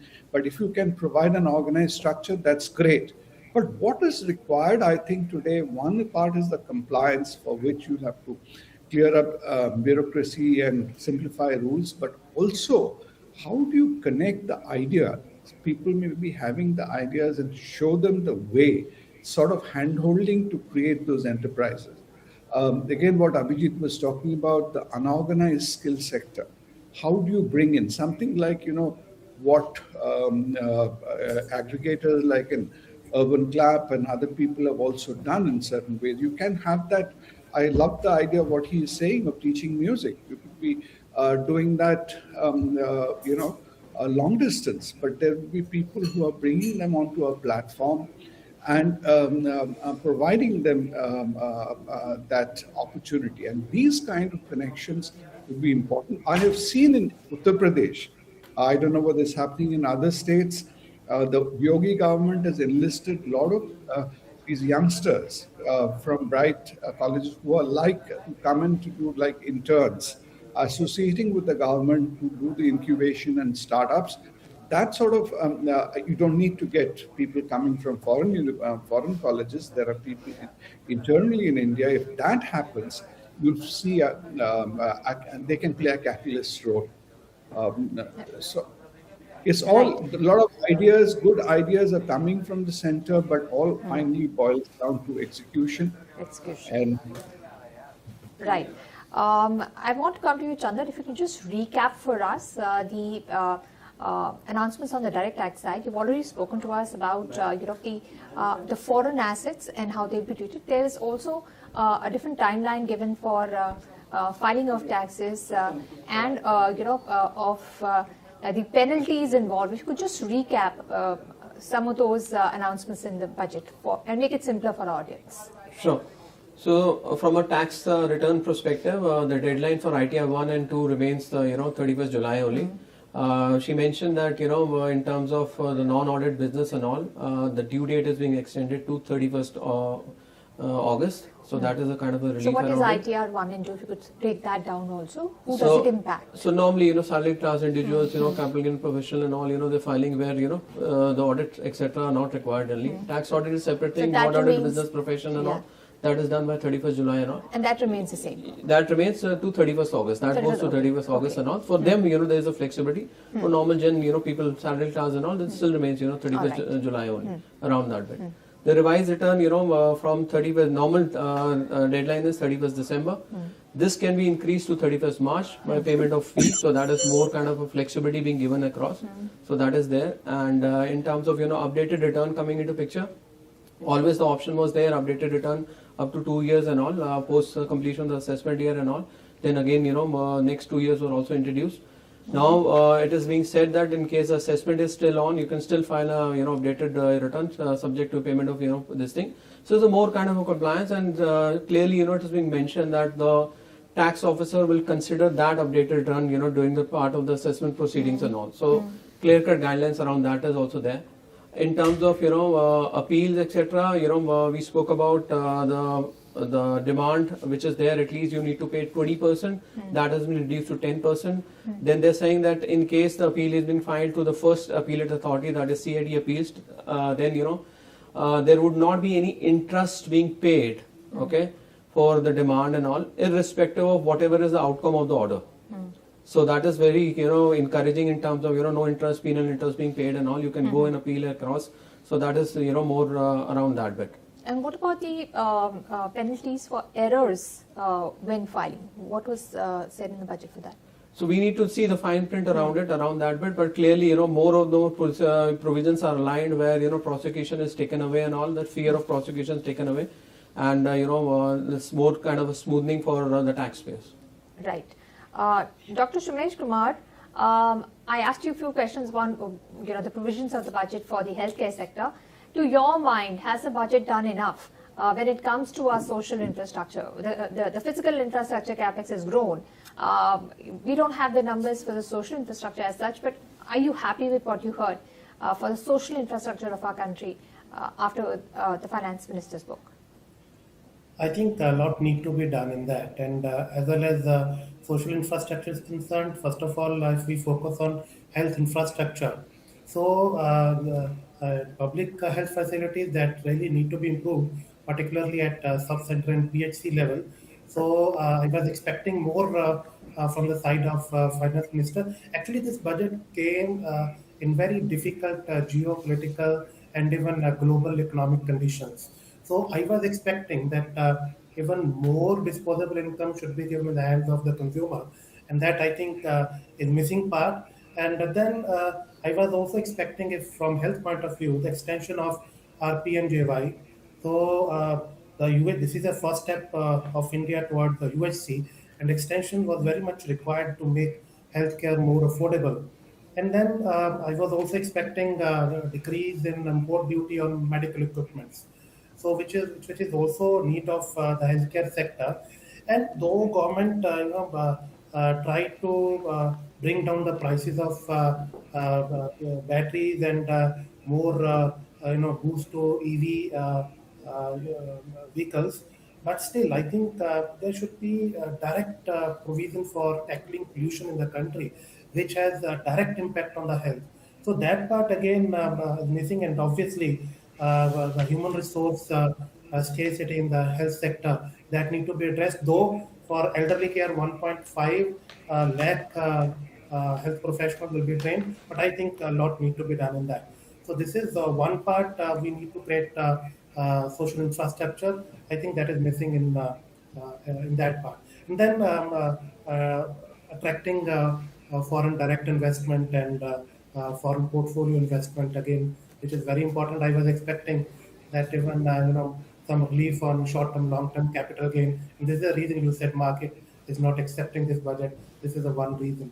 So apart from social infrastructure, these are also few things I was expecting in the budget in very difficult global geopolitical and economic conditions.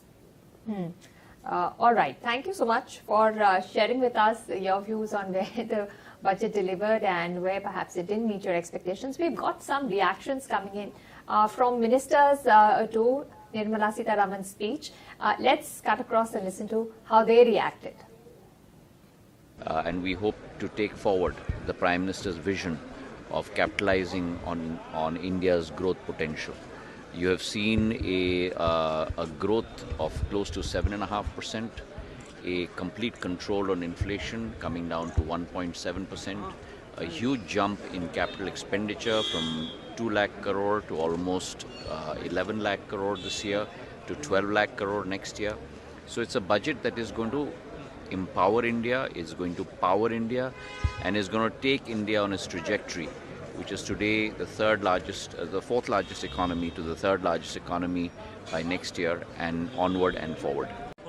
बिल्कुल manufacturing पर, और जो नए नए पूरे item है electronic component, mobile phone, बाकी chips, और इसके अलावे जो एक बहुत महत्वपूर्ण बात मैं कहना चाहूँगा कि टायर 2, टायर 3 सिटीज में कॉर्पोरेट मित्रा की जो बात की गई है वो काफ़ी एक नई सोच है, तो अभिनंदन, बहुत अभिनंदन।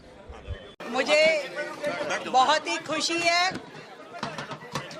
आज का हमारी फाइनेंस मिनिस्टर निर्मला सीतारमन जी के द्वारा रखा गया ये बजट सच में नरेंद्र मोदी जी के सपनों का, उनके विजन का विकसित भारत 2047 की ओर आगे कदम बढ़ाने वाला ये बजट है, और जिसने हर वर्ग को छुआ है, व्यापार के नए नए आयामों पे काम करने के लिए प्रोत्साहित किया है। जिस तरीके से एक एक सेगमेंट पे इस बजट ने अपनी बात रखी है और विशेष रूप से युवाओं में रोजगार जनरेशन के लिए जिस तरीके से यहाँ पर बात की, जिस तरीके से हमारे कल्चरल हेरिटेज के ऊपर उसको सजोने, उसको बहुत ही सुंदर टूरिज्म इंडस्ट्री के रूप में डेवलप करने की बात यहाँ की गई है, वो भी बहुत ही शानदार था। खेलो इंडिया मिशन पे नरेंद्र मोदी सरकार के विजन को भी ये बजट दर्शाता है। और विदेशों में जिस तरीके से ये बात कही गई कि आपको यदि एजुकेशन और हेल्थ केयर के लिए जाना है, उसमें जो रिबेट्स मिली हैं वो भी बहुत ही शानदार है। आपदा प्रबंधन पे जो अनुदान शहरों को मिलेगा, उसमें भी दिल्ली को मुझे लगता है बहुत उम्मीदें हमें हैं।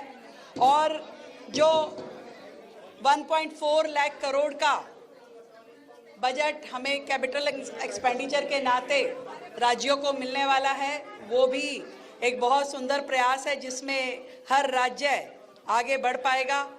मुझे लगता है कि इस बजट के लिए मैं जितनी बधाई दूं फाइनेंस मिनिस्टर को उतनी कम है, क्योंकि जिस तरीके से उन्होंने हर तरीके से हर सेगमेंट पे काम किया है, वो हेल्थ में शानदार नए प्रयासों पे काम हो रहा है। जो हमारा कंटेंट राइटर्स के लिए AVGS सेक्टर में काम करने की बात की, ये भी बहुत इम्पोर्टेंट है, विशेष रूप से दिल्ली जैसे शहरों के लिए। ढेरों बधाई, ढेरों शुभकामनाएं समस्त देशवासियों को, हमारी फाइनेंस मिनिस्टर को, देश के प्रधानमंत्री आदरणीय मोदी जी को, जिनके प्रयासों से ये बजट आया है और इस बजट से पूरे देश को लाभ मिलने वाला है। देश प्रगति करेगा, हर राज्य प्रगति करेगा। Thank you so much. यही हाल रहा तो लोहे पर पीतल चढ़ा करके जेवर बनाने पड़ेंगे। और ये बजट गरीब के समझ के बाहर है। जो बुनियादी चीज़ें हैं, शिक्षा, स्वास्थ्य, आप सोचिए उत्तर प्रदेश का हाल आपने सुना होगा, देखा होगा। पोस्टमार्टम होना है किसका, और पोस्टमार्टम के लिए ले किसको जा रहे हैं। OT में जाना किसको था, ले किसको जा रहे हैं। ये तो स्वास्थ्य व्यवस्था का हाल है। और शिक्षा का हालत ये है कि बिना शिक्षा के हम विकसित भारत कैसे बनाएंगे।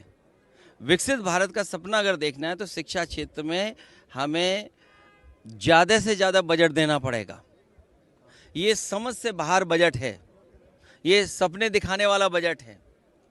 जिन लोगों ने अपने पुराने घोषणा पत्र पे कोई काम ना किया, उनसे उम्मीद क्या करोगे।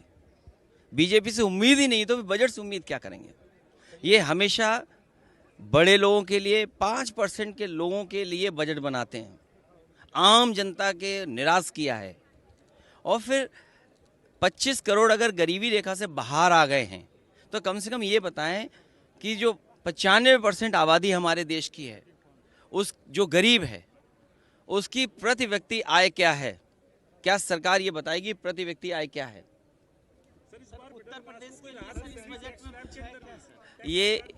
ये किसी को राहत देने वाला बजट नहीं है। मिडिल क्लास का वोट ले लेंगे, गरीब का वोट ले लेंगे, किसान का वोट ले लेंगे, लेकिन बजट आएगा तो 5% लोगों के लिए बनाएंगे।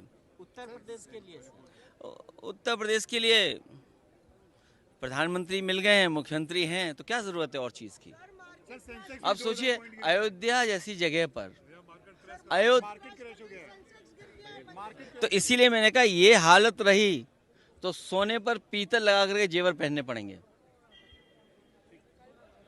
रिफॉर्म्स की बात कही गई है, रिफॉर्म्स कर रहे हैं लोग। कोई उम्मीद नहीं इनसे, बीजेपी से कोई उम्मीद नहीं है कि ना गरीब, किसान, गांव में रहने वालों के लिए कोई बड़ा फैसला लेंगे। जो बुनियादी ढांचा है उसको भी खत्म कर देंगे। For Kerala, total disappointment for Kerala. Total disappointment for Kerala. Last 7 years they are promising. Last 10 years they are promising that AIMS is going to give to Kerala. In this budget also no mention about AIMS for Kerala. If you think about the tourism sector, Ayurveda sector, health sector, everything, Kerala has a very big contribution for this country. Nothing concretely for Kerala.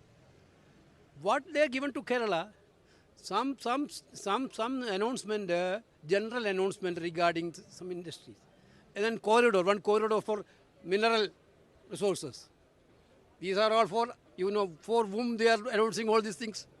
This budget is not for common people. It's this budget for big corporates. Sabri rail issue was also been. No, ma'am. Then I don't know how much they are earmarking for Manrega. We would like to know about that. We will see the details and we'll comment on details. Market has crashed, sir.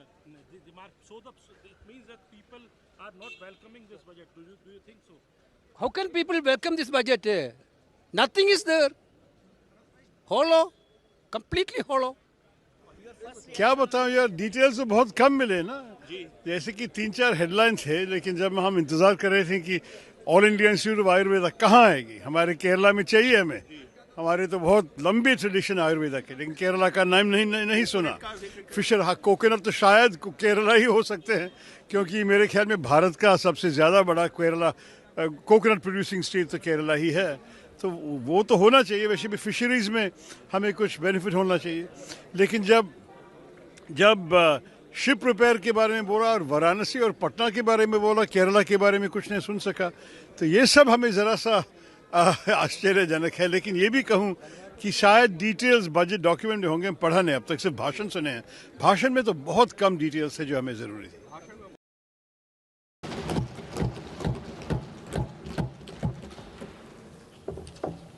I propose to rationalize prosecution framework under Income Tax Act while maintaining a careful balance for deterrence in some serious offence. Non-production of books of account and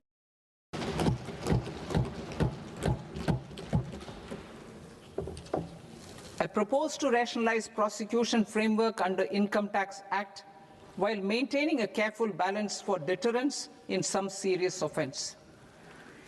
Non-production of books of account and documents and requirement of TDS payment where payment is made in kind are being decriminalized. Further, minor offences will attract fine only. The remaining prosecutions will be graded commensurate with the quantum of offence. They will entail only simple imprisonment with maximum imprisonment reduced to 2 years and power to courts to convert even those into fines. There is no penalty. There is no penalty presently for non-disclosure of non-immovable foreign assets with aggregate value less than 20 lakh rupees. I propose to also provide them with immunity from prosecution with retrospective effect from 1/10/2024.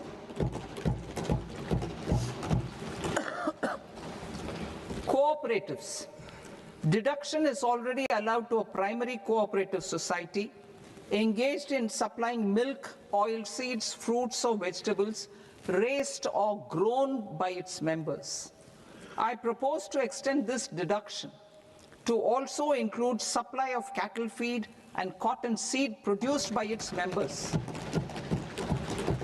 I propose to allow inter-cooperative society dividend income as deduction under the new tax regime to the extent it is further distributed to its members. I further propose to allow exemption for a period of 3 years to dividend income received by a notified national cooperative federation on their investments made in companies up to 31/1/2026.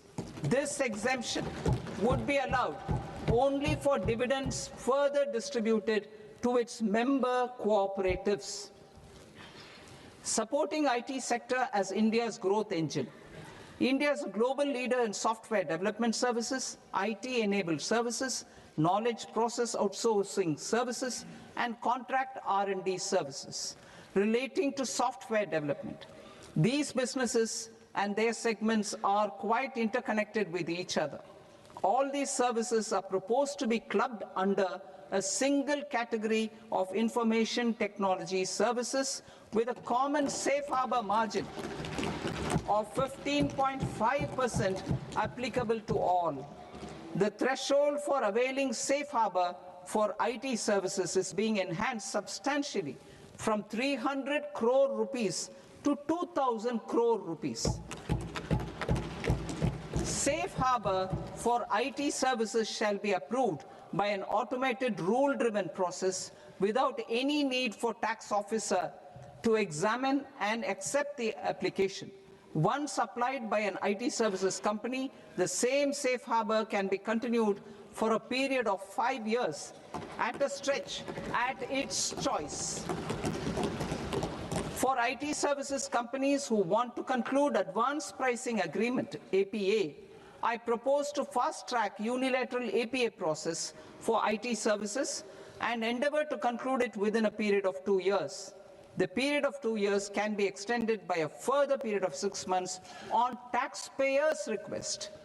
I propose to extend the facility of modified returns available to the entity entering APA to its associated entities also.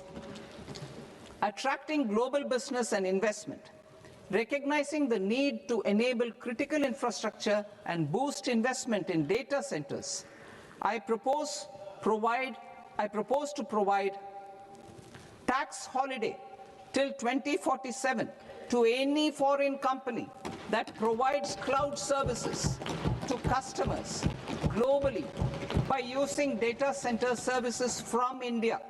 It will, however, need to provide services to Indian customers through an Indian reseller entity. I also propose to provide a safe harbor of 15% on cost in case the company providing data center services from India is a related entity. To harness the efficiency of just-in-time logistics for electronic manufacturing, I propose to provide safe harbor to non-residents for component warehousing in a bonded warehouse at a profit margin of 2% of the invoice value. The resultant tax of about 0.7% will be much lower than in competing jurisdictions. To provide fillip to toll manufacturing in India, I propose to provide exemption from income tax for 5 years to any non-resident who provides capital goods, equipment, or tooling to any toll manufacturer in a bonded zone. To encourage vast pool of global talent to work in India for a longer period of time, I propose to provide exemption to global, non-India sourced income of a non-resident expert for a stay period of 5 years under notified schemes. I propose to provide exemption from minimum alternate tax, the MAT, to all non-residents who pay tax on presumptive basis. Tax administration. I propose to constitute a joint committee of Ministry of Corporate Affairs and Central Board of Direct Taxes for incorporating the requirements of income computation and disclosure standards, the ICDS, in the Indian Accounting Standards, IND AS itself. Separate accounting requirement based on ICDS will be done away with from the tax year 27-28. To support Prime Minister Modi's vision of homegrown accounting and advisory firms to become global leaders, I propose to rationalize the definition of accountant for the purposes of safe harbor rules. Other tax proposals. Change in taxation of buyback was brought in to address the improper use of buyback route by promoters. In the interest of minority shareholders, I propose to tax buyback for all types of shareholders as capital gains. However, to disincentivize misuse of tax arbitrage, promoters will pay an additional buyback tax. This will make effective tax 22% for corporate promoters. For non-corporate promoters, the effective tax will be 30%. TCS rate for sellers of specific goods, namely alcoholic liquor, scrap, and minerals, will be rationalized to 2%, and that on tendu leaves will be reduced from 5% to 2%. I propose to raise the STT on futures to 0.05% from the present 0.02%. STT on options premium and exercise of options are both proposed to be raised to 0.15% from the present rate of 0.1% and 0.125% respectively. We reformed the taxation landscape for corporates in 2019 by providing them a simplified regime with lower tax rate so that they could productively focus on business rather than on claim of deductions and exemptions. To encourage companies to shift to the new regime, set off of brought forward MAT credit, minimum alternate tax credit, is proposed to be allowed to companies only in the new regime. Set off using available MAT credit is proposed to be allowed to an extent of 1/4 of the tax liability in the new regime. MAT is proposed to be made final tax, so there will be no further credit accumulation from 1st April 2026. In line with this change, the rate of final tax is being reduced to 14% from the current MAT rate of 15%. The brought forward MAT credit of taxpayers accumulated till 30th March 2026 will continue to be available to them for set-off as above. Indirect taxes. I shall now take up proposals related to indirect taxes. My proposals for customs and central excise aim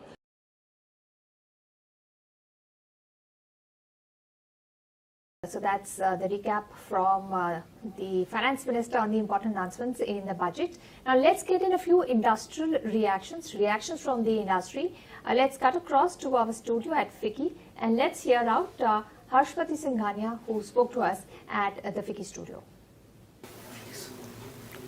At a time when manufacturing is central to India's growth ambition. Sorry, one second. Ready? 1, 2, 3, yes. At a time when manufacturing is central to India's growth ambition, the Union Budget 2026 sets the tone for the industry. Joining me to help decode this is Mr. Harshpati Singhania, past President FICCI and CMD of JK Paper Limited. Thank you for joining us. Pleasure.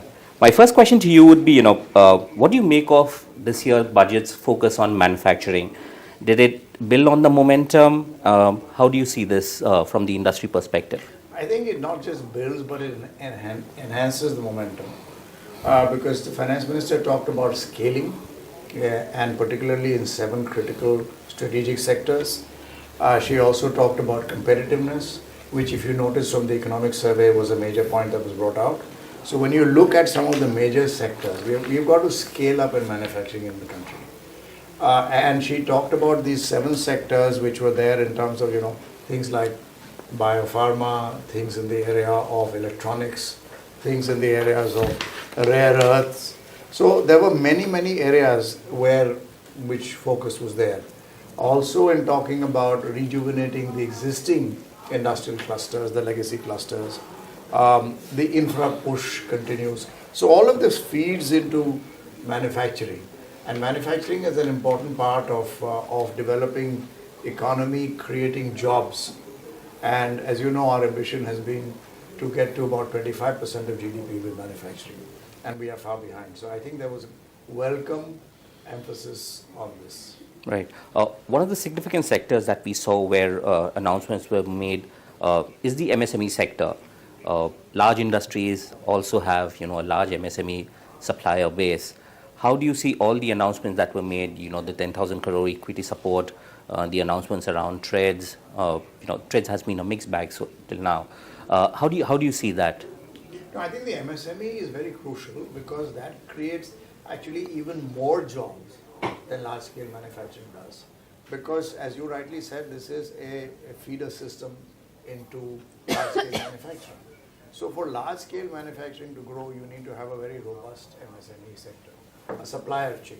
And as we are seeing global supply chains being disrupted, if we can strengthen our domestic supply chains, it's very important. The other area where I think on manufacturing, and you can call it MSME, but also large scale, has been on areas which have been affected by tariffs. So for example, labor-intensive sectors, textiles, leather, garment, marine exports. So a lot of these sectors have been affected. And in fact, if you notice, the finance minister has tried to provide some relief from SEZ to taxation reliefs to bring it to a domestic tariff area, because these sectors have been affected by the tariffs. Right. You mentioned the word tariff. It'd be interesting to know from you, how much do you think of this year's budget has to do with what's happening geopolitically or the external sector? See, budgets or any plan cannot be made in isolation of what is happening globally. So one is the strengthening of domestic manufacturing by itself, the infra push. All of these are strengthening the country. The finance minister also talked about a strong and robust financial sector. So these are all, this is one part of it. The other part, if you notice, is about trying to attract foreign investment through data centers, the tax holiday on data centers by foreign companies. Also tolling margin for capital goods by foreign companies to be able to do this. Now, one of the areas which I would believe which has been affected is the weakening of the rupee, is because money has been going out, we are not getting as much FDI as we would want. And in this kind of a global geopolitical situation, if we can attract money into the country, it helps our currency as well. So clearly this has been kept in mind. The third part is the softer side, which is the development of the skills required. You can have the hardware, but what about the software? And therefore, a lot of emphasis on skilling, on scaling up the human capital available in a variety of areas is very important. And one other point on a macro level that I'd like to point out, which is very, again, leads into that, is the fact that the government has continued on the path of fiscal discipline. The debt GDP ratio is coming down continuously. And India stands out as one of the few economies, and certainly amongst the very large and fast-growing economies, which is offering stability and certainty in a world which is full of turmoil. If you see the debt GDP ratios of many other countries, they're completely out of whack. Right. So yeah, I think fiscal deficit at 4.3 is what we are aiming at for next year. Last question to you would be, what are the hits and the misses? Every budget, the industry has expectations. Do you think there were some areas where the FM could have done a little better?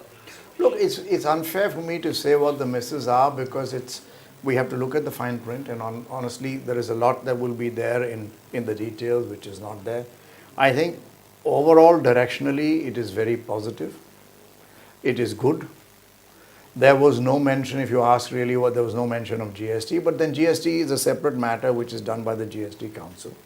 So it really doesn't have to feature into the budget. And I think overall, it keeps to continuity, it keeps to predictability, and it aims to continuously take away irritants and ease. So like you would have seen decriminalization of certain things, for smaller things, converting them into fees instead of having penalties. So I think it continues in a very positive direction. Great. Thank you so much for talking to us and giving your first views on the budget 2026. Pleasure. Thanks. Right, so we've got the reaction coming in from an industry person largely happy with the budget, and of course a lot of people believe that this is a forward-looking budget and is continuing the momentum of growth of infrastructure spending. All of that just continues in this budget. Now, I want to go to Anil and ask him about the fiscal maths, because we are getting more details of the numbers mentioned in the budget. Anil, we are seeing the number for fiscal deficit coming in at 4.3%. What is the government factoring in when it comes to expected revenues, both tax, non-tax, and market borrowings? Because, you know, the market has corrected. The stock markets have corrected, and perhaps it's something more than just the hike in STT. So could you break down the fiscal math for us? Sure. Anisha, the first glance, it looked like she had checked all the relevant boxes as far as fiscal consolidation goes. But I was just looking at the numbers because they're available now. Now, she's able to maintain the glide path largely despite a fall in revenues. So expenditure obviously had to be pulled back. Now that we'll have to figure out where she has cut the expenditure. But for me, the bigger concern is looking at the next fiscal year, where she has been pretty optimistic about the revenue projections, not keeping in mind that the revenue realizations this year were lower than what was projected last year. So to give you an example, last year income tax, obviously collections fell, I suspect, because of the giveaways that the FM announced in her budget. But what was projected was 14.38 lakh crore, but they ended up with 13.12 lakh crore. That's a pretty big fall. But next year, they are expecting it to rebound to 14.66. I think a little optimistic, if I ask me. And then corporation tax actually what saved her, because it went up from the projected number of 10.8 lakh crore to 11.1 lakh crore. And next year she's projecting a 12.3 lakh crore jump. So basically, there's a red flag implicit in this fiscal math. And like I said earlier, we are looking at the uncertainty is par for the course in the next fiscal year. So we have to keep an eye out on the revenue side and thereby the overall fiscal number. But the borrowings are not projected to go up, but this is still very early in the year. We'll have to watch this number carefully. Yeah. So the borrowing figure was 17.2 lakh crore rupees. And you know, that is something which is closely watched by the markets, because then that impacts the amount of funds available to the rest of India to borrow, plus also has an impact on the trajectory of interest rates. So the borrowing plan has come in a little higher than what the market was expecting. The borrowing, what they were expecting, was going to be closer to 16. The expected will be about anywhere between 16.3 to 16.5 lakhs, and perhaps the borrowing figure is a little higher than anticipated, which is why we are seeing a sharp sell-off that came in for the markets, but now they seem to have stabilized. As far as the revenue dip from direct taxes, personal direct taxes, that was anticipated. Yes, we need to see whether the optimistic targets that the finance minister has laid out for collections next year from direct taxes, the individual ones, will come through or not. So let me get in a reaction from you. So the numbers we just quoted, Chandran, do you think these are very optimistic, or they can be done? 14.66 lakh crore rupees in IT receipts expected next year. It could be done. You know, they're encouraging compliance long time and all, and the way, you know, the budget has come, as I said, there may not be much in terms of the disposable numbers and all, but in terms of compliance, fines, penalties and all, you know, the way she's encouraging those compliance, so moto people coming, you know, paying fine, and what we've seen the trend in last, you know, couple of budgets and all, and the impact they've got on the collection, you know, this is optimistic target which should be, you know, they should be able to achieve it. Right. We also have Lloyd with us now. He was joining us in the morning, and he's with us now. Lloyd Matthias, he's investor and business strategist. Lloyd, how do you see the budget? Most of our speakers concur that, you know, this is a forward-looking budget with not just the short-term wins, a focus on, you know, big announcements in the short term. It is more of a continuation of what the government reform agenda, the capex agenda. It all continues. What was your takeaway? The biggest yes or a plus for our country from this budget? largely concur, Anisha. I think it's overall positive. Though my a little peeve is that there's a lot of tinkering. I didn't see any kind of mega announcements. Let me call out what I think is clearly great positives. I think one is it's very forward-looking. It's nice to hear things like a tax holiday for cloud service providers all the way down to 2047, right? So the much talked about Viksit Bharat 2047 is now kind of beginning to appear in real hard numbers. I think that's huge. I think the continuing growth in capexes, right, the thrust on infrastructure, which is both good in terms of what we need, also as a great employment generator. I think going up by 8.5%, 8.8% to be precise. I think that is great. And also I think it continues, or rather increases on the manufacturing impetus, right? The whole semiconductor mission 2.0, I think things like biopharma focus, electronic component support, the PLIs. Some of the nice things which are kind of smaller, which are still emerging out of the fine print, which I think are positive. I think one is girls' hostels in all districts of the countries. I mean, it seems like a small thing to say, but I think it's quite relevant. Talk about 700 districts and having women's hostels, I think is something that is going to get more women into our workforce, much needed. And hopefully it'll be done with a public-private partnership. I also am glad that we finally called out tourism. She talked of developing 5 regional tourism hubs, talked of medical tourism. I think that was great. And also a little bit futuristic, things like the rare earth corridors and getting NRIs to invest into our stock markets, right? I think that's going to be, a positive impetus. Like I said, my big peeve was no big headline, nothing significant in terms of ease of doing business. Absolutely no call out in ease of living, right? This whole pollution thing, I didn't make a mention. It's large, and to my mind, it has the potential, not the potential, but it's actually going to impact real business. So I think that's one way. I also thought that the budget did not meet tech and startup support expectations, right? Our whole startup euphoria has eased out a bit. This talk about, deep tech startups, but I think nothing. We didn't even, kind of casually mention it. And of course, the little dampener is, the increase in securities transaction tax, the STTs on futures and options. I mean, it's just a market dampener, and I know the markets have recovered, but that might take a little bit of a toll in terms of, guys who do a lot of speculative trading. I'm not for it in any way, but just as a point, I think it's a little bit of a dampener. But overall, I'd say good. But I'd hope it was slightly more visionary, in line with the Prime Minister's largely visionary callouts. This seems more like a setting the course, but lots of little minor tinkering. Right. Abhijit, I want to come to you on the emphasis on connectivity, because the government has announced, I think, 6 high-speed corridors. Yes. These are, I think, rail corridors. They're also announcing, development of waterways, inland waterways, and cargo movement on waterways. Now, we had heard the government talk about interlinking of the rivers. Nothing much has come through. How will cargo move on rivers? And what more can be done? She also spoke about seaplanes. Indigenously developed seaplanes will be given incentives. When it comes to this connectivity piece, how big are the announcements?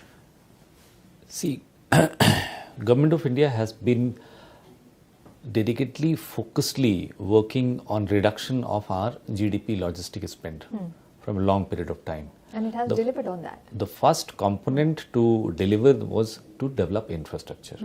When you develop infrastructure, you get to know that what sort of logistic spend, because our calculation mechanism was also to a certain extent very vague. It was calculating with same scale waterways, rail, road, aviation and trail, dedicated freight corridor. When correct measures were taken, we had in clarity much more ahead that which one is going to serve us better. When you look at waterways and when you look at dedicated freight corridor, the previous investment which has gone into PM Gati Shakti dedicated freight corridor, and then new portal and corridor uploading points has been created, then it has given a very positive impact that waterways and dedicated freight corridor has served well. And when you look at the achievement, 8.79 November 2025, when we achieved our single digit logistic spend, it was from then a part of surprise that what is next. in budget, because you said something you were building and you then achieved it, single digit. Historically, we are a 16-14% GDP spend.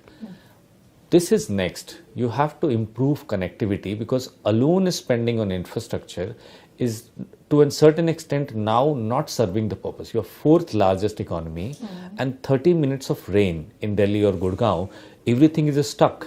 So how do you look at connectivity? How do you separate freight? How do you separate passenger?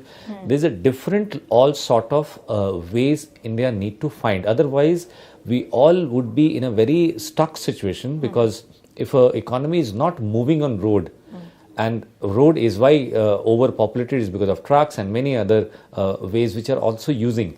So now this budget looks like exploring new avenues, new opportunities to move freight on dedicated freight corridor, waterways, and developing new age of infrastructure, so that the infrastructure previously developed would have ease of mobility. We are also planning to move away from FASTag, which was boom barrier based FASTag, to a multi-lane free flow tolling, so that nobody need to stop or be into queue. So all this is bringing together the ease of mobility, and this ease of mobility required a good spend on digital infrastructure, not only limited to physical infrastructure. So I look at it very positive and very progressive.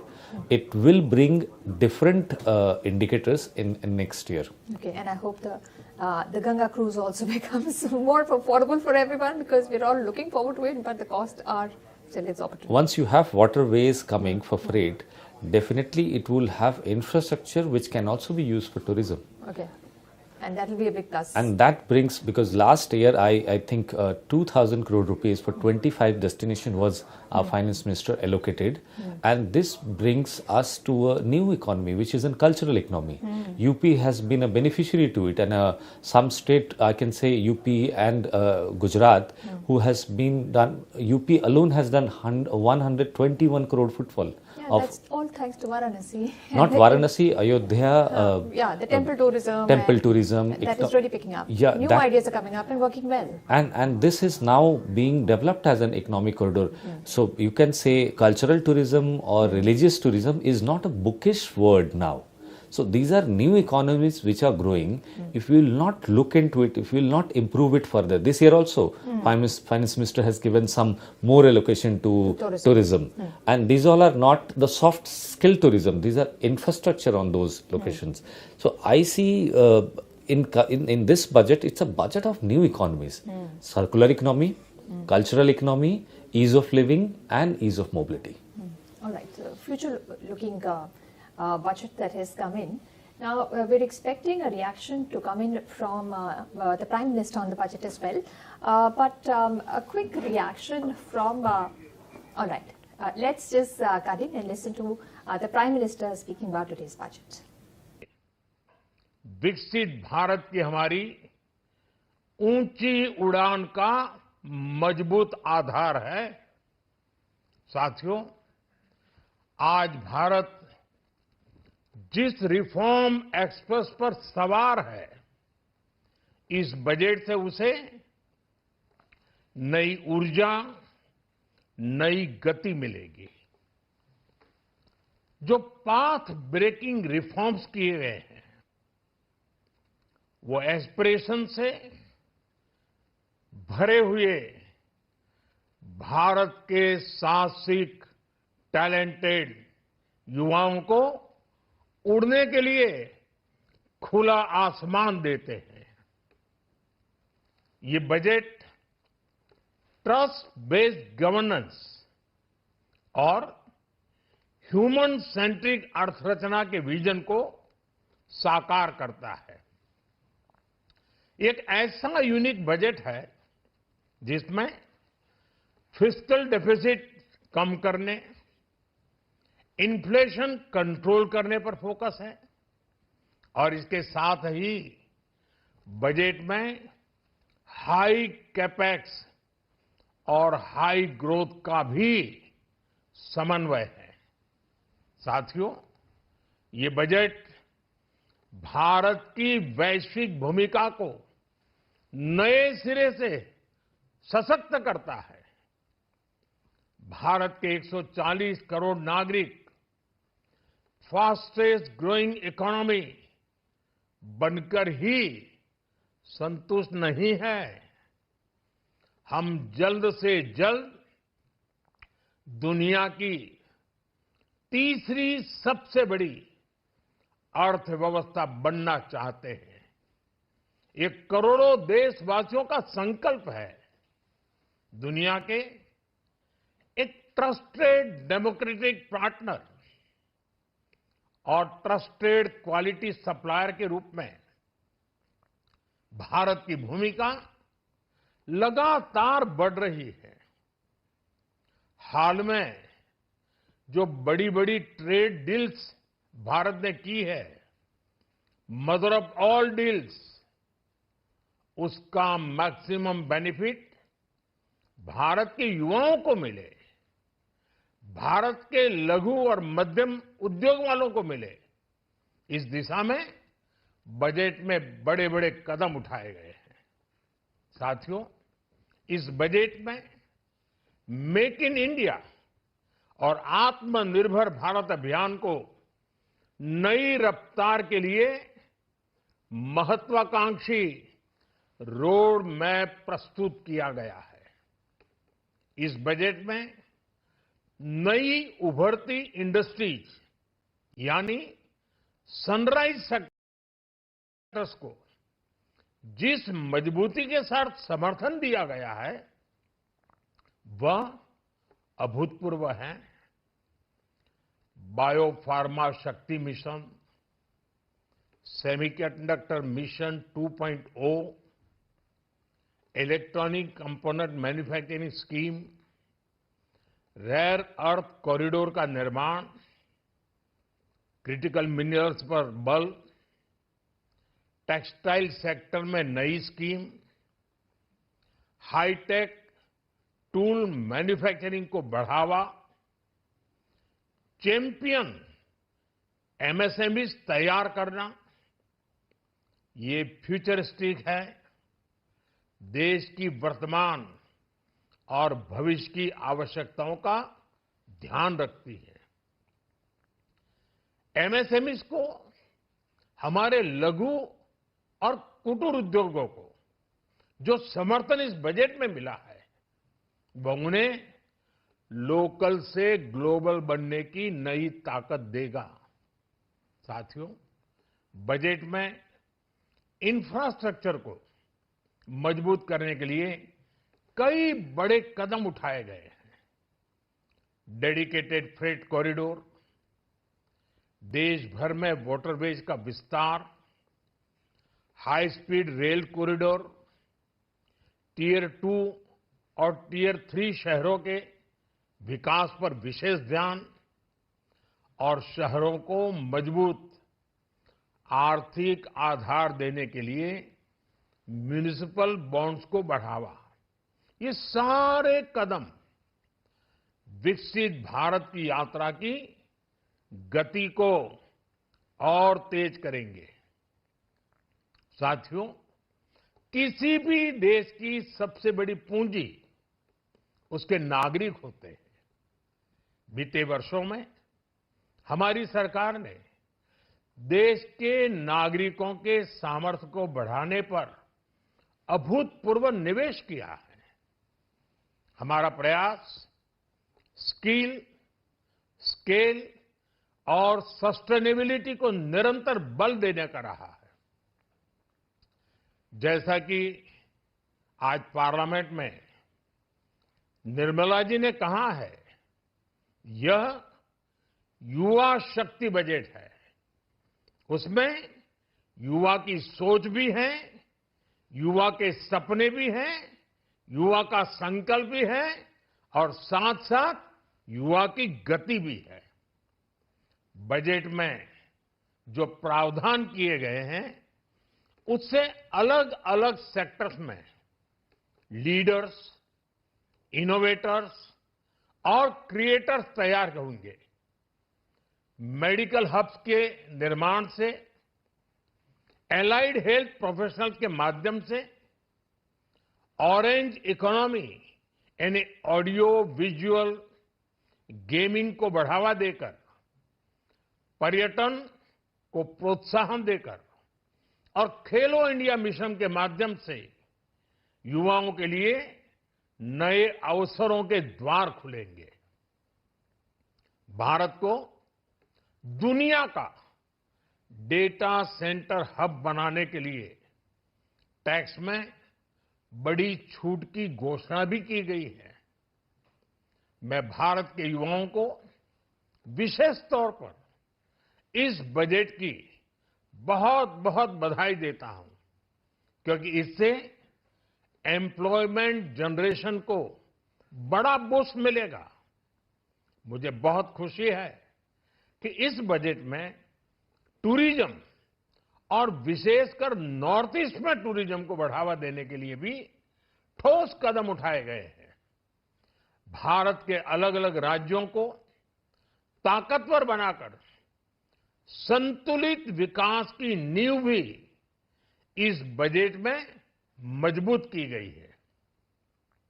साथियों, हमारे देश में 10 करोड़ से ज्यादा महिलाएं self help group से जुड़ी हैं और बड़ा सफल अभियान रहा है।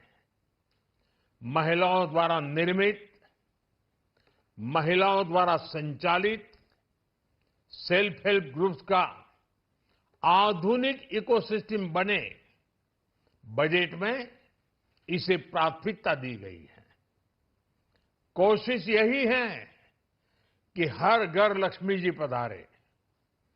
हर जिले में छात्राओं के लिए नए हॉस्टल बनाने का अभियान भी शिक्षा को सुलभ बनाएगा। साथियों, भारत की कृषि, डेयरी सेक्टर, फिशरीज, इन्हें हमारी सरकार ने हमेशा सर्वोच्च प्राथमिकता दी है। इस बजट में भी नारियल, काजू, कोको और चंदन की पैदावार से जुड़े किसानों के लिए अनेक अहम कदम उठाए गए हैं।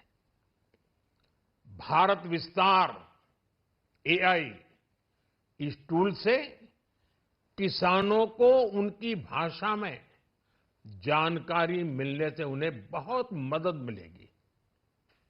फिशरीज और पशुपालन में उद्यमिता, उसको बढ़ावा देने से गांव में ही रोजगार और स्वरोजगार के और ज्यादा अवसर बनेंगे। साथियों, ये बजट एम्बिशियस भी है और ये बजट देश की एस्पिरेशन को भी एड्रेस करता है। मैं एक बार फिर निर्मला जी और उनकी पूरी टीम को इस फ्यूचरिस्टिक बजट के लिए, संवेदनशील बजट के लिए, गांव, गरीब, किसान का कल्याण करने वाले बजट के लिए बहुत बहुत बधाई देता हूं। बहुत बहुत धन्यवाद।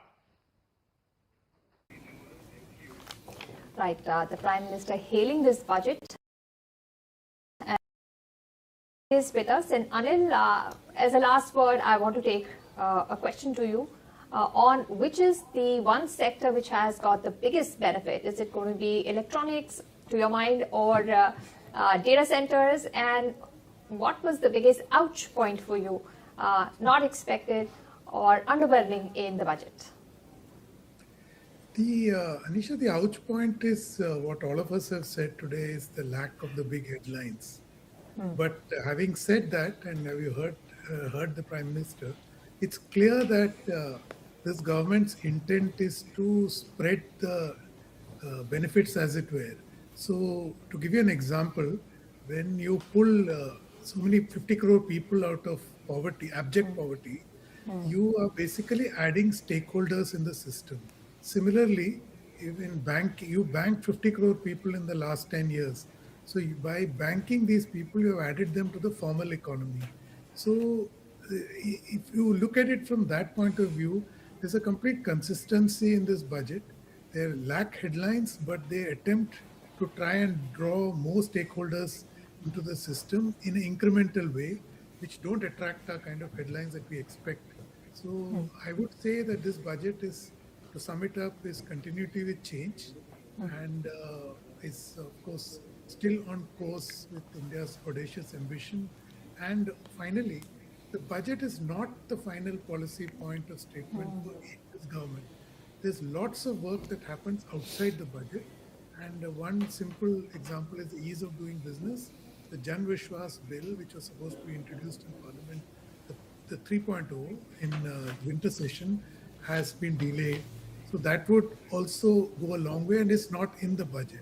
So let's see this budget as one of the many building blocks that the government is adopting to basically grow India's growth trajectory. Definitely. Thanks so much for joining us, Anil, and sharing your views on the budget and the impact it's going to have, this year's budget. Certainly empowering what the Prime Minister says, greater employment in our country, and of course, one which is made for the long term. We want to get in some reactions from the industry, and Deepak Ajwani, editor, Economic Times Online, spoke with Pranav Satya of Ernst & Young. Okay, yeah, so we'll get that to you. But at this point of time, let's get in a few more industry reactions and hop across to our studios at FICCI. Hello and welcome to ET Budget Newsroom. Well, my name is Shatash Anand, and well, today it has been, a roller coaster Sunday, we could say that, because all we have seen is the markets heading towards, you could say, 22,000 points drop and then stabilizing around about towards 600 points in intraday trade. Obviously, we don't have, market is still not shut as of now, but definitely it has been a growth-oriented budget, that is for sure. But there are near-term hiccups, we could say that, because we've seen some STT spike happening as, premium on the STT is something which has actually troubled markets in the near term. But I have Sunil Sanghai with us to take us through what exactly you feel about the budget, Sunil. Thank you, Chitej. As you rightly mentioned, that the Sunday, but I would say the Sunday well spent. The number of things have happened in the budget, particularly for practitioners like us, which is connected with the capital market. I would split this into three parts. Look at the fiscal part. So fiscal deficit, we are bang on target, 4.4%. Last year, we did better than our target. Going forward, 4.3, the expectation market was expecting somewhere around 4.3 or 4.2. So we are well within the range. There is a bit of confusion about the gross borrowing number. I believe we will reconcile as we go along. We have a weekend really to reconcile. As far as certain aspects which is impacting the market, particularly STT. So this, you look at totality, we had buyback which was taken out, right? Now the buyback is back and the market was requiring it. I would put a rider on the buyback that we would request SEBI to review their regulation for buyback, because SEBI had cut down. There were two methods, open market and tender route. They actually removed the open market and only the tender route, and it was not taken up because in any case from the taxation side it was not making sense. So we would request SEBI to really chip in now and bring the buyback back again. So that is a counterbalancing. The third, as far as the corporate is concerned, there are a number of initiatives. Look, one example of data center. So if anybody sets up a data center in India, there is a tax holiday up to 2047, and that could for the global. So that have a big impact on FDI. So in totality, we need to put this in the perspective that now the budget has become much more routine exercise. Than what 30 years ago, I've been watching budget from 1983. So at that time, everything used to come in the budget. Now the direct tax was taken care of outside. Indirect tax, direct tax was taken care of last year. Indirect tax is taken out now. A lot of policy announcements happened outside the budget. So it has a very limited now exercise. Absolutely. No, valid point there, Sunil. And let me also come to Naveen. He's just joined us. Naveen Kulkarni, who's the CIO, Access Securities PMS. Naveen, welcome to the show. And let me also, get your perspective as to, markets fell sharply after the budget despite strong capex numbers. we've seen spike in the capex number to nearly 1 lakh crore. You could say that, from the 11.11 lakh crores to now over 12 lakh crores. Is this reaction driven more by sentiments or just by fundamentals? What would be your take on that? Yeah, so clearly the reactions have been driven by sentiments, right? So at one point, the market was down by probably 2.5% also. So, and then we have seen some bit of pullback also coming. So, if you see the markets for a while, the trading volumes have been little thinner, right? They have not been like really exciting. When the sell-off has happened, it's not happened on very large volumes. It has happened on quite thinner volumes. And when some degree of institutional buying is coming, seeing opportunity, so we are seeing a pullback also happening. Important will be tomorrow because I don't think so there would have been significant FI participation, how they read into the market, and especially let's say the STT hike, because that impacts them also in some way, because we have a lot of large trading hedge funds who are there in India, and how they would see that, and whether their trading volumes could see an impact. So we could see some bit of more impact coming tomorrow. So tomorrow and probably next week is where the market should settle. Clearly, we have been in an oversold market, and we have been seeing a little more selling. I think we should be okay from here. Absolutely. Well, yes, we did see a knee-jerk reaction coming in where Sensex, sort of slipped more than 2,000 points. Nifty 50, slips below the 25,000 mark. But Amit also joined us. Amit Gupta was the CIO PMS Equities at Motilal Oswal Private Wealth Limited. Amit, welcome to the show. I'm sure you've seen all the action on a Sunday. Not the Sunday probably you were looking for, but yes, it's an adventurous one. But as Naveen rightly pointed out, that much of the action will be probably, we'll see it in the coming week, starting Monday when the foreign portfolio participation will start coming in. So, how will sort of this steep increase in STT on FNO changes trading behavior for retail and proprietary traders? Because you track all these things very closely. Amit, over to you on that. Yeah. So, see, this thing was very much there, that the excessive leverage or excessive speculation, government was always looking to curb. So, number of times the papers came from SEBI, how to curb it. And then the contract values were increased over the period, but they did not stop it, right? So, but we have also seen that excessive speculation leads to a lot of losses also to many players in the market. And I think this STT increase is an attack, you can say, directly on the high frequency trades or on a low margin high frequency trades. That is what I would say, because if you remember, near the expiry, we used to have such an excessive volumes. And it happens on very low premiums, option premiums, right? Because we know that in options only, we are getting most of the volume in derivatives. So it is increase in futures, that is fine. But I think in options, the people who are doing 3 rupees, 2 rupees. So ultimately for every seller, we understand from the seller perspective, if there is an out of money option strike, then he is writing, we can understand, because you don't have that much of move in the index, but you understand from the buyer perspective. And I think if they are attacking those areas, then obviously it will impact the volumes of those. It's not that every broker is indulged in that. There may be few people who are indulged in that. So it is very, I think, targeted thing possibly on those areas. This is what I feel. Absolutely. Valid point there. High frequency trading is something which is under the scanner. Sunil, let me get your perspective on the macro front. Does the sort of 4.3% fiscal deficit target strike the right balance between growth support and macro stability? Very good question, Chitish. I think, again, let me put this in the perspective. One is 4.3, as I mentioned to you, was in line with what market was expecting. You need to put that in the perspective that this is to be read with the capex. Now, the capex has gone up by 8-9%. Yes, the expectation, I saw the commentary, the expectation was more than 20% also. But of course, the constraint of the revenue.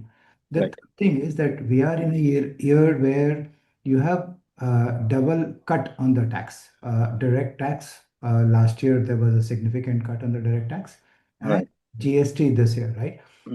And our revenue growth, I think approximately 10.4% was the revenue growth target taken for next year. the revenue growth is going to be subdued given the lower inflation, because that's how you the nominal GDP, and then you add on to that for the revenue growth. Given all this constraint, maintaining 4.3, I think is remarkable. That's a positive job. Can I just take one more minute and add two more specific reforms? These things are hidden somewhere, and we need to really pull that out. One very interesting mention was on the banking sector reform, committee being set up for the banking sector. Back to the banking sector, long back, we took a call that we will not allow corporates in the banking sector. We will not allow banks to come and acquire Indian banks, which has started happening. I hope this comprehensive review actually includes all of that, because we need capital in the banking. And for the growth of the economy, we need larger bank. And the government cannot keep supporting, and the capital market cannot keep supporting. We need large pockets of the capital coming into the banking sector. And therefore, the whole review of the ownership, voting right, the promoter, all of that. So that's one good mention. The second point was around RBI FEMA guideline for non-debt. That's for equity. And that impacts your FDI, because there are a number of valuation angles mentioned there. And this is again, it was a guideline which was set up in 2014-15, and it has not been yet thereafter. And these are all the irritants for inflow and outflow of the direct investment. So some of those areas has actually been talked about, which is very positive. Absolutely, and much of the money is sort of moving from bank FDs to the equity market. That is also something which government has on its mind, how to sort of manage the liquidity in the banking system as well. Naveen, let me also get your perspective. The point where you left, I'll just pick up from there only. Because today is a holiday, and do you see the post-budget sell-off as as an overreaction to the STT hike, or a sort of a genuine shift in the market structure? Now, why I say that is because we've seen quite a bit of selling from the FIs as well in the last year, 2025, more than 1.6 lakh crores sort of withdrawn. And then, so far in the month of Jan as well, the figure is close to 50,000 odd crores, or between 40 to 50,000 odd crores. So how do you see that as, something happening in the coming week? If you look at it, the hike in, let's say, security transaction tax, both on futures as well as on equity. Right, we are delighted to be joined by Mr. Amitabh Kant, India's G20 Sherpa and former CEO, Niti Aayog, joining us now. Mr. Amitabh Kant, thank you so much for joining us. Mr. Kant, the Prime Minister has hailed this budget as a forward-looking one which will generate a lot of employment. How do you assess this budget, which seemed to be a little low on big-ticket announcements? Yeah, but this is a very responsible and a prudent budget for very complex times. We are in the midst of geopolitical disruption. We are in the midst of breakdown of global supply chains. We are in the midst of emergence of new technology. The world is going through the kind of disruption which has never before happened in the history of the world. And therefore, at this time, to ensure that there is fiscal consolidation, the fiscal deficit comes down, to ensure that the debt to GDP ratio is brought down, to ensure that the capex spend goes up to 12.2 lakh crores, and is effectively about 4.4% of your total GDP, is, to my mind, a sign of a very, very responsible and prudent budget, because the budget lays a lot of emphasis on infrastructure, on manufacturing, and on cutting-edge areas of growth. Right. But Mr. Kant, we do need some of those big-ticket announcements, particularly since budget is seen as a platform. Now, the government is doing a lot of things. So I think we've got good growth, we've got low inflation, but we have the rupee at 92, and foreign outflows are coming in. The growth that we have should be a magnet for foreign investment coming through. That's not working. Short-term flows are going out, and we're doing nothing to stem that. So I think two things. One is that there is a big ticket announcement I think the biggest and the smartest move in this budget is to provide tax exemption for data centers till 2047. 75% of the total investment in the world taking place today is in artificial intelligence and data centers. India has both data sets, and India has the talent. And if you are able to ensure that data centers are put up here, then you will be the champion of cloud, of AI, and of data centers of the future. So I think that, to my mind, is the big ticket, smart announcement. But on the other issue of investments, etc., you need predictability and consistency of policy over a long period of time, and not in totality. But if you look at it, individual piece decisions, if you look at the announcement for reform of FEMA, which is the non-debt instrument rules, if you look at the customs reforms, which the finance minister has said will be trust-based, if you look at the rationalization of duties, and if you look at the financial sector reforms, of which a high-level committee has been constituted, and if you look at the implementation of the new Income Tax Act, which will come into effect from 1st April, in totality, all these things together will help making India easy, simple, predictable, and consistent over a long period of time. Right. So, but in the short term, you want to do something, right? Because the rupee is weak. And while that benefits exporters, some people then worry about the current account number as well. So, we want long-term predictability in our regulation and our frameworks. But in the short term, some stops can be given to, because the global situation is such, if the differential between earnings for a foreign investor between a developed market and India is going to go down because of the currency depreciation, that will repel capital. So all the countries which grew for a long period of time, Japan, Korea, China, all of them had weak currencies for long periods of time when they were growing and expanding.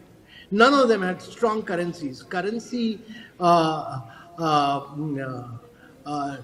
depreciation was a very critical component of that growth process. A strong currency doesn't mean that you have a muscular economic policy. I think you're... also, the rupee is weak because the dollar is strengthening. The dollar is very strong, and dollar is strong, and therefore you look at it relative to dollar.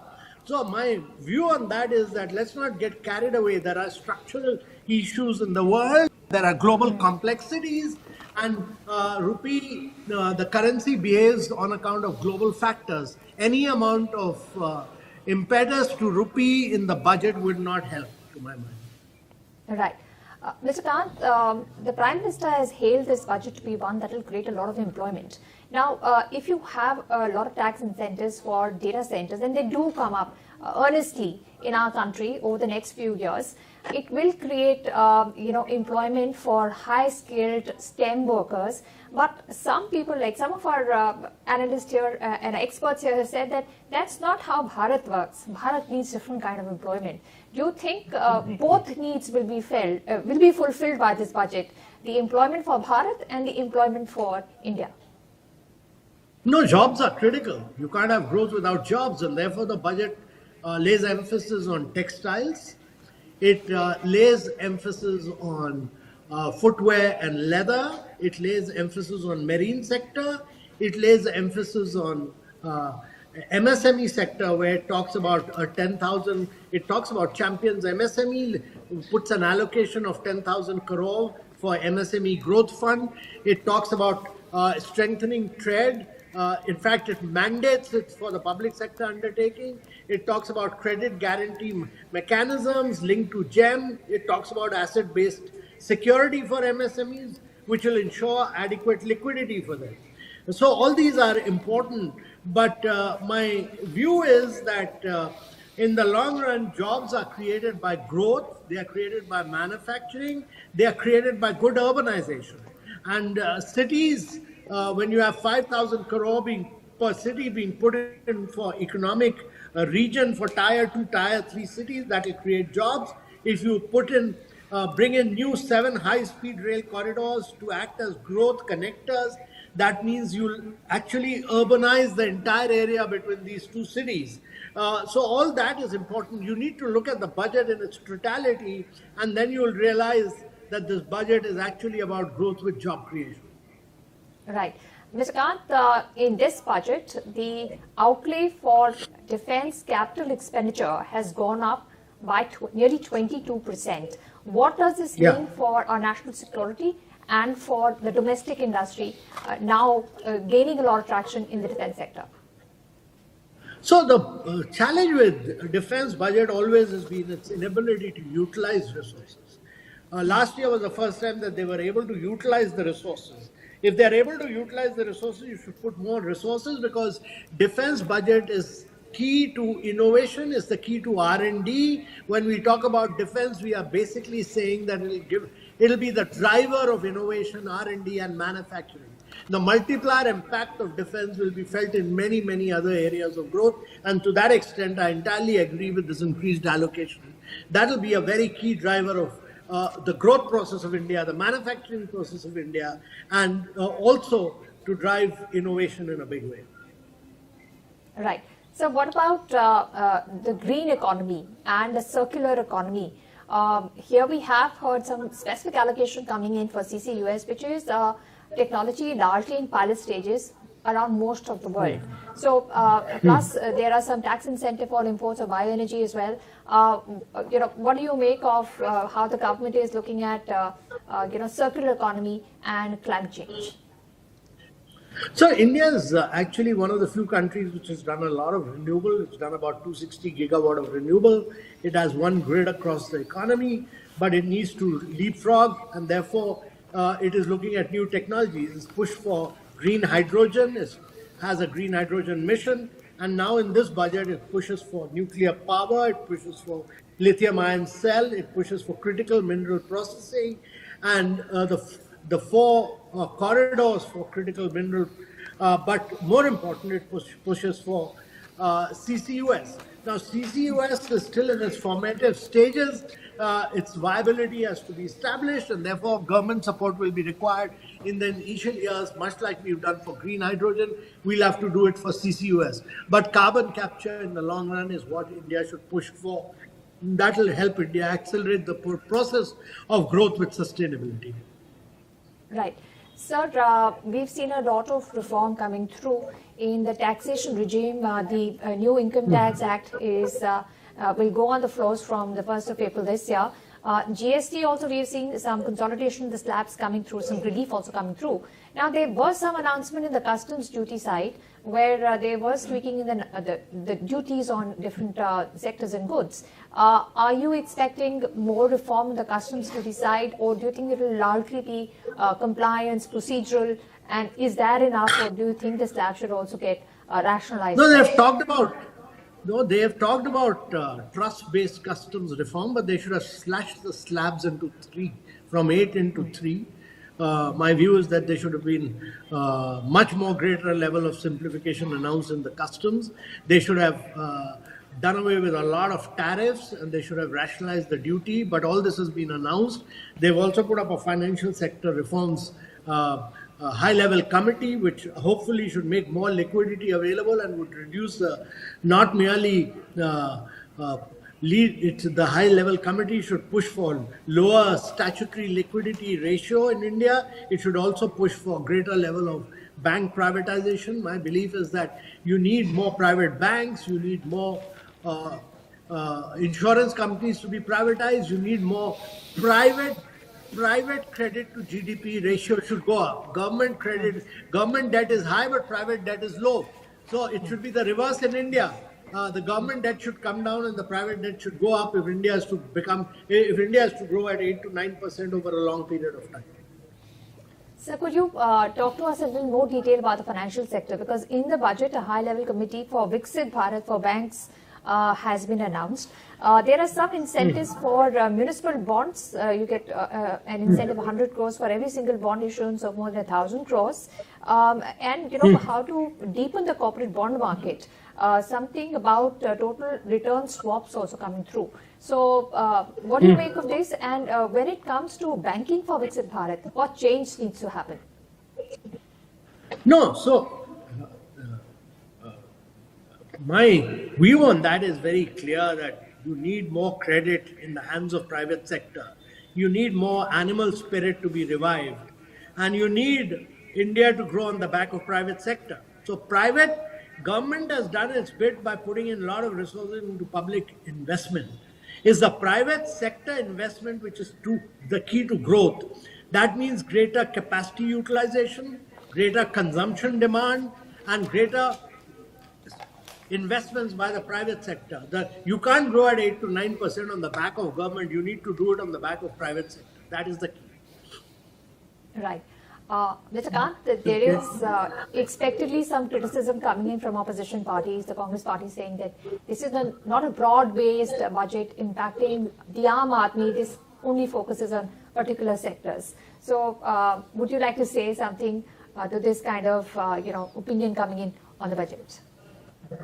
I think they should realize that these are very complex times. You need to grow with equity. You need fiscal responsibility. You need prudence.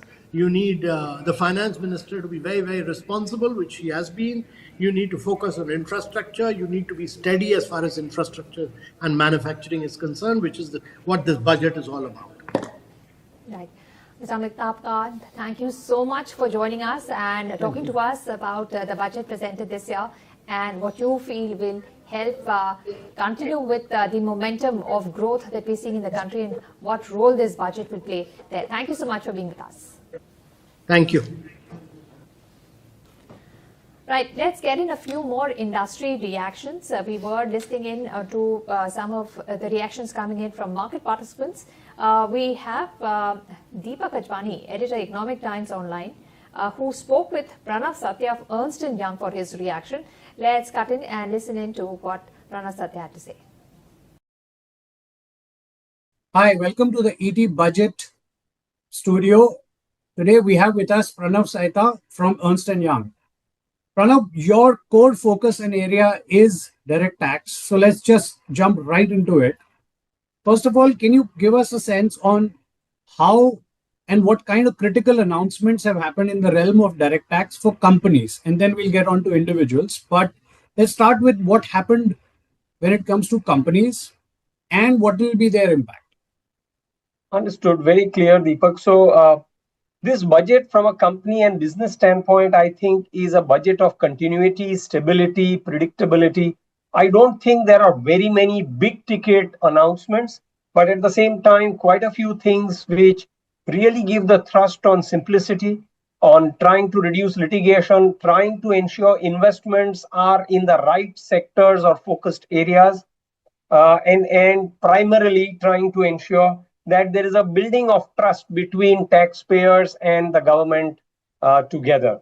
So as I see it, for example, in terms of simplicity, quite a few provisions in relation to advanced pricing agreements, which will now be done in a time-bound manner, especially for IT services sector, safe harbor provisions, which have been increased significantly, bringing in more certainty on an expanded coverage of universe for safe harbors. Provisions like big tax holidays, which are for data centers trying to focus investments going into certain areas. I think that's a big, big move, and the exemption continues till 2047. So that's a big one, because today in the world, where we probably seem to be lacking is the AI and the data center and that entire space or universe. Government is trying to ensure that while most of the global investments today are going into that area, India probably needs to really come up to speed with some of this, because it hasn't been on the forefront of some of these areas despite being a big IT services hub. So that's, I think, a big focus area that will also help creating jobs, I guess. And to a large extent, the services focus on this in this budget is clearly evident, apart from continuing the focus on manufacturing and so on and so forth. Then again, in terms of building trust, decriminalization, there are a whole host of provisions concerning that. Also, for example, for stay of demands, if there is litigation, right now 20% has to be paid upfront by the taxpayer before going into litigation. Now they are saying that will be reduced to 10%. So there's a whole attempt to try and ensure that there is a much better build of taxpayer trust with the government and better compliance. So I think all in all, a good budget from that perspective. So essentially, when you look at all the announcements, more so in the, tax area for companies, is this to ensure there is better compliance and less fear when it comes to all of these relaxations, or at least build trust and comfort, saying, hey, we're reducing the barriers, like you rightly said, from 20 to 10% and various other norms? Is the clear motto that it's better that you trust us and comply rather than, hoodwink us and then try and save taxes? Yeah, and the whole effort is to try and make the environment more taxpayer friendly and less hostile, as I would see it. And the big thrust in terms of tax benefit, new tax benefits are going to the IT services sector, particularly capability centers, GCCs in particular, and in terms of data centers, for example, in terms of contract manufacturing, toll manufacturing, there are some clear direct tax benefits. So there are some areas, primarily services, IT sector, and manufacturing, toll manufacturers that really have benefited in terms of tax holidays or benefits. Otherwise, it's more about simplicity, trying to ensure ease of doing business, in trying to ensure certainty by providing safe harbor provisions, decriminalization by making things more taxpayer friendly rather than hostile. Similarly, the stay of demand, as I said, and so on and so forth, from a company or business standpoint.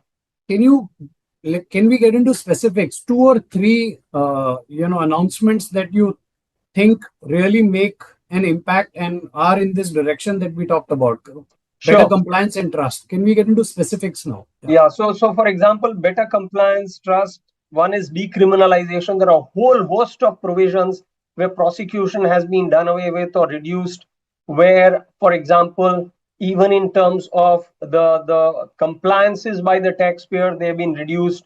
For example, safe harbor, it ensures that if you are within a certain range, the thresholds have been raised tremendously from 300 crores for GCCs to 2,000 crores. You are within that safe harbor range, all the compliances go away, or most of the compliances are reduced, and so on and so forth. So as I see it, a taxpayer-friendly budget in that sense. Okay. Can you also help us understand what exactly is the tax relief given to those companies investing in IT and cloud space? The big, 22-year kind of relief till 2047. Can you help us understand who does it matter to and what is it about? So this relief is in terms of a tax holiday for cloud services that are provided for cloud services, data center services provided for cloud services, and for all practical purposes, it is for all customers. But for overseas customers, there's a full tax holiday. If there are Indian customers, the requirement is to have an Indian subsidiary, for example, as a reseller, which obviously will be subject to Indian tax. And again, then the overseas company is fully tax exempt. So what we are talking about here is full tax exemption for the next maybe till 2047. We have to see, of course, the full fine print. For overseas customers, for Indian customers, it has to be routed through an Indian reseller, which therefore the Indian entity will be subjected to Indian tax, but the overseas entity again is tax exempt. So, for instance, if Google or Facebook comes and invests in data center, right? They're the ones who get this tax exemption, but they have to route it through an Indian entity and have a For partner. Indian customers, it has to be routed through an Indian entity. So long as it's servicing Indian customers, it has to be routed through an Indian entity. You're right. Right. And if that data center is serving only international entities, then they're fully tax exempt. That's fine. Yes. Right. Okay. And vis-a-vis an Indian entity putting in the hardware and all the infrastructure required for data center, but to serve entities outside, does that person also get full 100% tax exemption? Yes, as I understand, yes. So far as, yes, overseas As of now, customers but are concerned, yes, correct. We need to read the fine print. Great. Correct. So this is in the realm for companies when it comes to direct tax. Is there anything for individuals, people like you and me? Yeah, absolutely. So for example, again, the same thread continues: continuity, stability, simplicity, bringing in certainty and reducing litigation. So for example, again, for individuals, the TCS on LRS payments has been reduced significantly, both for tour expenses, both for, again, for education, medical, and so on and so forth, from 5% or 20% to 2%. And the thresholds also have been relaxed. So that is one big thing. In terms of filing of 15G, 15Hs for lower deduction of tax at source, again, that can be done through the depository. So it makes it much simpler rather than having to go through the tax office and so on. And one depository filing will mean all companies are covered. In short, considerable amount of simplicity for taxpayers in terms of ensuring lower withholding of taxes. So those are the things which I believe are considerably helpful in terms of improving the taxpayer-friendly environment within the direct tax regime. In fact, there is something similar when it comes to customs. The procedural relaxations have been significant, and the whole effort is to try and come up with a procedure which is more based on self-assessment and reliance on the self-assessment for clearances and so on and so forth. So I think the whole thrust seems to be to try and streamline, rationalize, make things simpler, and build a taxpayer-friendly regime. Right. So from ease of business, this move is actually ease of tax paying. Correct. If I can term it that. Correct. Okay, Absolutely. great. And on the LRS, it helps those who are sending kids abroad to study. That Correct. The 5%. Or for medical, or for tour operators and so on. When I go through tour operators abroad and so on and so forth.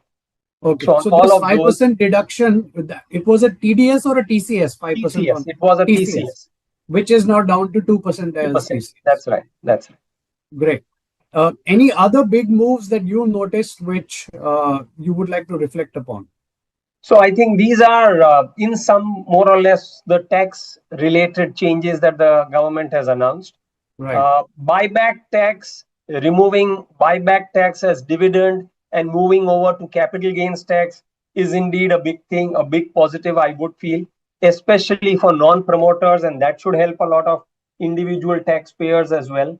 Because when it comes to large companies having big cash pools but not having enough capex to incur, when they move on to do a buyback, at least for all the non-promoters, the capital gains tax regime can be considerably more advantageous than a dividend taxation regime for buyback proceeds. So that I think is a very good thing.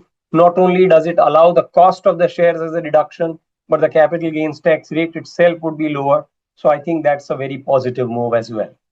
Right. So on the whole, you would say that this is more a build for long-term budget than, do a big bang now and then, worry later. Correct. So I don't think, other than these one or two things like data center and buyback, there are any very big, so to say, SOPs available for taxpayers, nor any big negatives as well. Right. Fair enough. So don't try to fix which ain't broken and Correct. continue on the path that was set out, because last Correct. year there were enough big bang reforms Absolutely. announced, at least on the taxation, individual taxation front. So this year more so, is this because there's so much of topsy-turvy at the geopolitical level that you don't want to change large course of metrics and, take steps one step at a time? Correct. Fair enough. Thanks a lot, Pranav. Thank you so much, Deepak. Pleasure speaking to you. Bye.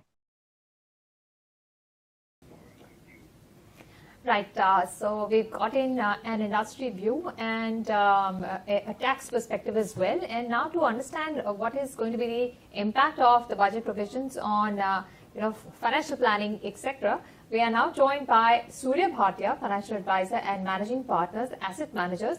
We also have with us Vijay Gopalan, CFO of Intellis and ex-CFO of AirAsia.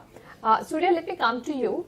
Now, in the budget, no big hits in the direct tax, rationalization, no further rationalization coming in, but a lot of attempts to reduce friction, but some sternness also coming in for misreporting of income or hiding your income.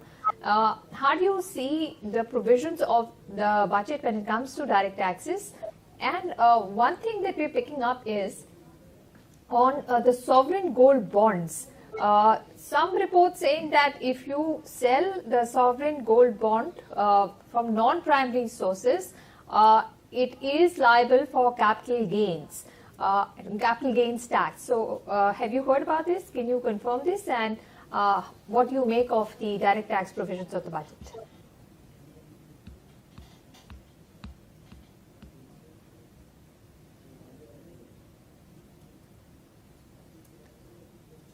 Surya, were you able to hear my question? Can you hear us? I'm sorry, I couldn't hear you. Can you please repeat it? I'm sorry, I missed you. I wanted your reaction on the direct tax provisions of the government. On what impact will it have on individuals, on their savings, on their investment plans?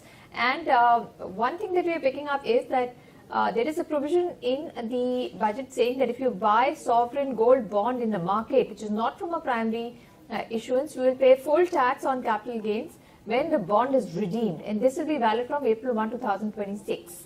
So can you confirm if you've heard about this? And all right, I think we're having a little problem with our connection with Surya. In the interim, I'll just go across to the guest that has joined us now, Mr. Vijay Gopalan. He's ex-CFO of AirAsia India. Vijay, a lot of emphasis and thrust coming in on development of tourism, be it soft skill side or even the infrastructure side. What do you make of all the announcements made, and which one do you think is the most relevant to the industry?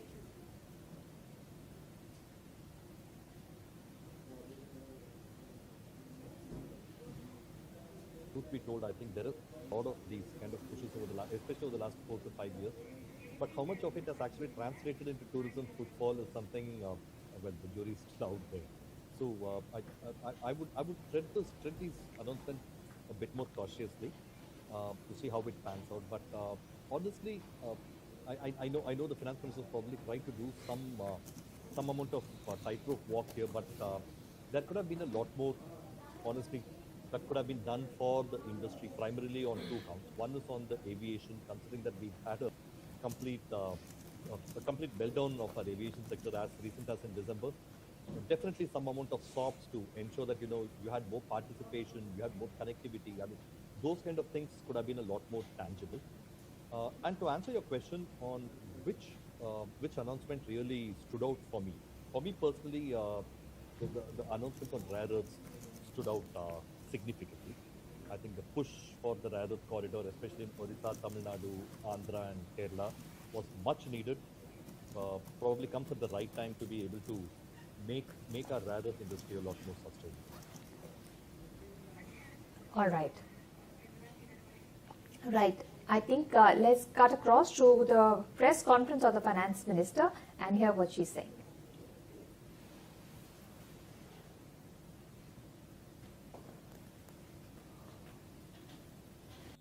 You've heard the entire budget being presented in the parliament. So as opening remarks, I'll just highlight some of the points which we want to draw your attention to. But subsequently, of course, we'll answer all your questions. All the secretaries are here with me. So this budget being the first one, as the Honorable Prime Minister said 2 days ago, this being the first one for the second quarter of this century, also leading towards Vikasit Bharat 2047. We are laying the path and giving a push to the economy to maintain the growth momentum. And for that growth momentum or sustained economic growth, which we want to ensure, primarily we are looking at building the ecosystem with structural reforms which will go on. Reforms have been carried out. We are continuing to do the reform activities, so it will continue with an aim to make sure that we create enough environment for improving productivity and making sure employment is generated. Also, technology, 21st century, this century is completely driven by technology. So we will ensure that technology is brought in to benefit the common man, to make sure common man benefits in the sense of ease of doing living, or for his business to prosper, or for farmers for greater productivity or better logistics, whatever. So technology for benefiting every common man. And above all, with all this, inclusive development. Sabka Saath, Sabka Vikas, and that is why you heard me bringing in schemes which have good allocations for bringing better health facilities, creating a cadre of people, not cadre in that sense, but a bulk of people who can come in as health workers, paramedics, and so on, and also making sure we are able to provide dignified opportunities for Divyangjan. Mental health has also received a lot of attention. So these are the side for Vikasit Bharat and making sure Sabka Vikas hoega. But the idea is the advantage and the momentum that we gained since after COVID by increasing public capital expenditure will continue. We've announced that 12.2 lakh crores are coming through public expenditure this time. It is 4.4% of the GDP. I'd like you all to please notice that, which is the highest, at least in the last 10 years. It could even be highest if you were to take data earlier. No increment in capital expenditure, sustained fashion, has happened ever before. This one marking 4.4% of the GDP. Then what are the kind of things which will happen through it? You will have dedicated freight corridors. I've named Dankuni in the east, Surat in the west. Then I've also highlighted that 20 new national waterways, not national highways, national waterways are being planned. And again there, those are going to pass through some of the critical mineral areas. Orissa, where the mineral-rich state, you have the waterways taking it to the port, and the two ports have been identified, Paradip and Dhamra. Similarly, we are also making sure that the coastal cargo movements will be enabled through a cargo route, so that through the coastal area we are able to cut down on cost of movement of goods. City economic regions, developing them is a very big new measure that we're coming up with.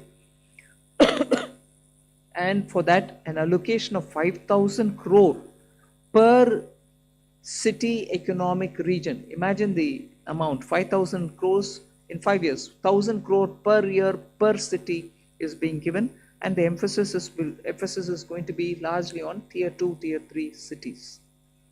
And then talking of infrastructure further, with the capital expenditure coming with the big number, you're having also the high-speed rail corridors. 7 of them announced. The destinations are clear, so that they become the bridge for all these economical robust centers. So those are for making sure that the infrastructure and the capital expenditure are getting tied up, and the country benefits from the ripple effects that these can bring in. The 7 strategic and frontier sectors in which we've highlighted that will increase productivity and also have new investments come in and give emphasis for India's own brand on those things is on the biopharma sector. I think that's going to be a big change in the way in which we are looking at giving capacity for those who are able to research, who are able to undertake research and development. So 10,000 crore initiative again over 5 years for domestic biologics and biosimilar production. This is a clear message and backed with enough substance that India's lead in the pharmaceutical sector should be kept intact, but at the same time bring in newer ways of helping the pharma sector, and also because it has an impact on human health. Semiconductor mission had 2 major announcements that will improve the India stack and also the IP related matters. Electronic components manufacturing scheme for 40,000 crores. It's a major encouragement for electronics to become self-sufficient. We have also announced establishing rare earth corridors so that India can face and be able to meet its own requirements with its materials. So once we identify and are able to explore these minerals and process them, make them available for us, our dependency on external sources for bringing in the rare earths will be lesser. And we've identified the states where we want to establish this rare earth corridors. They are going to be in Orissa, Kerala, Andhra Pradesh and Tamil Nadu. So these are very important developments, and they are going to have multiple decadal impact on the Indian economy. Our dependence on magnets and rare earths will be brought down. 3 dedicated chemical parks, again for reducing our import dependence. High-tech tool rooms for research, that will be set up in 2 locations. Very important thing is about the construction equipment being imported. That could be for building tunnels or metros or high energy and also heavy duty equipments which we are relying on imports. We want to manufacture them in India, and that is why I said, how does it affect the common man? It affects because firefighters today have novel, new, big ticket and small, very small firefighting tools and weapons or equipments.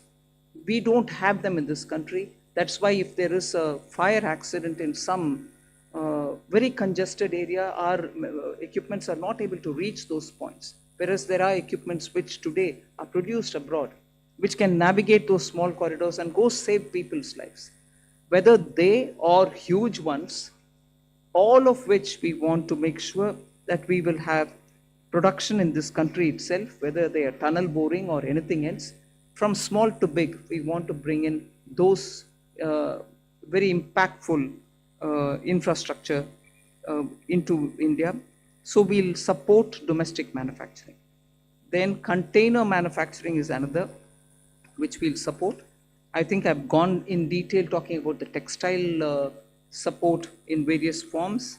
One very important announcement was made, Mahatma Gandhi Gram Swaraj initiative, which will make sure khadi, handloom, handicrafts will all be brought in, and one district, one product will all be brought in this initiative, and we'll be able to support rural artisans, rural workers, and handloom weavers in those areas.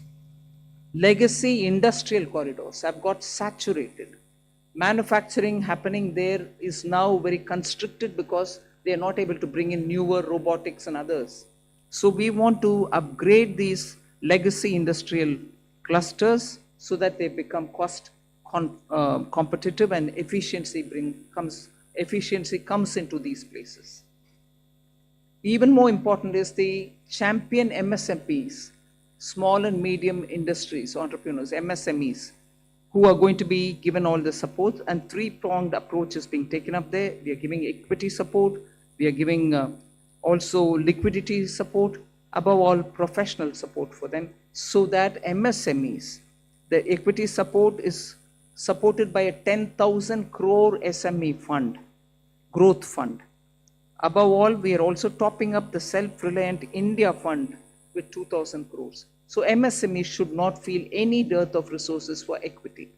Similarly, they shouldn't feel any difficulty for liquidity in their hands, because the TREADS platform will now be treated almost as a backed up, security backed up instrument with which they'll be able to discount and get their monies. For professional support, we're working with the Chartered Accountant and Cost Accountant Institutes so that they can create corporate mitras who can help these MSMEs in filing their returns, doing their accounts, and so on. Above all, for youth and training, there's so much. You've heard the speech, so I won't want to take your time on it. High-powered education to employment enterprise, standing committees being formed so that they can recommend measures for service sector as a core driver of Viksit Bharat.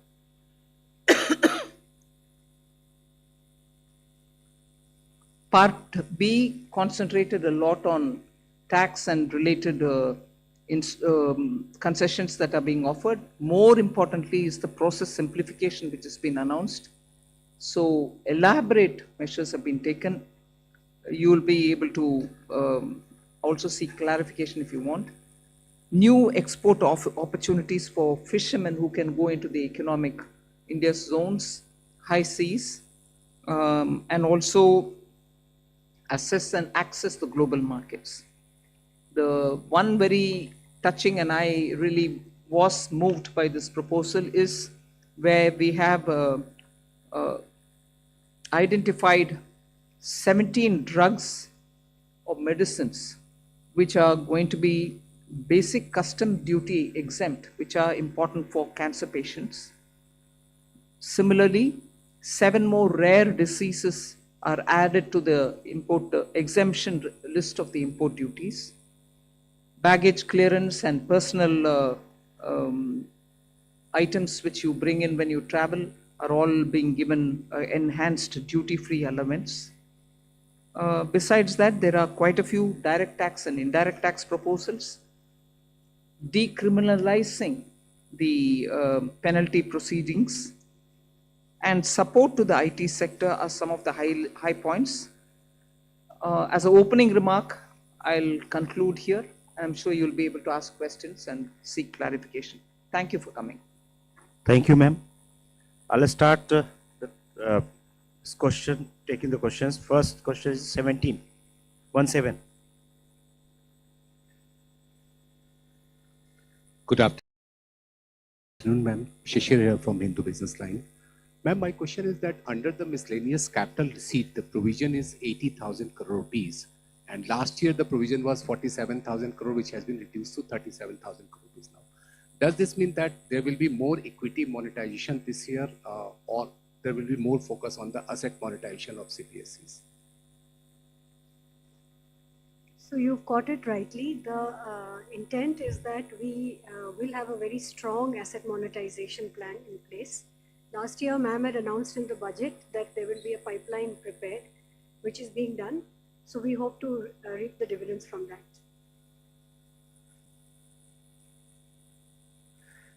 238.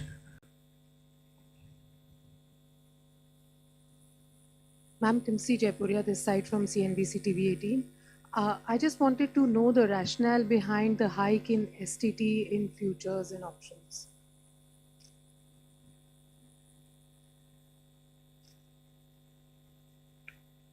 So, first of all, I believe some confusion. In fact, the question that you have asked rightly reflects the announcement itself, that the only change made in STT is in the future and options. All the other STT rates remain the same.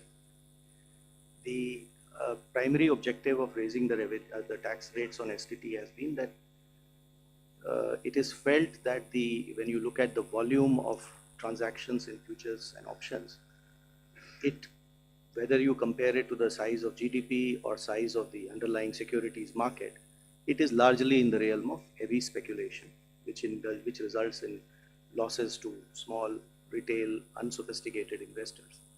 And the government's intention is to discourage speculative tendencies. And the increase in rate is essentially in that direction. So it is meant to essentially handle the systemic risk in derivative markets. Even after this increase, however, the rates of STT will remain modest compared to the volume of the transactions that is happening there. This is the reason. 54. Ma'am Tarun Sharma from Zee business. Ma'am आपने पूरा budget जो है वो new emerging sector पे बड़ा focus रखा है.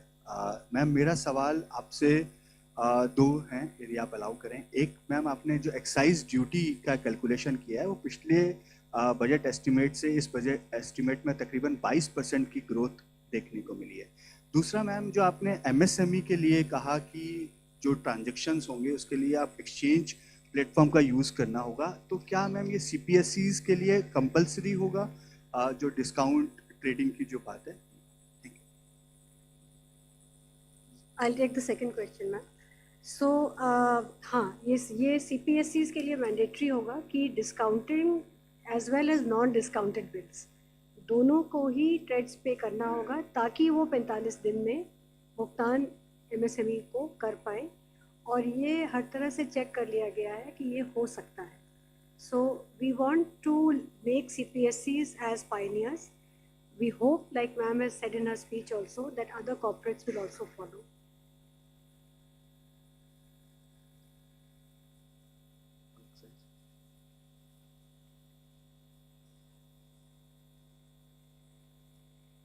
Increased by 22% from last year B to this. Because there is from 1st of February, all the tobacco products have come back into excise. and all those revenues will account for the increase of the next year.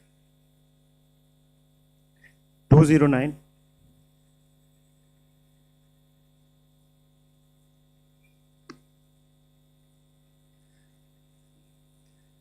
I'm Prakash Predashi from ET Now. The budget has announced restructuring of PFC and REC. What will this restructuring look like? And does this also mean that these NBFC will be merged going forward? What is the later part of your question? That these NBFCs are not going to? Will be merged going forward? I've said we are rationalizing it. You'll get to know as we go forward. We want to streamline it, and therefore we'll be taking some steps. We'll let you know the moment we decide how to go about it. 234. Hello, ma'am. Harsh Kumar from Business Standard. Ma'am, two questions. One is, you said that a high-level committee will be formed on the banking reforms in order to 2047. Are we going further for any kind of merger or something? Since government is continuously saying that we need at least two of the big banks, in at least of the top 20 banks. So are we going towards that? No, first of all, when I say that it's going to be a high-level committee which is going to look into it, the terms of reference will be prepared, and we are looking at committee to go into the entire expanse of the banking sector so that they come up with recommendations which help us to plan for banking for 2047. We need, by the time we become a Vikasit Bharat, 2047 is our goal. We need to understand what are the other steps that we need to take in the banking area, and based on the recommendations, we'll go forward. But we have the Secretary, Department of Financial Services. We'll ask him to also give speech.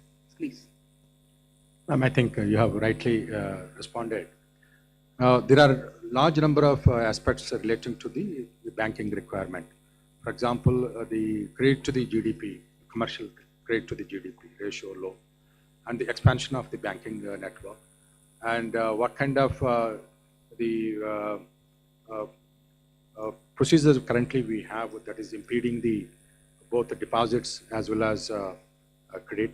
All those aspects will be looked at by an expert panel committee, and well, we will definitely have TR, and then also consult the all the stakeholders, and the government will take a view on how to lay strong foundation for 2047 Viksit Bharat. Ma'am, one more question. 229.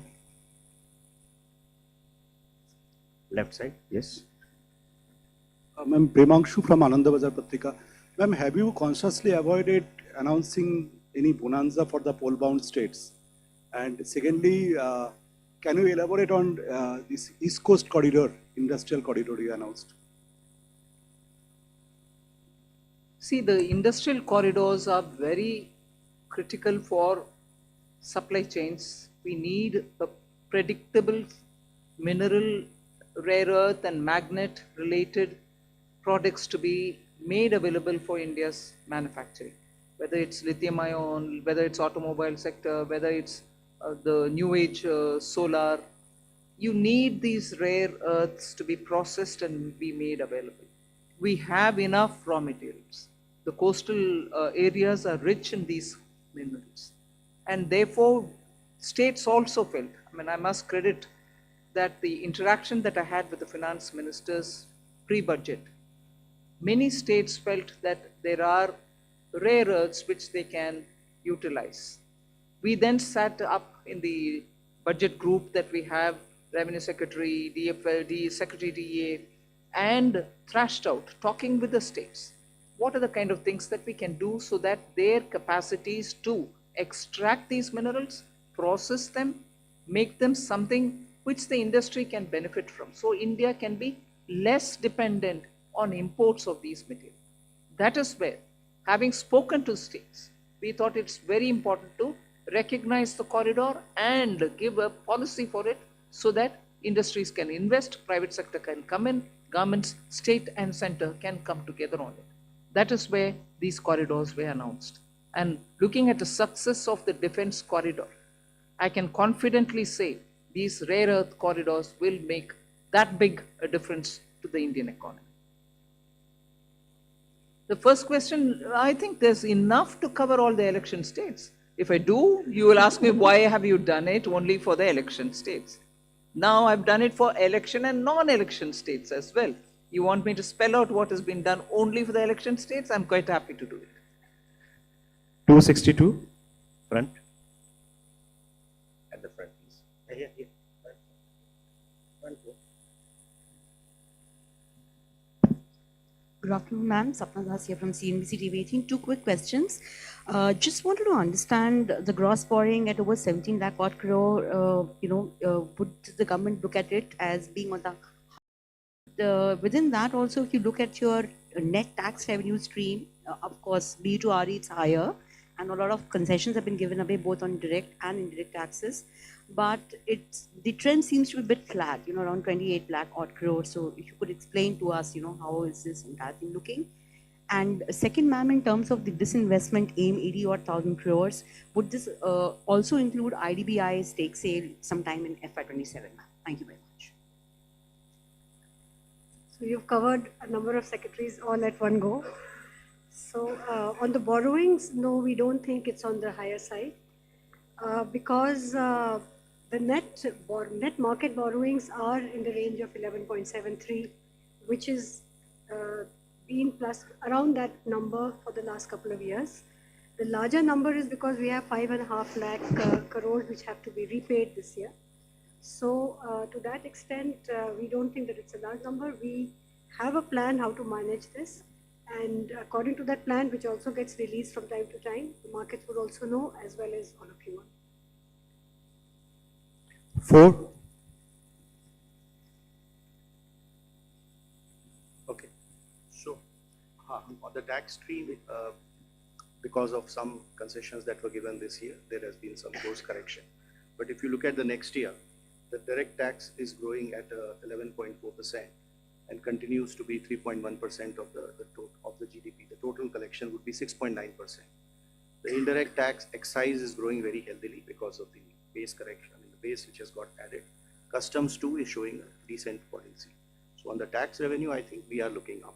And even GST, as you would have seen the collection figures today, after rate rationalization, the buoyancy which we had expected, and in this hall we had discussed about it, you can see that coming back on the tax. Hi, ma'am. Meghna Mittal from Money Control. The fiscal deficit target that you have set for next year from 4.4 to 4.3 is being seen as very, very gradual. Is there a specific reason, or is it because of the global uncertainties as one of the major factors for being such a gradual fiscal consolidation path?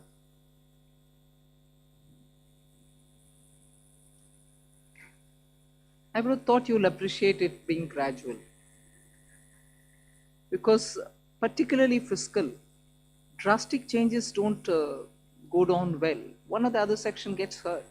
We will have to be gradual, but yet keep it well within that band which gives confidence, and to show that we care for fiscal prudent management. There's no point in me dropping it to, let's say, 4. It has to be steady so that the economy goes in a steady speed. So it is a responsible number and realistic number. It's not as if I wanted it to be so gradual. It is a responsible number. We should achieve it and equally not bring in any kind of turbulence anyway. Thank you. From the center flank, 190. Thank you, and congratulations on a very comprehensive budget. Before you start, I was going to look at PIB and say this side is being ignored. Yes. But good that he called you. Thank you. I'm Aprajita Saxena from CNBC International in Singapore.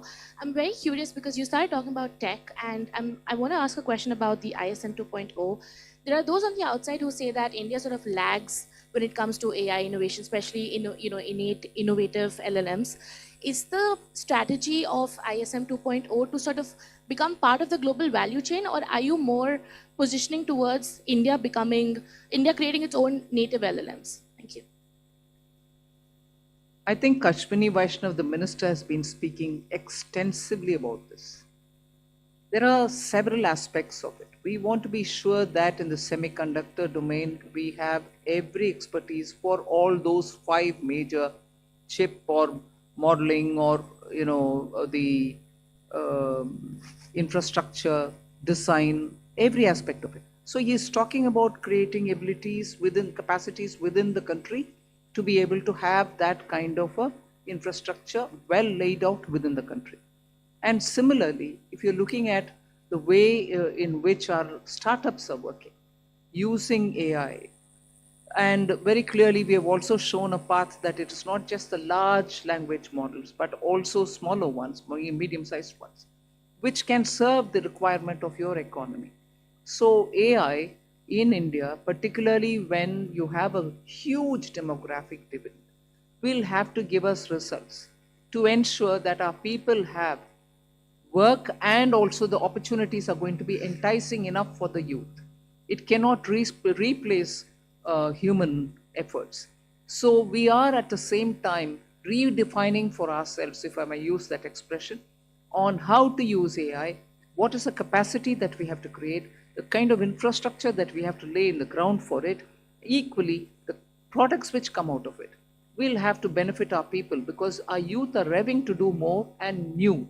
For them to do something new and for them to do something more, we have to create benefits out of AI rather than push along with AI unthinkingly that it doesn't serve our people. So I think these many different factors play in making a decision on semiconductor. And that is why semiconductor ISM 2.0 looks into these aspects as well. And I'll ask the CEA to speak a bit on it because he spent a lot of time so that he could write effectively capturing what's happening now. Ananta, you want to say anything on it? Actually, we have to see the semiconductor mission and the announcements related to the rare earth corridor, which ma'am talked about a few minutes ago. All of them as part of the framework that we presented a couple of days ago here on the strategic resilience part. So, in fact, many elements of this ma'am's budget speech focus both on equipping us to handle the AI-related technology as well as skilling the population in areas where they can be immune to some of the AI-related impacts as well. So it covers both dimensions, and therefore the semiconductor mission, the rare earth corridor, and also some of the Part B announcements ma'am made about the various electronics and manufacturing sectors were all part of the initiatives to make sure that we make ourselves strategically resilient in a very fraught global environment. 138 at the back side.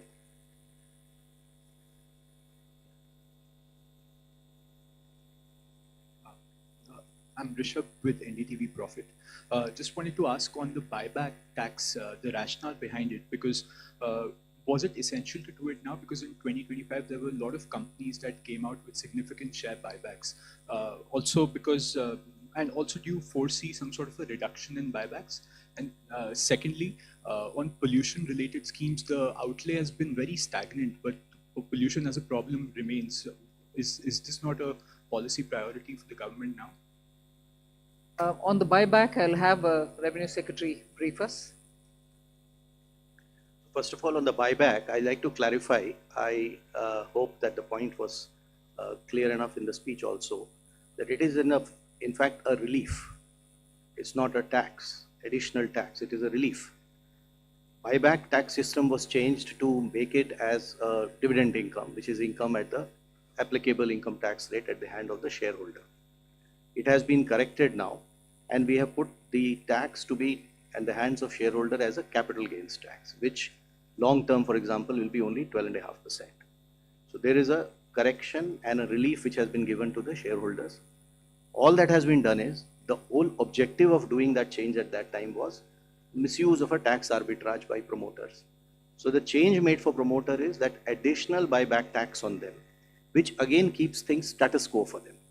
So even today, the marginal rate at which they would have been paying the tax as a dividend, which is at their respective income tax rates, we have kept it at 30 and 22.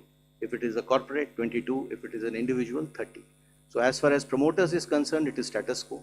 As far as the other shareholders is concerned, it is actually a very big relief. So that is probably what may make the point a little clearer, the announcement itself clearer.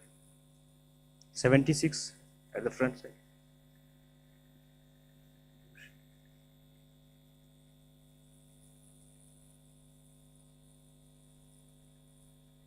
So pollution is a priority with government, and not everything has to appear at the budget speech is how I would put it, ma'am. So we are working with many state governments on projects related to air pollution, even water pollution.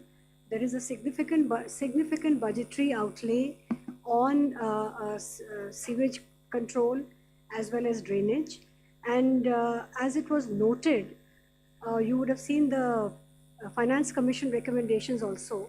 A large portion of the Finance Commission grants to the local bodies, urban and rural, is tied to water and sanitation, particularly I would say sanitation. So pollution of all kinds remains a top priority, and there are different ways in which we are trying to tackle it.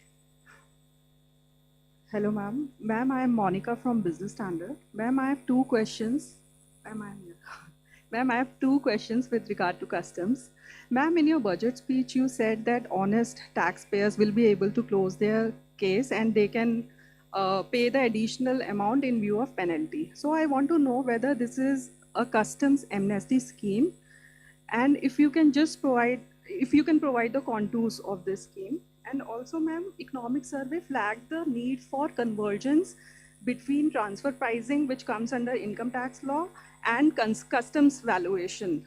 But there was no mention in your budget speech. So is there any such proposal being considered by the government? Both on the direct tax and the indirect tax. This is not an amnesty scheme. This is essentially an offer given to the honest taxpayer who would otherwise, when he gets to know that he has to pay the duty, he will like to pay it. But because our laws require him to also pay a penalty on that, the negative connotation associated with being penalized, which he has to obviously disclose at some point of time, does create a situation for him or an incentive for him to rather dispute the duty, even though he may not want to do it. So the window that we are giving to the taxpayer is that you will, if you are willing to pay your tax or whatever is the duty, instead of penalty, that same amount you can pay in the form of an additional amount. So it will not be either a relief or an amnesty. At the same time, this amount that you pay will not be treated as a amount which you have paid as a penalty, and therefore that negative connotation will go away. You may have seen that there is another announcement of a similar nature on the income tax side, where when it comes to the cases of under-reporting today, there is a provision under which you have to pay tax, interest on tax, and a 50% penalty. If you are willing to accept the demand and not go on appeal, you need not pay the penalty of 50%. You can go ahead and pay your tax and interest, and the matter is closed. What we have done is expanded this window and included even misreporting cases, where penalty is otherwise 200%. But there again, we are telling him that you can settle it by paying the tax, the interest on tax, and this 200% get reduced by half. You pay 100% as an additional income tax. The idea here is that if you are an honest taxpayer, accept the fact that you have to pay the duty.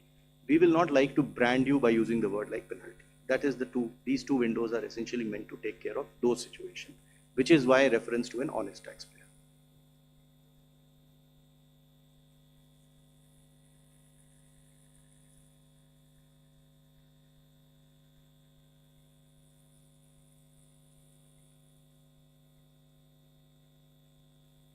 Yeah, we are examining that separately. 194. Left side, yes, back. Ma'am, this is Amitod Singh from CNBC International. Congratulations to you and your entire team. I have two questions. The first is around foreign investors. There were a number of expectations that taxation structures would be changed, particularly when you think about things like withholding tax. So what we want to understand is whether that was even discussed within the government. And my second question is 15% defense spend increase. How much of that has to do with global uncertainty? Revenue Secretary can answer on the first question. See, global uncertainty is something which definitely occupies all the officials' mind when we are preparing for the budget. But I won't attribute it to be the cause for any one step. Across the board, we kept that in mind. So it's not the cost for any one thing that we've done or one thing which we did not do. That's kept in our mind. Our macroeconomic fundamentals are strong. You heard the CEA speak that despite you having a macro sound economic foundation, you're still sort of facing a world which is uncertain. And therefore, when currency, Indian rupee versus the dollar becomes an issue, you have done everything within the country to make sure your fundamentals are fine. But the uncertainty globally is affecting on many grounds, and we are seized of it for everything that we do, not for one particular thing, but ours. Yeah, I think today we need to look at what has been announced in the budget. So we would rather focus on that, because there would obviously be many of the issues which would be discussed and deliberated. But what has come out for you before in the budget is what is there, and we should probably focus on that. And if you saw that there are many announcements, especially which are addressing the needs for attracting investment in India, bringing more certainty, both for the residents who interact with their related parties, as well as for the non-residents who otherwise do business here. There's a whole host of those announcements. You would appreciate that what, for example, has been done in IT services is a change which is completely, and it's a fully comprehensive change, which practically will take care of just about 30 companies need to now sign APAs. The rest, all 11,000 odd, will be covered under one or the other system of certainty of taxation, either through safe harbor rules or through the APA agreements. So this has been a major change. In specific sectors where we felt that the residents needed certainty, we have provided that, whether it is in the data center, whether it is in manufacturing, electronics, even for the expats, if they are going to stay here, the experts, for a longer time. On the data center, I just thought I'll take this opportunity to clarify, because there was some speculation about what has been done. The thought process in this is that a global entity which is providing kind of cloud-based data services uses data centers all over the world to provide services to the customers. So it is very difficult to connect one-on-one as to which data center has resulted in what type of revenue. So the international entity of this nature would like to set up data services centers in India, which is a net economic plus for us, because it adds to that level, scale and level of economic activities. It has strategic purpose too. So the arrangement we have done is, just because that entity will set up data service centers and will use this as one of the many to provide services globally, should not become a cause of uncertainty for it that its global income will get taxed here. So that is the certainty which we are giving to it. Quite naturally, the data service center, which is located in India, will be taxed depending on the way it is positioned. And that entity will be selling its services to customers in India through a reseller entity, which again gets taxed. What we are excluding from taxation is this global entity, which is essentially doing cloud-based services, using data services centers across. And we do not want it to be deterred from enhancing its business footprint in India to provide such global services. I'll just come in to add to that point on foreign investors, to point out one or two points on the Part A side also, which are important. One is that this was this ask from AIFs for a very long time, that most AIFs in our country are formed as trusts. Their request had been for a pretty long time to consider if the LLP Act can be modified and amended to align it with the functional requirements of AIFs. That has been announced today, which is a very big sort of move forward, as it will allow them to, the amendments are going to be of such a nature that by becoming LLPs, first of all, the liability will get limited. And then there are going to be amendments which will also allow for document filing rationalized for entry and exit of partners, and similar such things to make it easy for the AIF partners. So that's one of the announcements today. The other was the announcement on the PROIs and the relaxations given therein of how much they can invest in a company individually and together. So those limits have been significantly enhanced, and all of it has been rationalized in line with OCIs and NRIs. Other than that, the FEM NDI rules, we intend to review it for two things. One is, again, we are continuously in touch with investors. There are asks over there. So instead of doing it one by one, this shows the intent of the government to actually reach out and address the world which is interested in investing in India and make it easy for them to do so. 214. Ma'am मैं आलोक प्रियदर्शी हूँ CNBC आवाज से। Ma'am मेरा सवाल यही है कि जो सवाल STT से रिलेटेड है, सिक्योरिटी ट्रांजैक्शन टैक्स से, मैम यहाँ पे मैम जो पॉलिसी है फ्यूचर एंड ऑप्शन लेक को लेकर सरकार की क्या पॉलिसी है, थोड़ा सा स्पष्ट करें। और दूसरा कि जो STT बढ़ाया गया है, बहुत ही जैसे रेवेन्यू सर ने कहा कि बहुत मामूली बढ़ोतरी की गई है, तो क्या इससे जो सरकार की पॉलिसी कि रिटेल इन्वेस्टर्स को ऐसे जो बहुत हाई रिस्क की इंस्ट्रूमेंट है उनमें निवेश से एक तरह से कॉशन करने की पॉलिसी है, तो क्या इससे ये मकसद हासिल होता है क्या? I'll ask the Revenue Secretary to go into the details, but आपका विषय जो मकसद के ऊपर बात कर रहे हैं ना, मैं पिछले बजट के समय में भी इसका एक्सप्लेन भी की। We are touching only the futures and options.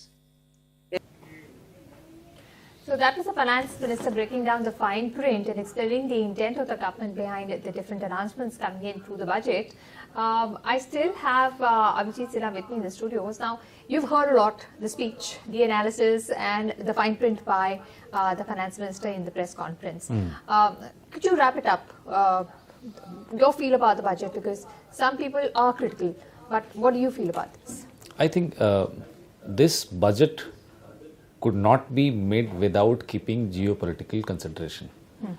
And that the Finance Minister said that. Yes, we all are aware of what is everybody, happening. even Mr. Amitabh Kant said that this is a very difficult time. If you look at to anchor geopolitical consideration at this stage of time, oil import is something which is terribly shaken because of conflicts and because of lot of. So this gives a result to circular economy or clean economy, whatever you call it. Second threat into geopolitical sector is twisted trade and tariffs. What TTT we spoke in the beginning in the morning. If you have to give a long-term solution to these two, I think this budget stands very good, very positive. Is because a 10,000 crore rupees for MSME to make them export ready, to make them ready to market and to grow and link that entire cycle, how MSME has to grow and reach there to become more solution oriented. Even service is included into that. And at the other side, oil side, electric vehicle sector, renewable energy sector, we're looking, and almost in all expectation we heard that rare earth material requires some more allocation. This announcement of critical rare earth corridor with another announcement of 20,000 crore rupees for carbon capture, it is something which did not happen before. It means when before we were talking about a decarbonization of surface transport or decarbonization of household and industry, there used to be a coin toss between how that particular ministry outlay and their budget is going to work, and then how carbon credit will link with it. But in this 20,000 crore rupees, when we are talking about carbon capture, it is not talking specifically about any industry. So anybody who does it means it is meant for them. So it's a good decision that now we're talking into that sense. Second, I would add in this is tech budget. Everyone is saying now it's an emerging tech budget. So for emerging tech budget, there is a chain of reforms. So I may, or many of us would not be able to see what Finance Minister is planning to go through and what is coming up next. But if there is a chain of reforms, there is an accountability to perform also. And then if these two meet, we reach to an overall transformation. If this chain of reform is broken in last 6-7 years, we will not be able to make large reforms. And then there is no large overall industrial transformation. Tax holiday for 2030 to 2047 and till now is first time visible. For data centers. So if you look at Viksit Bharat National Master Plan, this is first time visible into numbers. And anyone who is looking into it, spending, going to invest in India, into tech, particularly into cloud, for them it is very important that it is a 25-year span. Many people may see it as an emerging tech budget, but I see it as 2022 to 2047 is 25 years, last 25 years of India. It has actually came late. By this time, if it would have came, we would have some large ticket announcement. So I'm coming to last point of my my takeaway from this is everyone is saying no big ticket announcement. I see there are big ticket announcement. This tax exemption for the cloud is going to bring large companies, and this is aimed to next month. We are going to have AI Summit in India. It will bring a lot of companies. I'm sure there must be some conversation already going through, because in last year we saw a lot of traction towards Indian market into artificial intelligence. And second is tech for circular economy. This tech for circular economy is bringing two more technologies together. MSME is there to give some high speed rail corridor. There are duty exemption on lithium, nuclear, carbon, and also carbon capture storage. So BES, battery storage system, and duty exemption on lithium battery components was an industry demand. So if we are going to interpret it into why this is 40,000 crore rupees into electric and 7 speed rail corridor, then it is making cities connected to each other. In technology, Finance Minister specifically in her press conference spoke, said is legacy industry corridor, 3 to 11 corridors we have in India are needing a revival, and this revival is particularly the import of high-end machines. It is also bringing an upgradation of technologies which India needed. So you link both of them, that critical corridor are going to bring us critical earth material. When we'll have processing units here, then thanks to it will lower duty on the capital goods to import that. Yeah, and at the same time there is a duty exemption into all components that you require to build a battery. So from a larger point of view, someone is trying to create India a battery hub at the same time, an AI investment destination, and at the same time you are also making oil import reduction. All four of them, they add to MSME sector. And MSME sector, if they look into what need to be developed, what need not to be developed, then this no large ticket announcement budget, to me it sounds like a fashion which Finance Minister has carried. I remember when no railway was announced, everyone said for railway it's a disastrous budget. But after 2 years gap when Vande Bharat came, now people say it's a worth waiting. So, and another example of pharma. In pharma, we have third largest manufacturer and we are 11th in value. So those who are expecting and having an expectation from this budget that we as a sector or microeconomy have not received anything, they must look into it that what we as a country want to be. Are we willing to become a product-driven and manufacturing-driven country for a long period of time, or we are going to enter into an advance 40,000 crore rupees for electronics? So if you are looking at Japan, it is giving you a time to plan those peripheral injections and boost around it. But the electronics will still count as industry only. It will not count as knowledge economy or something like that. No, not knowledge economy. Electronic industry is different industry from the hardcore manufacturing economy. It is small in size, it is more sophisticated. Making a mobile phone and making a tractor are two different things. Okay, right. Thank you so much for giving us your inputs, Abhijit. We also have Surya Bhatia joining us. He is a financial advisor and managing partner, asset managers. Surya, having heard the finance minister's speech in Parliament, her press conference, what do you make of the budget when it comes to individual taxpayers and investors? Because there is some relief on the accident insurance that you get, but no big relief on more exemptions or tax relief on income tax coming in for direct taxpayers, and no incentives given to promote any particular investment scheme either.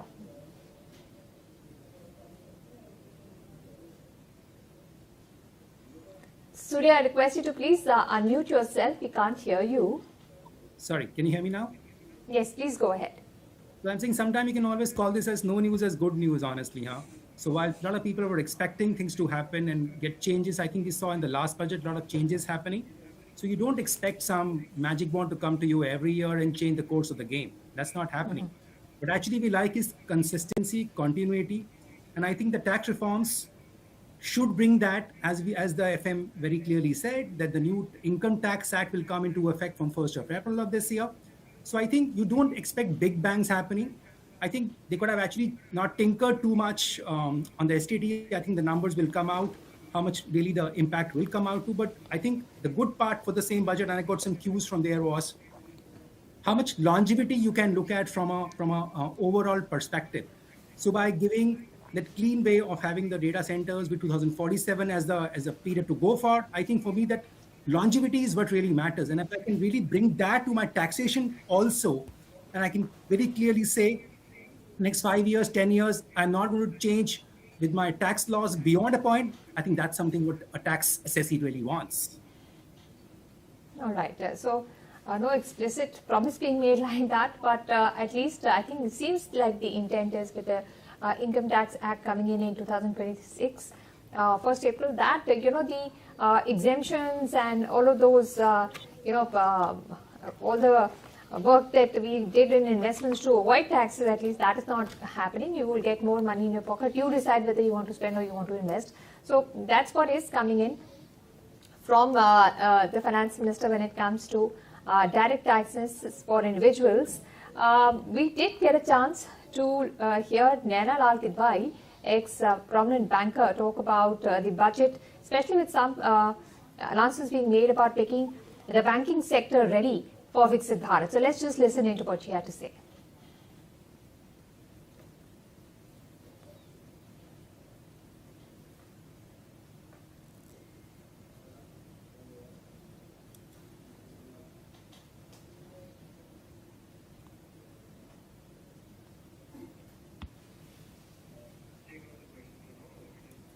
All right. I think we'll come to the interview of Ms. Naina Kidwai in a minute. But we do have our guest with us, and let's just get in their reactions on, what they may have got on in the press conference. Though there were only clarificatory comments made by the finance minister. We still have got our speakers with us, and I think Professor Vanik is joining us again. Professor Vanik, would you like to give your reactions to the budget? What do you make of it? And any one big clarification that you could take away from the press conference of the finance minister? I think what finance minister did is to kind of look into the long-term measures, because everyone was thinking that she will tweak around with the ST's short-term capital gain and the long-term capital gain tax, which is kind of going to maybe help the stock market. That didn't happen. But instead, what we saw in the budget is an increased allocation to the capital expenditure, because right now, if I read the numbers correctly, it is around 12.2 lakh crore rupees, which is kind of up from around 3 lakh crore rupees around even 6 or 7 years back. Now, what the finance minister, the other highlight is she has been able to contain the fiscal deficit to 4.3% of GDP. Now, both of them are going to yield result in the long term, because when you are talking about, let's say, capital expenditure, and in this case, we are talking about more freight, railways, road being laid. We are also talking about, she has also mentioned about connectivity of the various river network, which is going to pass through various states. So basically what we are talking about is she is trying to look long term, in terms of building more roads, railway network systems and ports, so which is basically trying to see that the cost of doing business comes down, which is going to actually help our manufacturing sectors. The other thing that you note from the budget is some of the our dependence on imports, like active pharmaceutical ingredients, or for that matter, some of the manufactured items, rare earth materials and minerals. So she has taken steps so that India become much more that way. We are self-reliant. We don't have to rely on the foreign imports. So something which I have noticed at the time of COVID, how because of lack of active pharmaceutical ingredients coming from China, our generic Industry was drugs hampered. industry got kind of affected, So some of these steps, maybe you are not going to see the impact coming in the short run, but of course, this thing will materialize in terms of maybe higher growth generated from within the Indian economy in the longer period of time. So that would be my short take on this budget. All right. Also believing that this is the budget looking at growth at the longer end and will do wonders in that department. Let's listen into what Naina Lal Kidwai, noted ex-banker, had to say about the budget. We caught up with her in our FICCI studios. Let's listen in. Union Budget 2026 has been presented, setting the tone for India's economic and fiscal priorities. Beyond the numbers, the real question is, how is this budget going to balance growth, stability, and inclusion? Joining me to share her perspective is Naina Lal Kidwai, past president, FICCI, and chairperson, Rothschild India Private Limited, founder and chairperson, India Sanitation Coalition. Yeah. Thank you, ma'am, for joining us today. So let's look at the part where we take it between confidence versus caution, continuity versus course correction.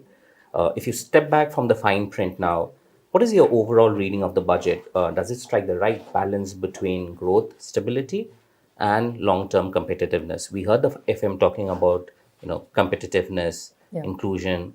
Does it strike all the right notes? I believe it does. I think, the time when we have a big hoopla around budgets must go. And what we're getting here is the direction. So 6 key industries, all which are critical for the country and have great opportunity, were mentioned right up front. We have yet to see what the detailing on each of those would mean. But just the semiconductors, biopharma, the focus on sectors which rare earths, etc., are all very important in terms of the country's growth going forward. I think it's worth also looking at, and a FICCI survey before the budget actually suggested from CEOs that job creation was very important for the country. Right. And across different industries, the theme that has been developed is around skilling, training, which in turn obviously focuses therefore on employment, employability, and therefore employment generation and employability come hand in hand. And tourism, which I believe is a very important sector for jobs, got mentioned. There's direct focus on sites and the way government will look at developing those, but also, allocations for guides and the whole area of skilling, which must feed into the tourism sector as well.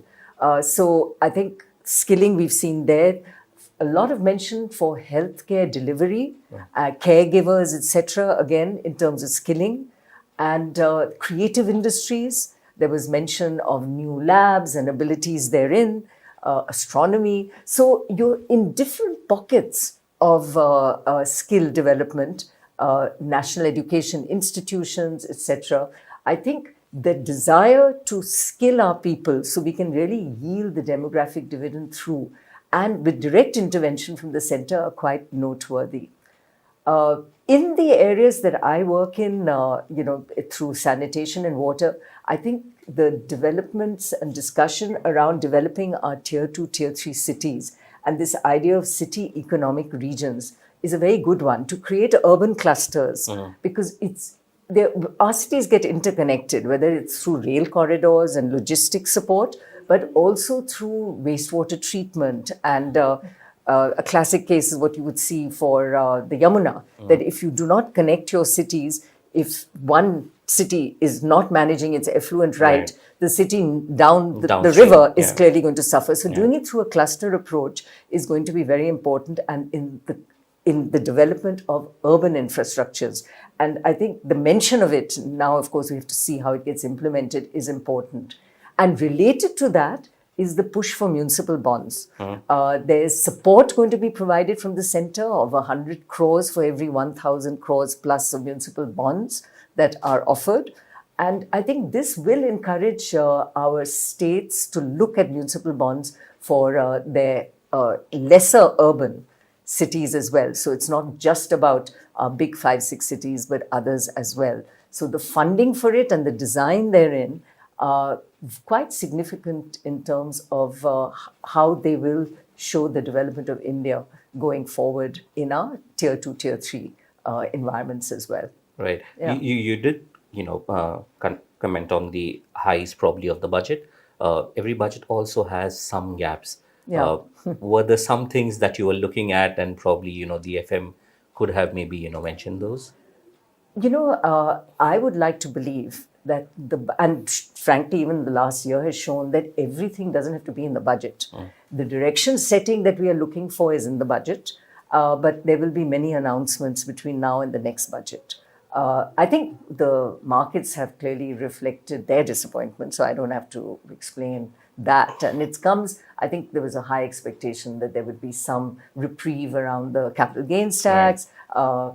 Personally, I would have liked to have seen more parity between debt and equity in terms of capital gains tax treatment, because the development of our bond markets is important. Right. Not that the bond markets have been ignored. I mean, municipal bonds go into that. There is also some mention of aiding the bond markets. But really, a lot of that will have to come to SEBI. But clearly, the tax treatments therein, I think, have been a miss that could have supported bond market development in terms of at least the capital gains treatment therein. But other than that, I think the direction in terms of the macros are great. There is an increase in infra. There was a fear that that might not happen because there was a fear that tax collections may actually be now leveling off or even down.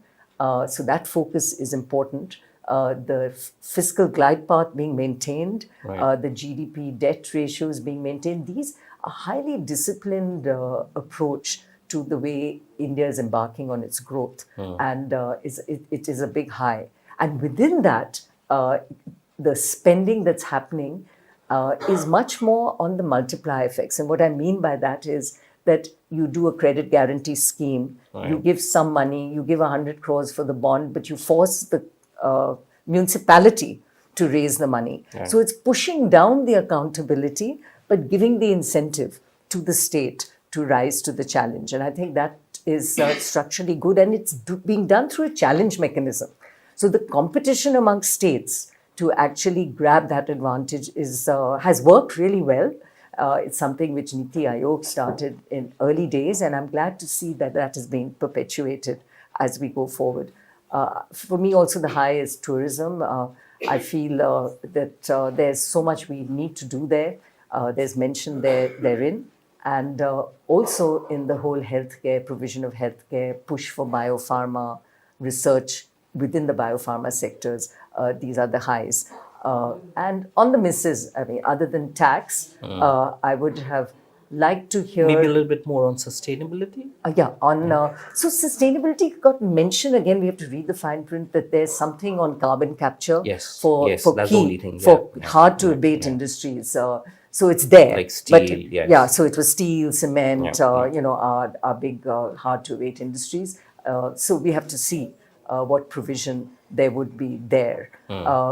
There's been no mention, but we have not gone down to reading the entire print for the support to the Swachh Bharat mission, which numbers last year were clearly there. There's been no mention of any allocation there in her speech, but that doesn't mean it's not there. Yes, so we'll have to go through the exactly. allocations. And I also know that some of the allocations didn't only come through the budget, they come through the Finance Commission down to the state level. And some of those allocations were indeed not fully spent. So some of the work we do with the India Sanitation Coalition is actually helping with that spending, bringing private sector in to help with that spending as well. Not for private sector's checks, but private sector to aid and assist the Gram Panchayats to actually spend the money. So to the extent that those budgets that weren't used get carried over this year, which I believe is the case, we have some of last year's allocation. and hopefully some fresh allocation that we will see in the critical area of wastewater treatment, grey water reuse, some of the actually very successful programs that government embarked on in Swachh Bharat, rural in particular. Right. One area which also got mentioned was the banking sector. Yeah. And I would want you to wear your erstwhile bankers hat. Yeah. The FM talked about, constituting a high-powered committee to see the Viksit Bharat high-powered Yeah. committee to see, the banking Yeah. sector as a whole. How do you think that will pan out? So it is the fact that it's getting, it's going to be strategic directional setting. It's critical. I would, so it's very positive. Everything will depend on what they bring out. But I think there is a recognition that we have a banking sector that is strong right now. Right. We have really very little issues in terms of NPAs, etc. But we really do need a bigger banking sector to support Viksit Bharat. So what does that take? And the pragmatism which the RBI has recently shown in terms of enabling 2 Japanese banks and an Emirati bank come in at levels of the percentage holdings which are higher than what they have typically permitted, Yes. are all indications of a pragmatism that is coming in to attract not just money, because that capital is important, but for every bank that comes, for example, the Japanese presence in India has been really very small, that the banks handhold the Japanese companies in as well. So that catalytic role is also quite important. But let us see what the committee comes back with, because there is a lot that we can look at. And I hope they will also look at the priority sector lending spaces. I mean, Right. at one level, I love the fact that we get those priority sector loans because I work in some of those areas. But it is an imposition on banks, which then raises the cost of capital, which then makes industry crib rightly about the cost of capital in our country, rendering them less competitive in a global context. So it's a bit of an issue of who should be actually supporting the development initiatives in the Priority country, sector, yeah. and is it fair to push this onto the banks? And the banks, it's not just public sector, it's uniform, across, yeah. private and public. Yeah. So I think priority sector lending, the cost of credit, Yeah. one of the key sectors which really get hassled, or which really has to tackle all of this is the MSME sector. Correct. And we've heard the FM talk about easing liquidity for them. Yeah. We've heard about the announcements around trades. Right. How do you take all the announcements that the FM had around MSMEs? Yeah. How important were those? I think every step, the MSME is not forgotten, that is clear. And there's a lot in the budget there, not just the direct steps and the provision of equity fund for SMEs, etc. It's all there. But for every bit of manufacturing that benefits, so let's talk of the 6 key sectors, there is an MSME that is a supplier to that big company. So electronics is a case in point. It was one of the, and continues to be a key focus for our country, and with some success. So yes, and Apple is now exporting a large number of iPhones, but to provide the inputs for Apple, you have a huge supply chain, and replacing the imported supply chain with domestic manufacture can fall squarely into the MSME's court. So MSMEs as suppliers to OEMs will be the whole manufacturing sector focus that this budget has provided will benefit MSMEs across the board. And I think other than the direct financial and liquidity support that has been mentioned in the budget. And the other area that MSMEs, in fact, all industry benefits, but MSMEs being such a core part of it will benefit, is everything to do with skilling. So when you talk of biopharma and skilling in the health universe, then any companies that are indeed suppliers therein use those skills. The training we provide, the employability provision that we give to our people become a very important aspect of how can I run my business as an MSME.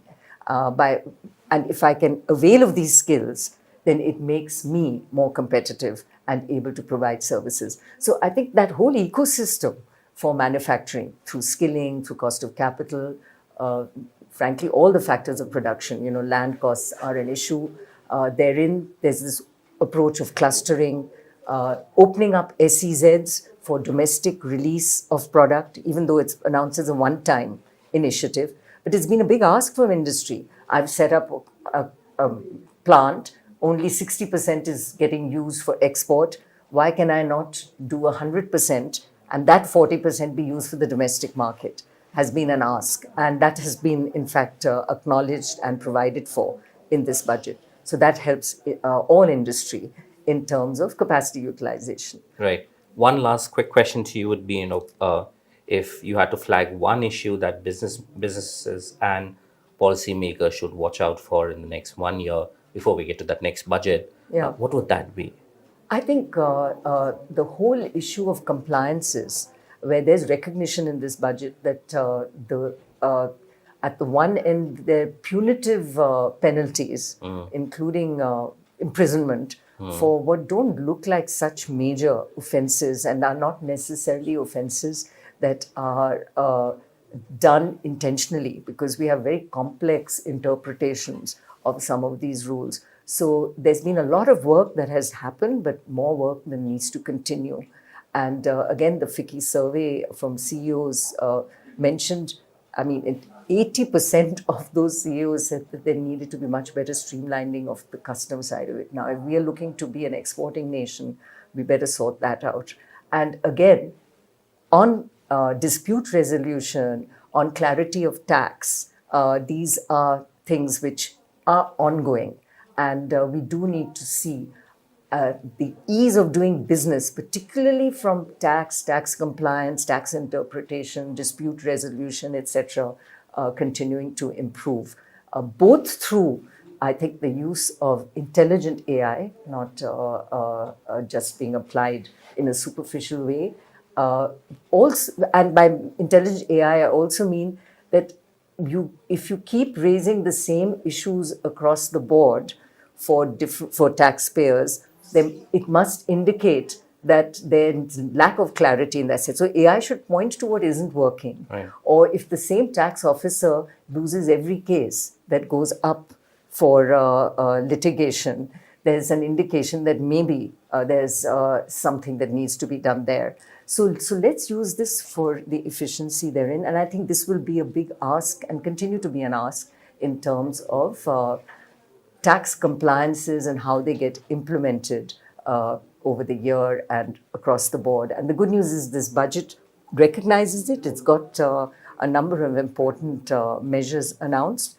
And I think that will have to continue to be something which we will see, frankly, over the years as we go forward. Perfect. I think that's a good place to end this conversation. Thank you so much for talking to us, Ms. White. Thank you. Thanks. So we are getting a lot of reactions from the industry and from the experts on what is the impact of the budget on the industry and the economy. Surya, I want to ask you now, though no big announcements, what do you think will be the impact of the budget on the middle class?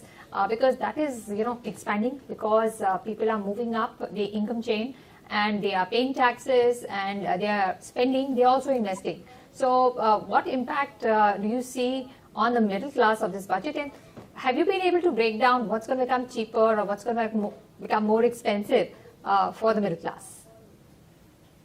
See, the impact on middle class, you don't have a direct impact coming to anyone actually for that matter, because there is no change in the income tax slabs rates, except for the person, the investor who's actually trading in an FNO. And we have got very clear indication from the SEBI and the RBI that we do not want people to actually trade through FNO segment. And I think the data which came out... They want to cut speculation, basically. Absolutely. So I think which is very fair, but I think you do not want the retail trader to come into participation. And if you look at the data also which came out, the population who are doing that are actually not making money in the space. So I think that move actually is in the right direction, but we need to give the intent that that's the reason we are doing it, so that there's a clarity of thought over there.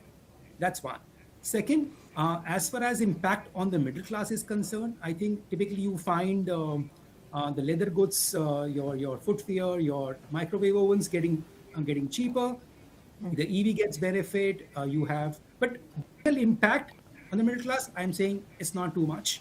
Maybe the fine print we can throw something more to us as we really do the fine of the same. But overall, the impact on the middle class remains the same. Don't say too much changes happening. Yes, the ease of filing of returns becomes better for the middle class, but for them, the date remains the same for the ITR 1 and ITR 2s. That's still 31st of July. It's only for the other SSCs which can get pushed to the 31st of August. So overall, I think the status doesn't change too much for the middle class. Right. We do know that overseas tourism packages will become cheaper because I think the TCS there is has been reduced. Plus, education abroad also there has been a little rationalization of the TCS. Surya, the government in the new under the new tax regime wants the individual taxpayer to decide where they invest, where they spend, what they do. But they definitely don't want you spending on those sin goods, right? So can we now assume that every year there will be some sort of penalty coming in on the sin goods like tobacco, gutka, kini, things like that? Actually, if you look at it, it's a good thing in a way. You really don't want your citizens of your country to go in that direction. And you want to create that when you're pushing your Ayurvedas, you're pushing your Ayush, you want that segment to remain protected and don't want to make your investors, your assessees, your citizens to go in that direction. So I think overall, every budget you find that sin tax actually going up. While I may not like the use of that word typically, the word of sin, but okay, so far so good. Other than that, I think it's a move in the right direction. I really don't see too much of changes happening in even the ensuing budgets on that space. That's something we have to live with.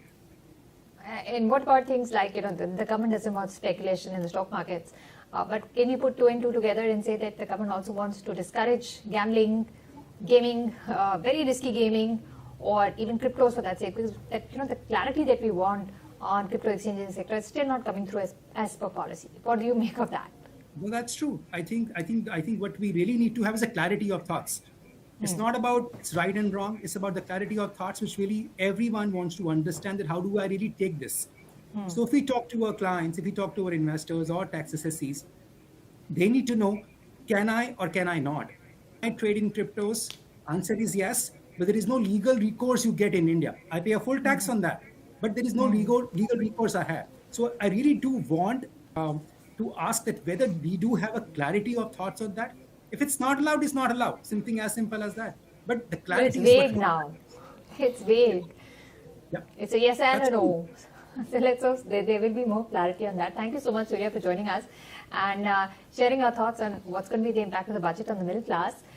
We did get a chance to catch up with Anand Goenka, President FICCI, Vice Chairman RPG Group, in our FICCI studios. Let's listen in to his reaction to the budget.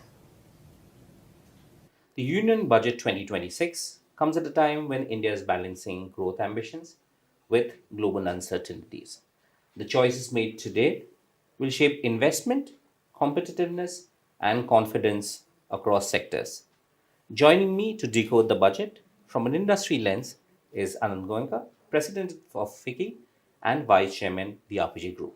Thank you for joining us. Thank you for having me, Pran.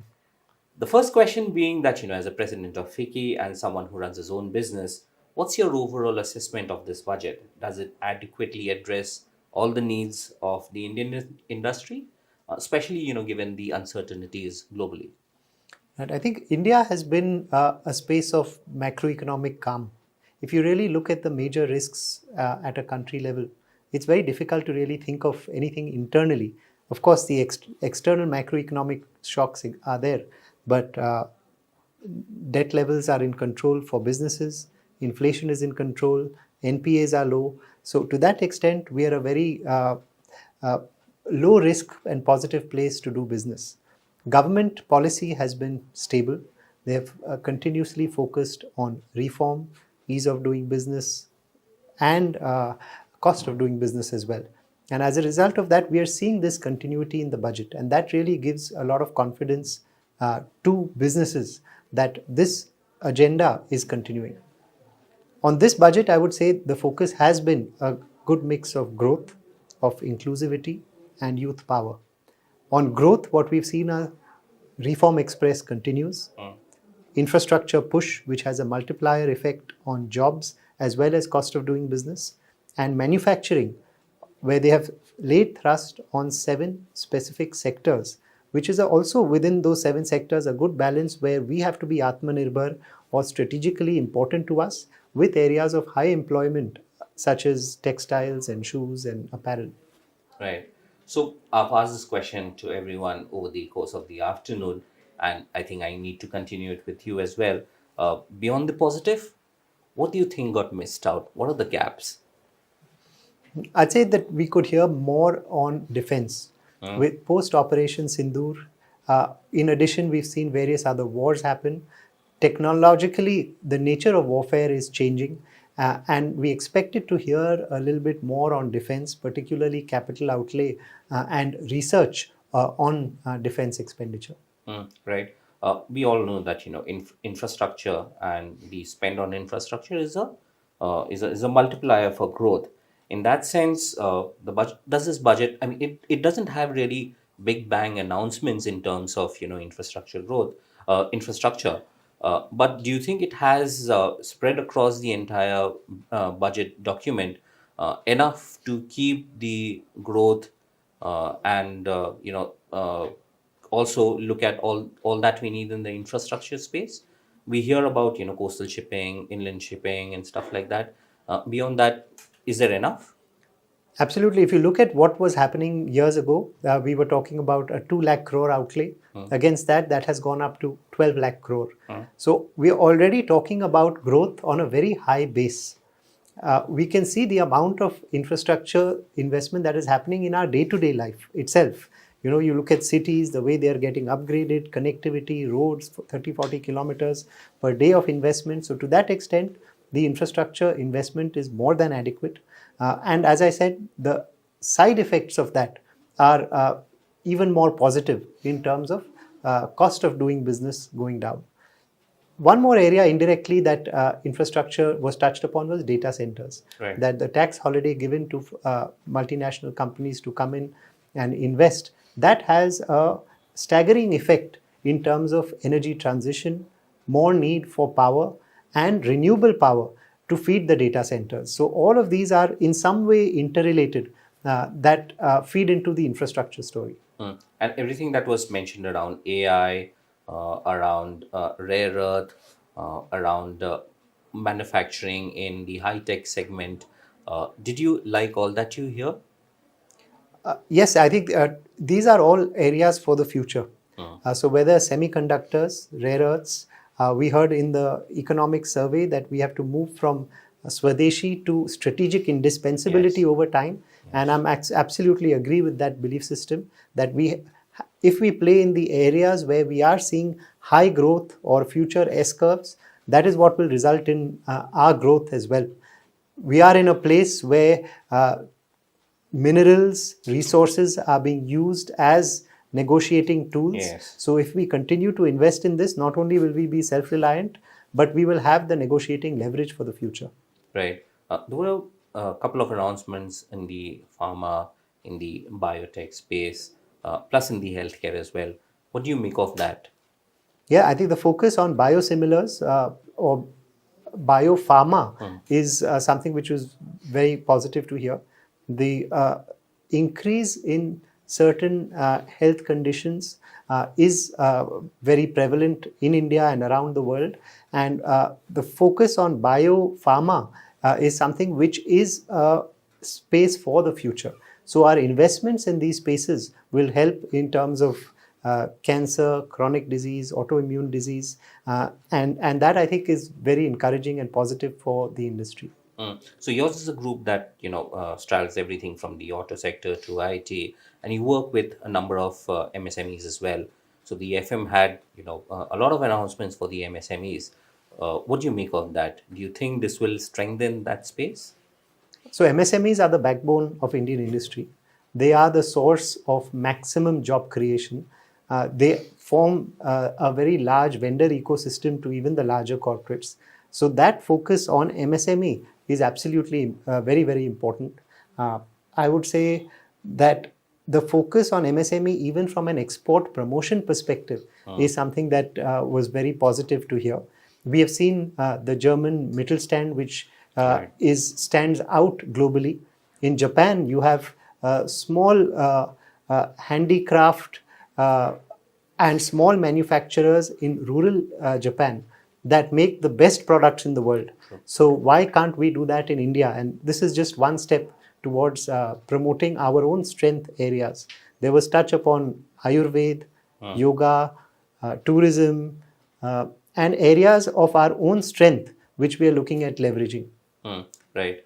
In terms of exporting, and given what we see across the world, this is the age of also industrial policies.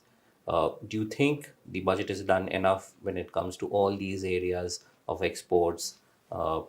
Pushing manufacturing in India, and making sure that we are competitive in each and every space. So it's a continuous journey. We've seen a shift in creating demand last year. Then we had the labor codes coming in.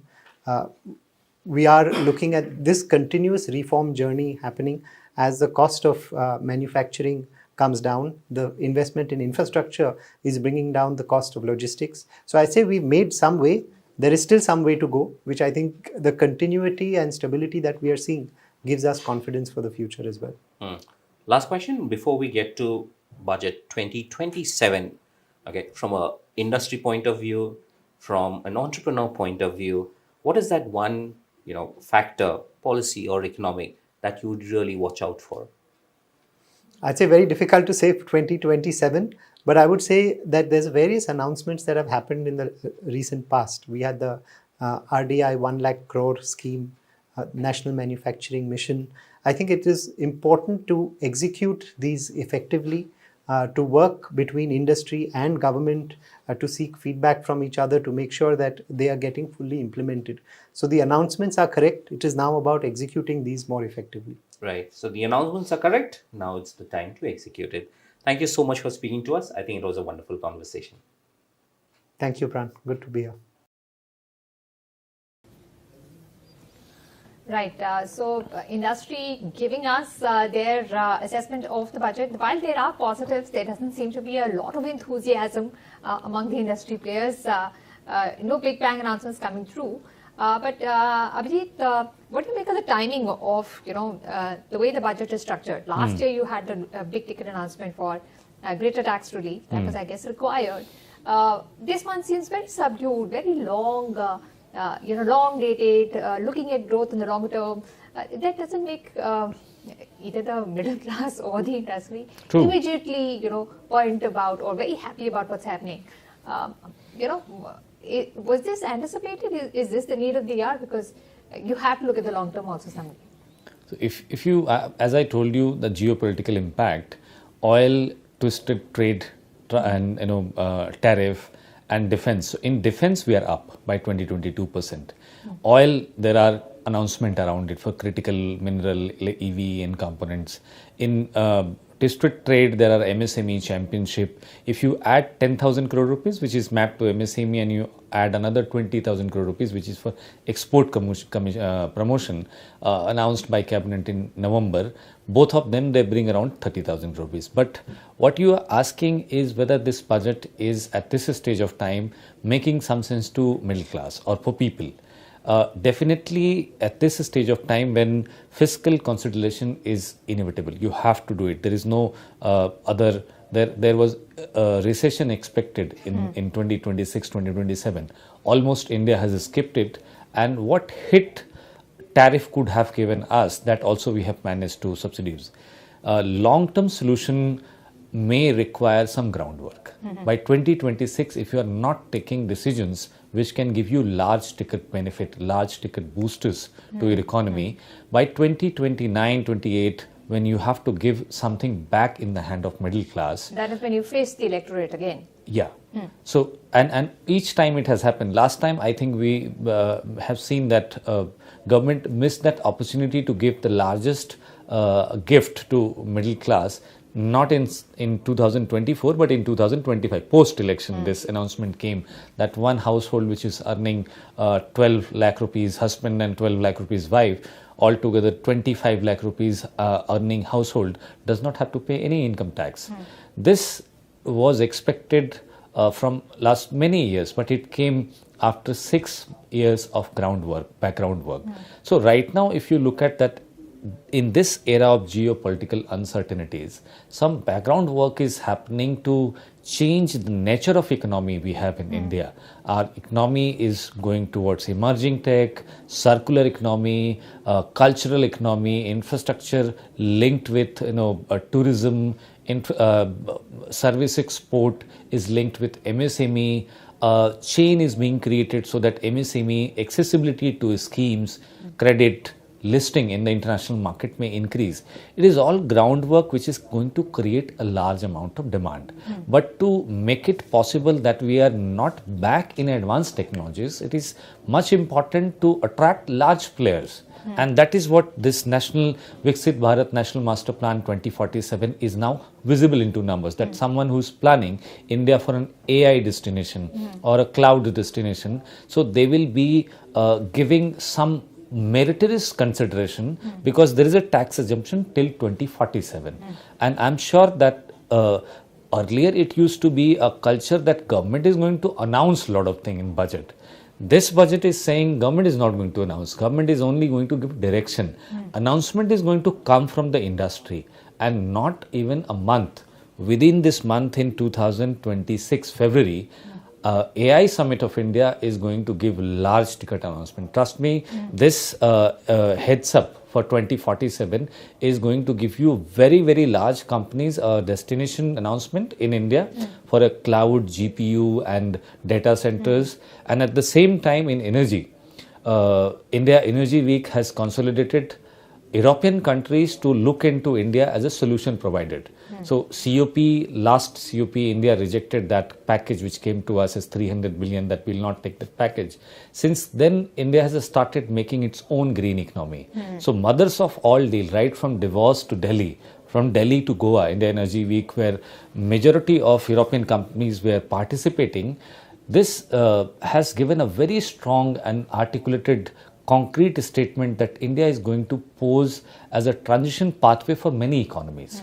And those economies who are looking for China is not a very trustworthy market to work with.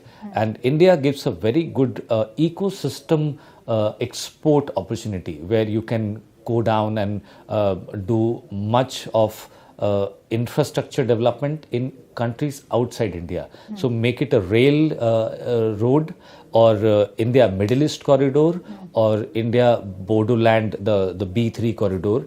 India at this stage of time is also building an ecosystem development possibility where you can go out and create electric highways. You can go out and create low emission zones. But to do also, you have to prove it here. So for middle class, I'll only say two things, and then we'll be able to give you some heads up. One is 5,000 crore rupees for city ground infrastructure. Cities were crumbling into infrastructure of mobility. These 5,000 crore rupees is specific to intra-city movement within the city. Second, 7 high-speed rail corridor. It is specifically to middle class. Middle class does not travel. Each one of us are not traveling into flights. We need railways, good railways. This also gives a pathway for a lot of Vande Bharat. So 7 high-speed corridor and 5,000 crore rupees for intra-city mobility is definitely going to give us ease of mobility, ease of moving. Right. So that is definitely some, the math working around how the middle class may not directly be benefited, but indirectly there may be some cause of happiness at least coming in. Now let's listen in to what Ms. Jyoti Vij, Director General FICCI, had to say on her reactions to today's budget. At a time of global uncertainty and high domestic expectation, Budget 2026 sets the direction for the economy. Joining me to break it down from the industry perspective is Ms. Jyoti Vij, Director General, FICCI. Thank you, ma'am, for joining us today. Let me get the first question to you. We've heard the Finance Minister's budget speech. From the perspective of the Indian industry, what stands out most from Budget 2026? So continuity and stability is, I think, a big takeaway from the budget that has been just announced.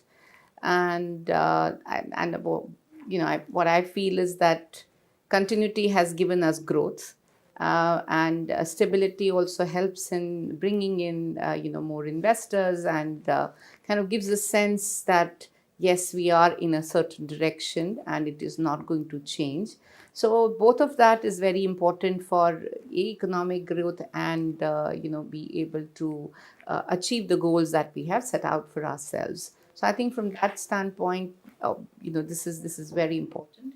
And when you say continuity, I think the thrust on the right kind of areas, be it manufacturing, infrastructure, ease of doing business, ease of living, etc. I think these are very important elements on which the focus has been continuing. And what we also see is that self-reliance as an agenda for achieving the Viksit Bharat goal, because we need a non-disruptive supply chain.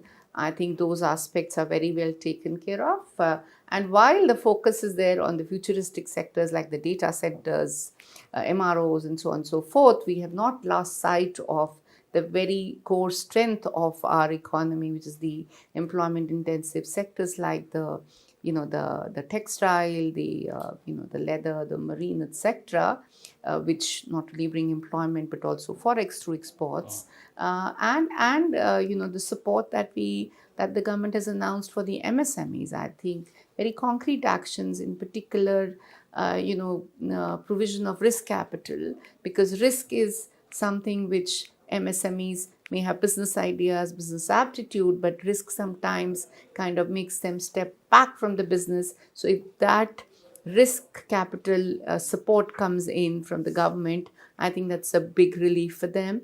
And at the same time, trying to create this whole ecosystem of professionals around them, being able to give them, enough confidence to run the business in continuity. I think that's a very positive as well. So futuristic in direction, providing stability to our core strengths, and remain balanced, across the strata of society, across the the regions of the country. So yeah. Right. So the economic survey tabled 2 days ago talked about global certainty, but also talked about India's own domestic story. Does this budget do enough to protect growth while also staying fiscally prudent given what we see around the world?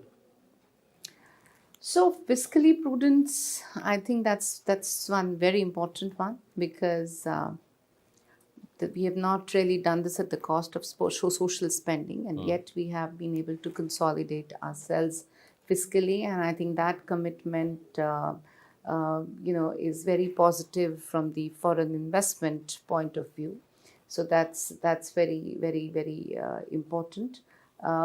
But also the fact that, on the trade front, we have the various FTAs that are not necessarily part of this, but I think FTAs do provide a lot of market access, but also, the hope for a lot more foreign investment to come in. So I think that part, which has been already set through the FTAs, and many of the announcements that are being made, which are on the path of the critical reforms, on kind of improving the way we do the business, whether it is easing it or reducing the cost, I think all together can really help us sail through the uncertainty, be able to find new markets for ourselves, create more accesses for ourselves. So that brings in a lot of confidence into the businesses and hence into the economy and the growth. So, consumption has also been uneven, both in terms of geography-wise, also in terms of how it's gone sector-wise as well. Does this budget do enough to, spur and keep domestic consumption growing, or do you think much of that has been taken away by what the GST announced a few months ago? Yeah.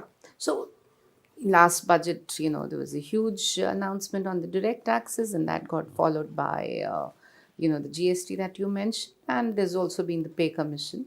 So all of that together has brought in a lot of consumption. The recent surveys of ours also show that the capacities are kind of doing very well within the private sector and across various sectors, of course.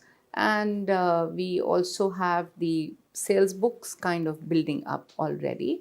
I won't really say that this budget spurs consumption or not, but I think that path was set. But the fact that government has continued to also focus on capex and has done enough on the demand side before, I think it's time that we wait and watch, because capex can bring in public capex can crowd in the private investments, but and also with the coming in the demand, which has been, which we see is coming in through the measures that have been taken in the recent past. I think this budget can at least ensure that yes, the capex will continue while the demand has come in, and I think it's a very positive foundation that has been led for spurring the private investment. Keeping with the capex part of it that you've mentioned, we've heard something like a infrastructure risk guarantee fund. Has the budget done enough in terms of spurring infrastructure growth? So there is nothing called enough really, because we're a huge economy, Right. we have huge needs, we have limited resources, and which is where I think government is really managing those limitations very, very well, given the fiscal consolidation is being really. So having said that, I think what you see is that they are investing in various aspects of infrastructure, be it rail, road, waterways, ports, etc. So a lot of investment is going in there, and there is continuity. So I think continuity shows that this is an important area of focus for the government, that they will continue to kind of, action in this space, and that this will lead to, rationalizing the cost of doing business, be able to bring in more jobs, being able to move on the path of the Viksit Bharat, because infra is a real foundation for our growth. So I think enough or not, but absolutely in the right direction in last few years, and that continuity gives us a lot of confidence. Right. Looking at the agri space, the FM seems to have elevated the discussion a little when she talks about, looking at productivity in agriculture and allied sectors. So she talks about, focus on sandalwood, coconut, and aspects like that. Do you think the budget has, moved beyond subsidies and now taking probably a long-term productivity and resilient mode? No, so this is heartening, because I think diversification is something that we've been talking about even as an industry chamber. So productivity, most certainly, and we also need diversification, because what we have not been able to do very well is the right estimation of what is needed, and also what can enhance the farmer income. I think we have seen this in happening in spurts, but there has been no continuity. So I think what you're seeing here is that the government is also thinking of how to help enhance the income by bringing in the kind of, plantations and crops which will bring more money into their hands, because it is not just wheat and rice which is going to be your focus, but also the focus on the areas which can bring in them higher incomes, and the support that could be then extended to the farming community in these areas. I mean, I remember this was in Gujarat when McCain came in, and the potatoes that they brought in and the prosperity that came in for the farmers. I think if that gets replicated across, that's going to be very good. And we've seen them talking about, whether it was, the fruits and vegetables, the horticulture push that they brought in, whether the cash crops they're talking about, whether there are other incentives that they've given to the farmer in the agri space. There's been continuing focus on diversification as well, which is very positive, I feel. Right. There's been significant number of announcement on the MSME part as well. One specifically on the MSME, and but probably scattered across the budget. There have been different aspects which touch MSMEs. You think these would make meaningful contribution to the sector? We do hope so, because like I've been saying, risk capital is the most critical for an MSME. Right. So the entrepreneur has the business idea, maybe the business acumen, but something that scares them is risk. And if risk is being supported by someone, and which is government, I think then you have the animal spirits can get unleashed very easily, because I know that I am being backstopped, and I can just put my idea and run with it.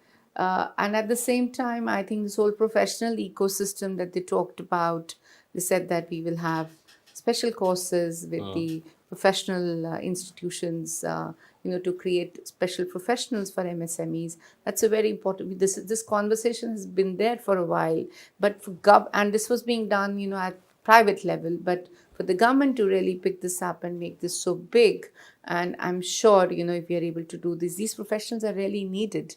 Even to write a book for the MSME, for him to write a book which will be acceptable to a banker for granting him loan, that's a huge thing. True. So that, and of course a bigger push on factoring by ensuring that at least all the public sector enterprises do come onto the TREADS platform, which can be a showcase for the private sector as well going forward.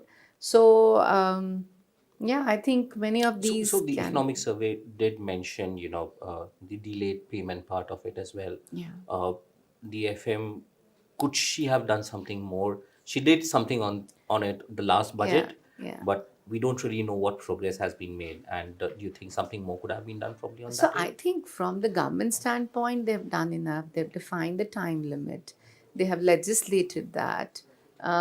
They have brought in the TREADS platform to bring more transparency out there. I think implementation is something which may take time. And from the government standpoint, I think enough has been done. But certain things are cultural, I guess. So I think changing the culture always takes time, but I think there is every intention to do that. And now, of course, the 40-day one is actually getting implemented on the ground. We work with a lot of MSME vendors, and I think that's bringing in a lot of alert that you got to take care of this, otherwise there could be potential fallouts for the organization. So I think that seems to be going in the right direction, and if we continue to focus on implementation, that should be very good. Great. I think focusing on implementation, that will always remain the key. Thank you so much for speaking to us, Mr. Rich, and taking us through the entire perspective of what it looks like for the industry and the economy. Thank you so much.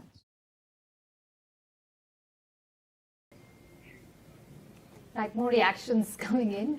Abhijit, when it comes to the green economy, could you give us your takeaway? Because, of course, CCUs it's only pilot projects in most countries. Why is it so relevant in our country? Why is the government looking at giving it, incentives worth about 10,000 crores? Yeah, it's because government has a plan to decarbonize the entire economy by 2070, and this is what need to be prepondered. To do so, if every decade somewhere around 2 trillion green economy credit and also opportunity is created, the first 10 year is going to be 2030. So by 2030, if $2 trillion green economy need to be created, the industry demanded two major things. One, if you go to decarbonize any either mobility, household or industry, you require batteries. You require a lot of storage. So this budget speaks about it. And not imported batteries, but to manufacture batteries in India. So I think particularly the duty exemption on lithium ion components has been spoken very in a very organized manner. And second, what you need is a dedicated fund for decarbonization, for the carbon capture. And this dedicated fund is first time 20,000 crore rupees is visible in numbers. Usually there used to be, okay, every industry would have its own decarbonization plan and then we'll bring to it. If we continue doing so, and if we connect it with decarbonization into pockets, the first decarbonization is decarbonization of surface transport, then industry, and then last is household. In this three phases, battery is a common factor. And one more announcement which we saw in the budget is not only limiting to solar, or only electric mobility. It also speaks about hydrogen, and it also speaks about nuclear. So for me, green economy and decarbonization is a win-win budget. It checks all the boxes which were required and asked by industry to go for a green economy. Results are yet not visible, and I have already said that announcement in the budget is going out of fashion. Announcement from the industry is yet to come, and I'm sure that the fine print will bring more into it. All right. Thank you, Abhijit, for joining us and sharing with us your views on the budget presented today. Thank you. We've been continuously tracking reactions coming in, the highlights of the budget as well. And the budget seems to be one which is a well-rounded one, short on big announcements, but big on the long-term vision of Viksit Bharat and enabling the foundation and the framework to achieve that. We will wrap up our special programming around the budget with a few more reactions coming in from industry leaders on how they are seeing the budget and what it holds for their sectors. Stay tuned. We will have lots more updates and reactions coming through. Does the union budget reflect the healthcare dimensions of the country? And what are the implications for public and private health systems and the broader health financing and delivery issues in India? To talk on this, we have with us today Dr. Harsh Mahajan, member FICCI, Health Sector and founder and chairman, Mahajan Imaging and Labs. Thank you, Mr. Mahajan, for joining us today. Let me dive straight in. You have India's public health spending as a percentage of GDP, which is much below global norms and even many of the BRIC countries. In that sense, from what you've heard and seen till now, from the allocation and the policy signals in the budget, how do you think this budget does in terms of prioritizing healthcare for India? While we don't know the exact outlay, but I do believe it has increased by about 10% when compared to the last year. It may still be below the 5%, which most BRICS countries spend, but then probably the government has to, look at the overall scenario and give. But if we talk specifically about healthcare and the focus of the Honorable Finance Minister in this budget, I would say a lot was spoken about healthcare, about, the quality improvement, about training of healthcare professionals, about focus on non-communicable diseases, cancer, even trauma, and medical value travel, Ayush, all of these. So overall, I think the budget at multiple stages did focus on healthcare. And over the years, this has been a priority of this government. And once we talk of universal health coverage, then, you have to ultimately provide it. Right. In your view, then, what are the noteworthy positives in this budget? And what are the key areas that you think has been overlooked or maybe underfunded? It can be in the primary, tertiary care as well. Well, this, I would say, has been a budget which is built on the good work of the past. It is a budget of continuity. And the first thing that the Honorable Finance Minister talked about was biopharma. And Biopharma Shakti, as she called it, as one of the pledges, Kartavya, for which 10,000 crores has been set aside for the next 5 years. Institutional support to establishment of 3 new National Institutes of Pharmaceutical Education and Research, and the upgrading of 7 existing ones. Biopharma has been something which India is very good on, making biosimilars. Even, companies are trying drug discovery, and this will give a fillip to that. Especially clinical research, where she talks about creation of a network consisting of 1,000 accredited clinical trial sites across India to bolster R&D. Then you manufacture something or discover something, there has to be regulatory oversight. And she talks of regulatory strengthening, enhancement of the Central Drug Standard Control Organization, or the CDSCO, to meet global standards, so that once accredited here, they are accepted across the world, and one doesn't need to go in for accreditation again in a foreign country. And also the focus on, like I said, NCDs, cancer, diabetes, by making advanced biological drugs at lower cost, which would be able to target our own population and also be a supplier of this drug to the rest of the world. The next key feature, I think, of this budget, as far as healthcare is concerned, was strengthening of allied health workforce, Right. where existing institutions will be upgraded. New institutions for allied health professionals will be established both across the private and the government sector. And training would be provided in 10 disciplines. You know, these are the technicians that we have in hospitals and diagnostic centers, which would include optometry, radiology, anesthesia, OT technology, applied psychology, behavioral health. So covering quite a large part of what is necessary. And 1 lakh additional allied healthcare professionals would be added to the workforce. So that's really a big target.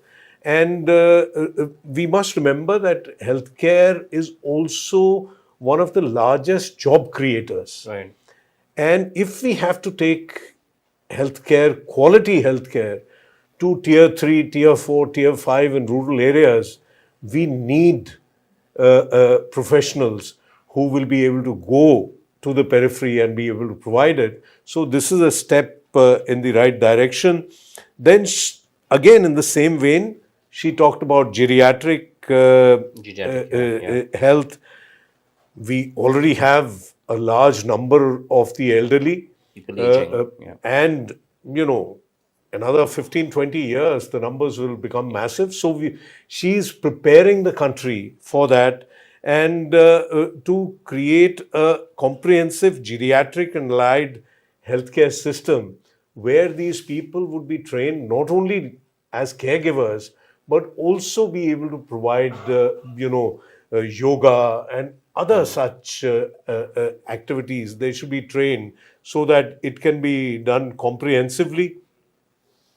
Focus again on Ayush and traditional medicine, one of the strengths of our country, and 3 new All India Institutes of Ayurveda are to be set up. Right. And Ayush pharmacies and drug testing labs will be upgraded to improve certification and quality standards.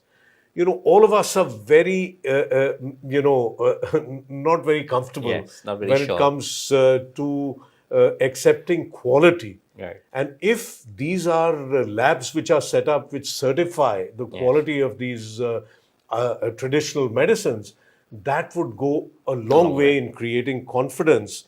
Also, we have the WHO Global Traditional Medicine Center, which will be strengthened to promote evidence-based research, something which is very necessary. Yeah. Training and awareness in traditional medicine, be it the drug therapy, be it yoga, be it any other form. And the trend and the demand for these medicines is growing across the world.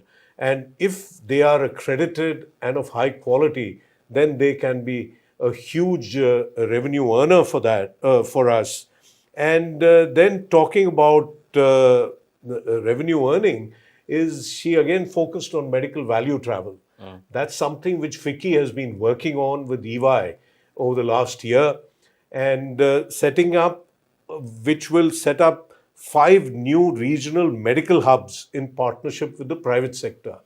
This is a white paper we've presented to Niti Aayog, and I'm glad these are being set up. These hubs will function as integrated healthcare complexes combining medical services, that is allopathic, surgery, whatever may be necessary, education and research, and would be holistic in nature. That's the target, where there's diagnostics, post-care, rehab, Ayush centers, and Everything medical combined. tourism facilitation centers. Probably the External Affairs Ministry would also have a role to play in facilitating easy visas for medical value travel, something which is the ultimate objective being to position India as maybe the best hub for medical value travels if we are able to combine everything together, our massages, the traditional massages, with Ayush, with the best that allopathy has to offer. And so, all in all, I think very, very focused on healthcare. And finally, she has set aside 10,000 crores for the SME sector as a whole. Right. And I think our small hospitals, our diagnostic centers, engineers who, set up companies for manufacturing of medical devices, medical equipment, lab equipment, they could make use of these funds which are set aside for the SME sector. So even though we may not be anywhere close to the 5% that the others spend. In fact, there are countries which spend 18% of their GDP on healthcare. But, focus on these specific areas, and the fact that the Pradhan Mantri Yojana that is there for nearly 60 crore people of our country for inpatient care, and the 1.8 lakh health and wellness centers, the Ayushman Arogya Mandirs, to focus on preventive and primary care. I think you asked the question, where did she not focus on? I think maybe she didn't talk about this. It may be there in the fine print. Right. But this is something she focused on last year and the year before that. So healthcare delivery to the last mile is a slow process, because not only do you require infrastructure, you require financing, you require trained manpower, you require technology. And with her focus, she did talk about artificial intelligence. We have spoken about telemedicine. Bringing all of that together may take a few years, but I think we are on the path to achieving universal healthcare in the years to come. Right. Do you think there was enough emphasis on, taking much of our medical expertise, which is still concentrated around the urban areas? I mean, you look at the names or you look at everything else, our main big hospitals, they are, overflowing with capacity. In terms of, or, you take your own diagnostic center, what will it take for hospitals and, diagnostic centers like yours to move from, say, a Delhi to, say, a Kohima? Does the budget do enough for you guys to expand? See, it's not only money that's going to do it. You need skilled manpower. Right. You need So, trained she doctors, specialists. she did talk about the skilling. She talked about skilling, but it's not an overnight thing. Right. It takes time. And what the government can do, and in some states is doing, is provide, infrastructure. Like there is this push to turn the district hospitals into PPP hubs where we can create medical colleges. So, one, they will probably run more efficiently. Two, the private player will not have to buy land and build infrastructure. There is efficiency, more efficiency of operations in the private sector. Along with that, if you bring in teaching training of MBBS students, specialists, then this is our path to becoming self-sufficient and to be able to provide quality. The emphasis is on the word quality healthcare to the last man standing in the rural areas. But it will take time. And so we will have to choose a path which can do it as quickly as possible. But our focus should not only be on quantity, it equally needs to be on quality. And the government is focused on that. The private sector is willing to stand shoulder to shoulder with the government. As you saw during COVID, we worked so well together. I think if that trust deficit can be overcome, and if we work in unison, and the private sector is shown that there is a path to viability and maybe some profitability, I think we can achieve the goals in the years to come. You know, with the FM did talk about it, and you mentioned it as well.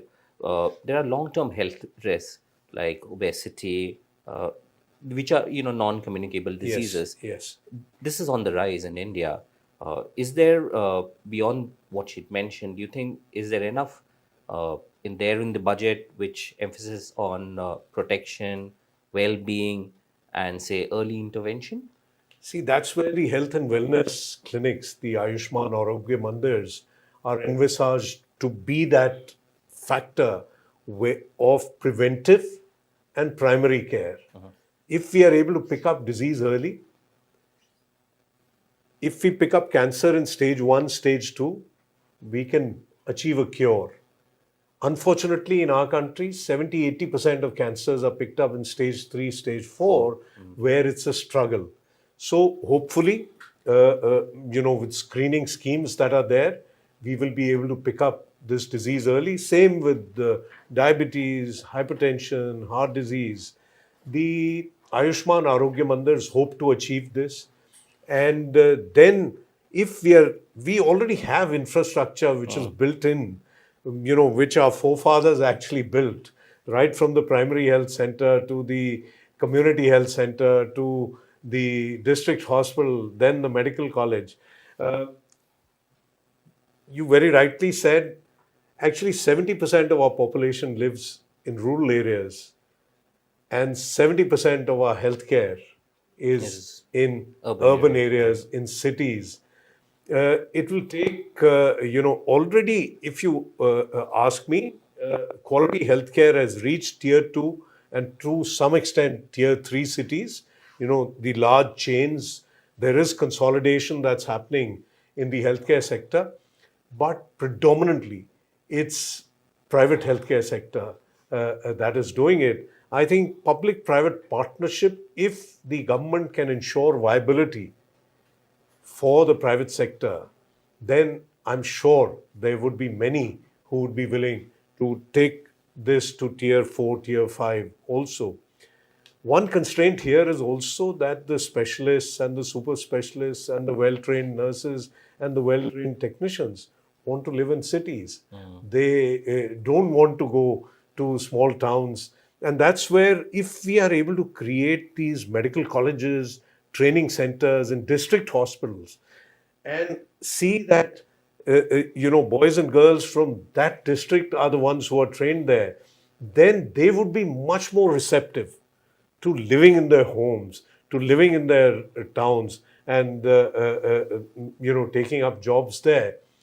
But it's not going to happen overnight. It's a gradual process. Right. Which brings me to the last question then. Looking ahead, what one priority area should policymakers and the industry, when I say industry, the healthcare industry, should urgently look at in the next, say, 12 to 18 months to strengthen India's healthcare system? I think it has to be preventive and primary care. Because even for minor ailments, from the periphery, people rush to the large hospitals, be it government, be it private, in the towns and cities, whereas they may not need to do that. So if we are able to actually strengthen preventive care and primary care, then even this rush that you see in all hospitals, secondary, tertiary, quaternary, that probably would go down, definitely would go down in secondary hospitals. And also we need to strengthen these small hospitals which are already working True. in tier 3, tier 4, somehow strengthen them that they don't go under. So ultimately, I would think if we can focus on primary and preventive care and on delivering quality, that would be very useful.